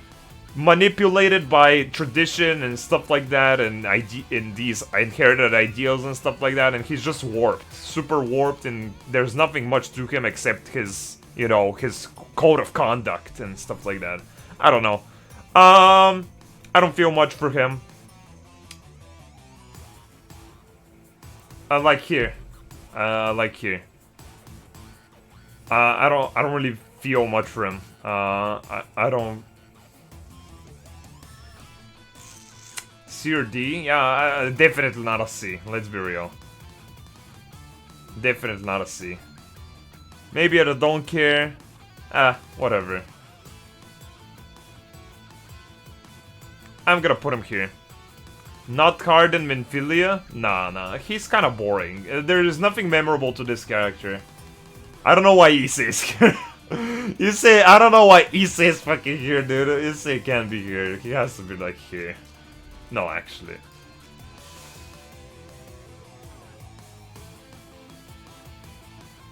Okay, I'm gonna leave it like this. I'm gonna leave it like this. Okay, fuck it. Issei, shut up. Okay, let's continue. Next we have Issei. An okay character, nothing too crazy, personality-wise, kind of like whatever. She was just a decent companion throughout of Heavensward, and she had a decent way that she went away, you know, that she just kind of blasted off. And that was it. Fuck, we have so much! How are we gonna finish this list? Oh my god, it's already so late! Fuck! We've been streaming for 4 hours! Oh, fuck, how am I gonna finish this? Oh, fuck, I can't finish this. I actually can't finish it. Oh, fuck. Okay.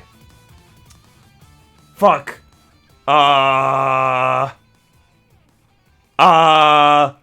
Great interactions with Einstein? Yeah, but Einstein was super boring back then anyway, so I don't really give a fuck. I'm gonna give her like a one of these.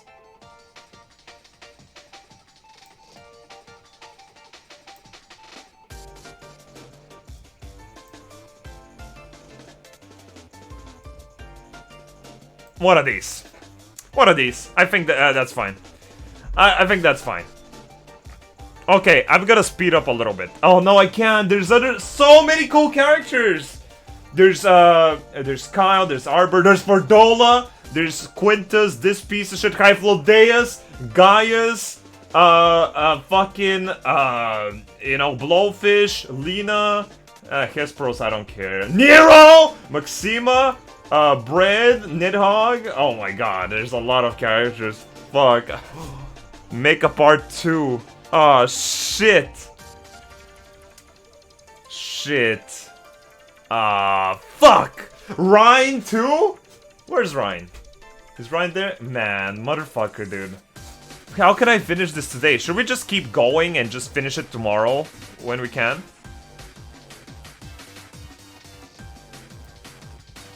Yeah, sure. Let's keep going. Let's keep going for now. I wanna talk about all of these characters. Tomorrow? I mean, we're not going off still. We have like, I have like 30 minutes or something. You know, we can do a little bit more. Just a tiny bit. And then we can finish up the rest of them tomorrow. Take your time, enjoy it. Yeah, I am enjoying it. That's why we've been spending so much time on these characters. Yeah, let's continue until we can, okay? How about that, chat? Let's continue until we can. And then, you know, tomorrow we can continue whatever's left. Who the fuck's next? Well, it's Gabu, motherfucker. How can you not realize the demigod Gabu, bro? Fucking Gabu. Gabu. Fuck, I would smash Gabu into the cement. Too dark? It's not dark, bro. Come on, dude, open your eyes, motherfucker. It's Gabu, dude. I don't like Gabu. I don't like him. Honestly, I would give him a don't care. But honestly, there's nothing to him. I'm just putting him like here. Okay, I'm gonna make him better than Thor then, fine. I would punch Gabu. I would punch him. I would suplex him, and I would choke slam him as well. Just putting it out there. Fuck Gabu, dude. He thinks he's so important just because his parents died, dude. Who cares? Everyone's parents died in Final Fantasy. Nobody cares, dude. He just got tempered like a fucking idiot. And he just got carried around for 10 expansions in Limsa Lumzaza while we're searching for a fucking cure because Alicia is too stubborn to let go of fucking inanimate objects too much. But yeah, he's like a 10-year-old. Yeah, I would kill a 10-year-old in wrestling. I would literally obliterate this guy. Like, come on. I would literally destroy him. He's weak. Okay, anyway, moving on to Kyle. Kyle was a character with so much time, right? They showed up in the story for so long, and at the same time, nothing really happened with Kyle. Let me play some fucking.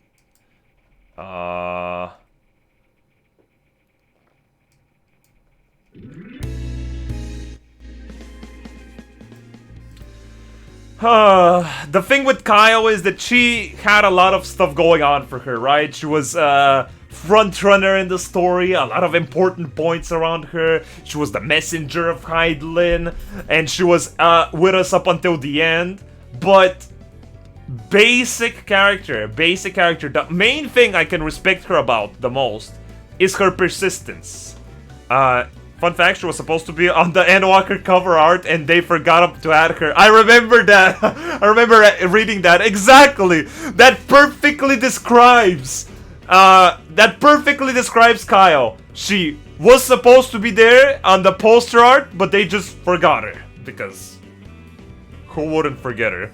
Literally the character in a nutshell. I don't even have to say much more. But the only thing that I can kind of like describe about her that I kind of liked is her incredible persistence for the science, you know? The whole thing where she was just doing sleepless shifts to keep them alive at the end of SHB, or the whole thing where she traveled through the whole world and Garlemald to deliver a message into the Tower of Babel. Those 2 feats were pretty cool. I can kind of say that. But other than that, she's incredibly basic. At the beginning, I kind of like her sass towards Alphinaud. That kind of fell off, and she kind of became a cookie cutter, just nice character. So I'm gonna give her like a.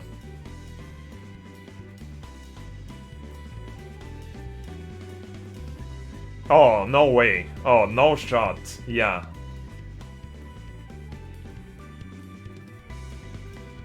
Like here. I think that's fine. I think that is perfectly fine for her.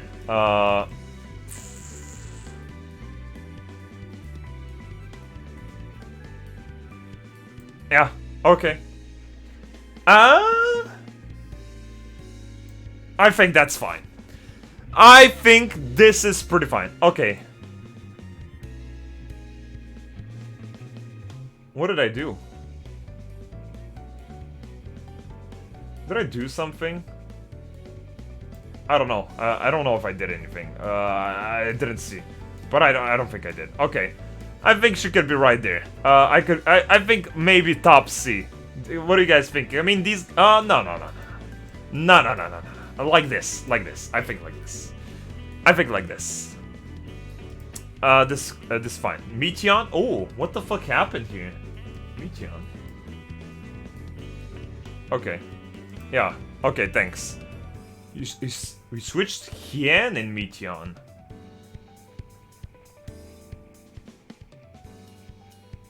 This seems appropriate. I don't know what the difference was, but this seems appropriate. Fine, let's leave it like that. Fine. Okay. Next. Oh, should we leave Arbert for tomorrow? Just so we can have some meat to throw into tomorrow. Maybe some meat for tomorrow.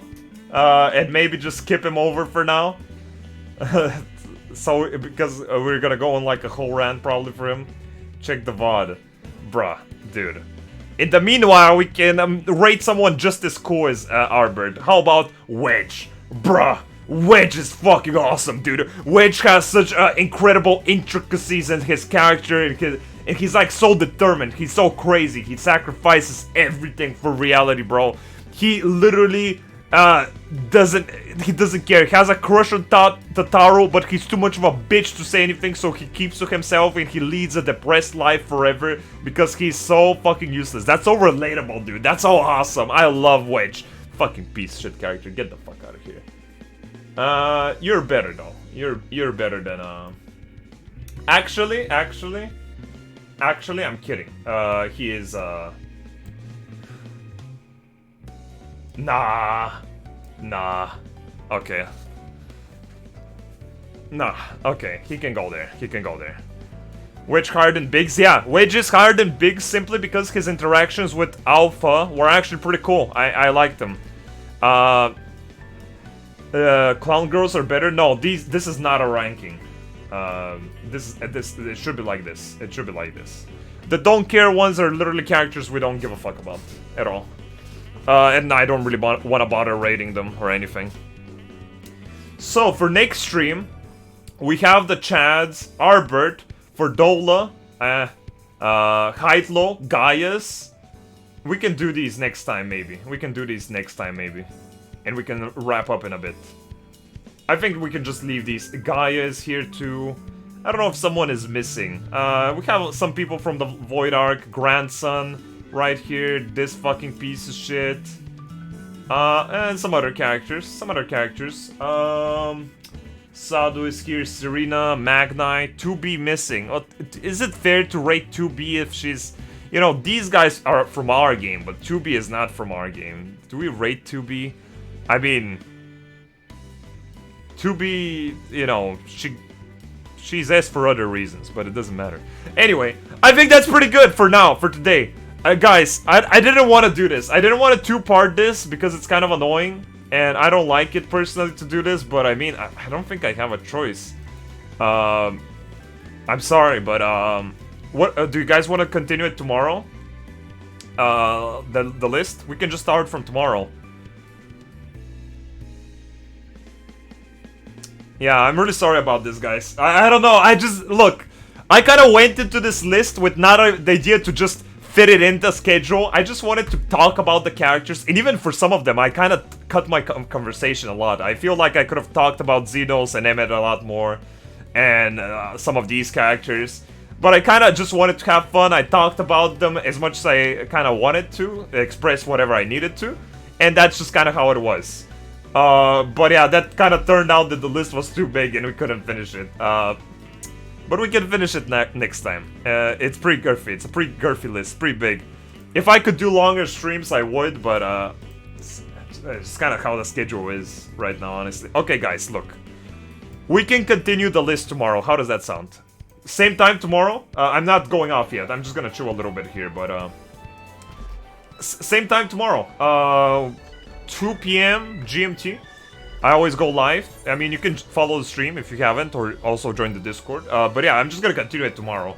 Don't worry, you know, I'm gonna start, but I'm not gonna go instantly. You know, I'm gonna still, you know, I'm still gonna do some stuff at the beginning so I can let people come in here, and then we're just gonna continue. I feel like that's pretty good. I feel that's pretty fair. That was pretty good though. Okay, I feel like there's nothing interesting. Let me see what's the next game real quick. And we can probably look at the list a bit more. At what we've done so far, at least. Honestly, what do you guys think? What do you guys think about this one? Lost Ark? Bro, do you think I'm gonna get into the queue for the last 30 minutes of the stream? Do you think so? Do you think I'm gonna get into the queue for 30 minutes and also play a decent amount? Do you think that? Do you actually believe that? Okay. What do you guys think? Is there something you severely agree with or severely disagree with? What do you think of the list so far? I mean, tomorrow we may, like, change it up a little bit. Maybe we can change it up a little bit right now, honestly.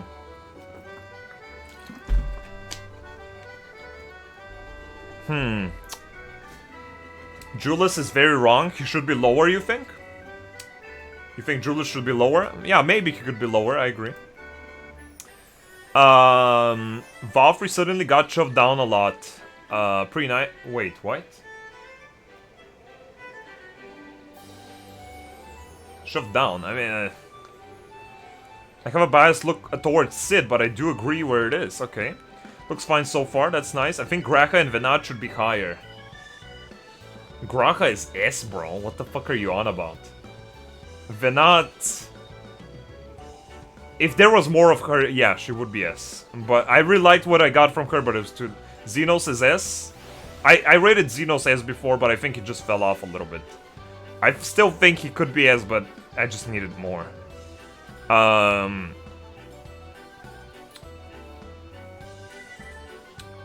Wedge on Trash, I hardly disagree. He was very funny when he showed up, in my opinion, but yeah, your list and so, you know. Oh, yeah. He was severely unfunny.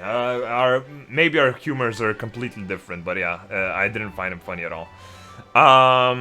Julius, the whole point is to show another perspective for the reason to live. What reason he has to live when his nation, family, and ideals are dead. And the final straw was when his commander, his last pillar, killed himself. Okay.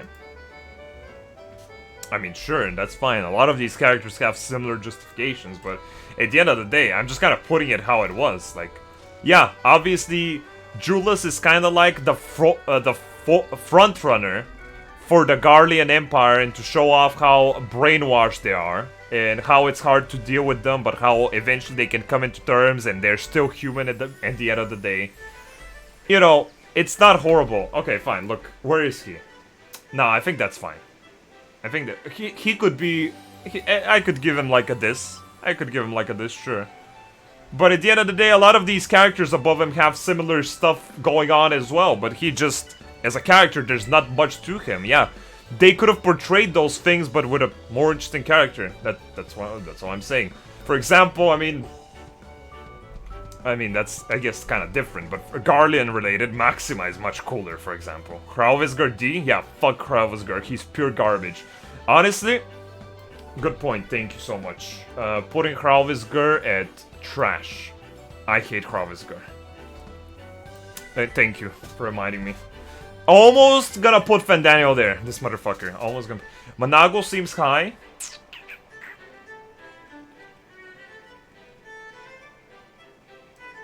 she could be here. Sure, she could be here. I wanted to disagree with you and Kyle, but we know literally nothing about her character past. Yeah, I mean, she's just stereotypical helping hand that just kind of helps you, and that's it. There's no drive to care about her. There's no drive for her to care about us. I mean, it does, but you know, I don't know. I don't know, man. Harvescar probably deserves to be rated higher. He brought a lot to the Heavensward story, and back the fuck off, Ice Bitch. Look, I said it again in my Harvescar rant, but this is probably the most stubborn, most obnoxious guy. I feel like Heavensward was this thick of a book, this thick, and it could have been that thick if Harvescar wasn't a stupid ass bitch.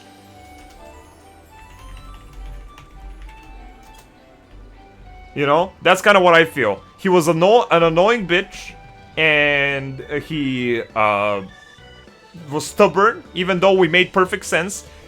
What does it excuse him? When I met Harvescar, I just thought every dragon is like that. But Vidofnir and Vertra prove otherwise, because they're fucking awesome, and they're understanding, they're smart. They see that a lot of different peoples have a lot of different stories, and that's just kind of how it is. Yeah, he has reason, but all of them fucking have reason in that kind of situation then. I don't like it. Making us work for everything. Yeah, dude. Magnai, motherfucker. Oh my god. Can't wait for fucking Magnai, dude. Verdra is the best dragon. I agree. I love Verdra. So fucking awesome. That's how you do a dragon right. I mean, yeah, I get it. Not all of them are gonna be willing to aid you, but Harvescar was just a little pussy at the end. He just listened to his dad, and that's it. No, nothing else. He just wouldn't take anything. So annoying, dude. So stubborn and annoying. You were asking him to kill his brood brothers. Yeah, because it made sense. It made sense. Yeah, I mean, man, bro, Nidhogg is literally fucking crazy, bro. He's literally just crazy. That's it. He should realize that he's just literally crazy for no reason. I don't know, man. I don't know. Death to Nidhogg. True, dude. I don't know. I love Vertra. Actual Chad. Look, I can see your point. I can see some of your guys' points on some of these characters like Julius and Harvescar, but I personally believe that they weren't interesting, and they just didn't give that much to the story. I mean, Julius was better than Harvescar, let's be real, but yeah. Is Tiamat in the list? Yep, Tiamat is in the list. Not that much about Tiamat, but yeah. Verda was a breath of fresh air. True. Again, I've been so annoyed in Heavensward when I was doing the storyline, and I would talk with Harvescar, and the cutscene was voice line, and this motherfucker would start speaking Draconic, motherfucker. He would start speaking in the hieroglyphs, and I would have to mute my volume of the game while I voiced him, and then increased it again when the other characters were speaking, because he was like, and I hate dragon speech, bro. I hate it. And Vertra, pure Giga Chat, dude learns English. Dude learns English, governs the country, talks with you like a normal guy. What a chat, dude. I love him. That's pure Chad move. Pure Chad move. Okay. Anything interesting? Anything interesting? Leap of faith, amazing.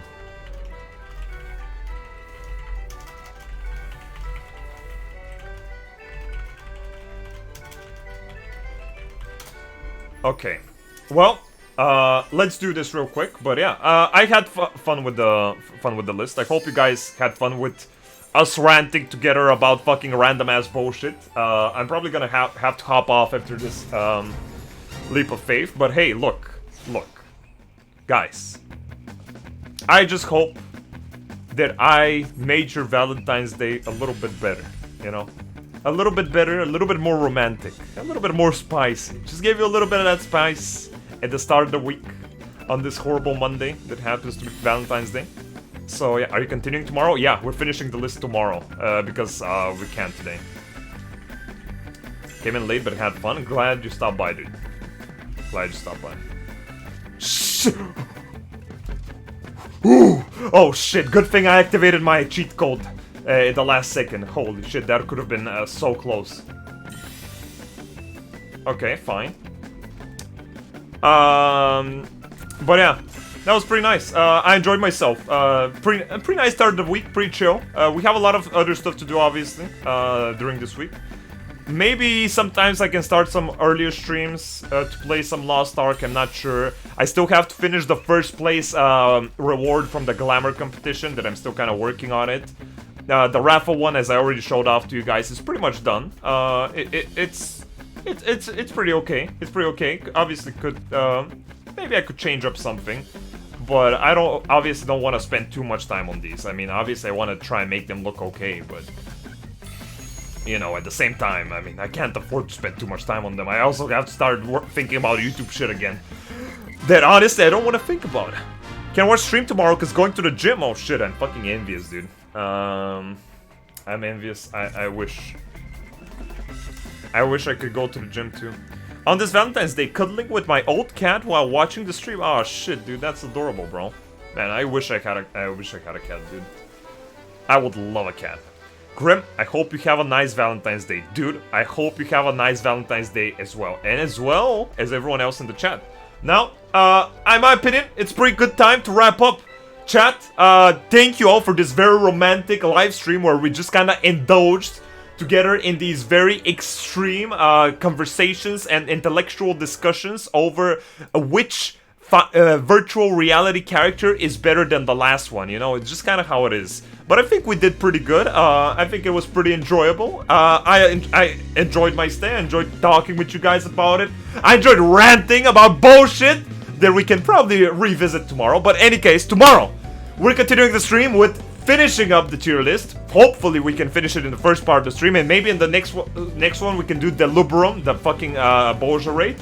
But regardless, we'll figure it out. Hopefully, I'll see you again tomorrow. Make sure to follow the stream. Make sure to join the Discord. I stream every day the same time, 2 p.m. GMT, in the weekdays. So I hope to see you again tomorrow. For now, though, also, I might go live some days sooner. Because maybe I'm playing Lost Ark or some other bullshit. But, I don't know. Stay followed or keep an eye on the Discord for that. For now, though, thank you all so much for stopping by today's stream. I really appreciate every single one of you, and I really hope that you enjoyed your stay. I really hope you enjoyed listening to me shout and cry about a lot of different non-real characters, like they're real or some shit. Pretty pathetic, but at the end of the day, it's nice. It's nice when we can relate with each other, that we're all a bunch of loser nerds that kind of really find more meaningful relationships with non-real characters than ones in real life. But hey, that's kind of how it is. Guys, I hope you have a very nice rest of your day. If you're spending Valentine's Day in some way or another, I hope you have fun with that. If not, then hey, I hope you liked our date, our little date together.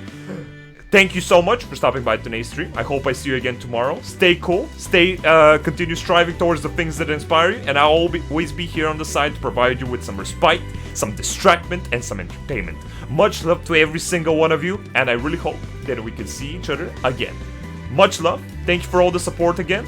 And kiss, kiss. See ya, chat. Goodbye.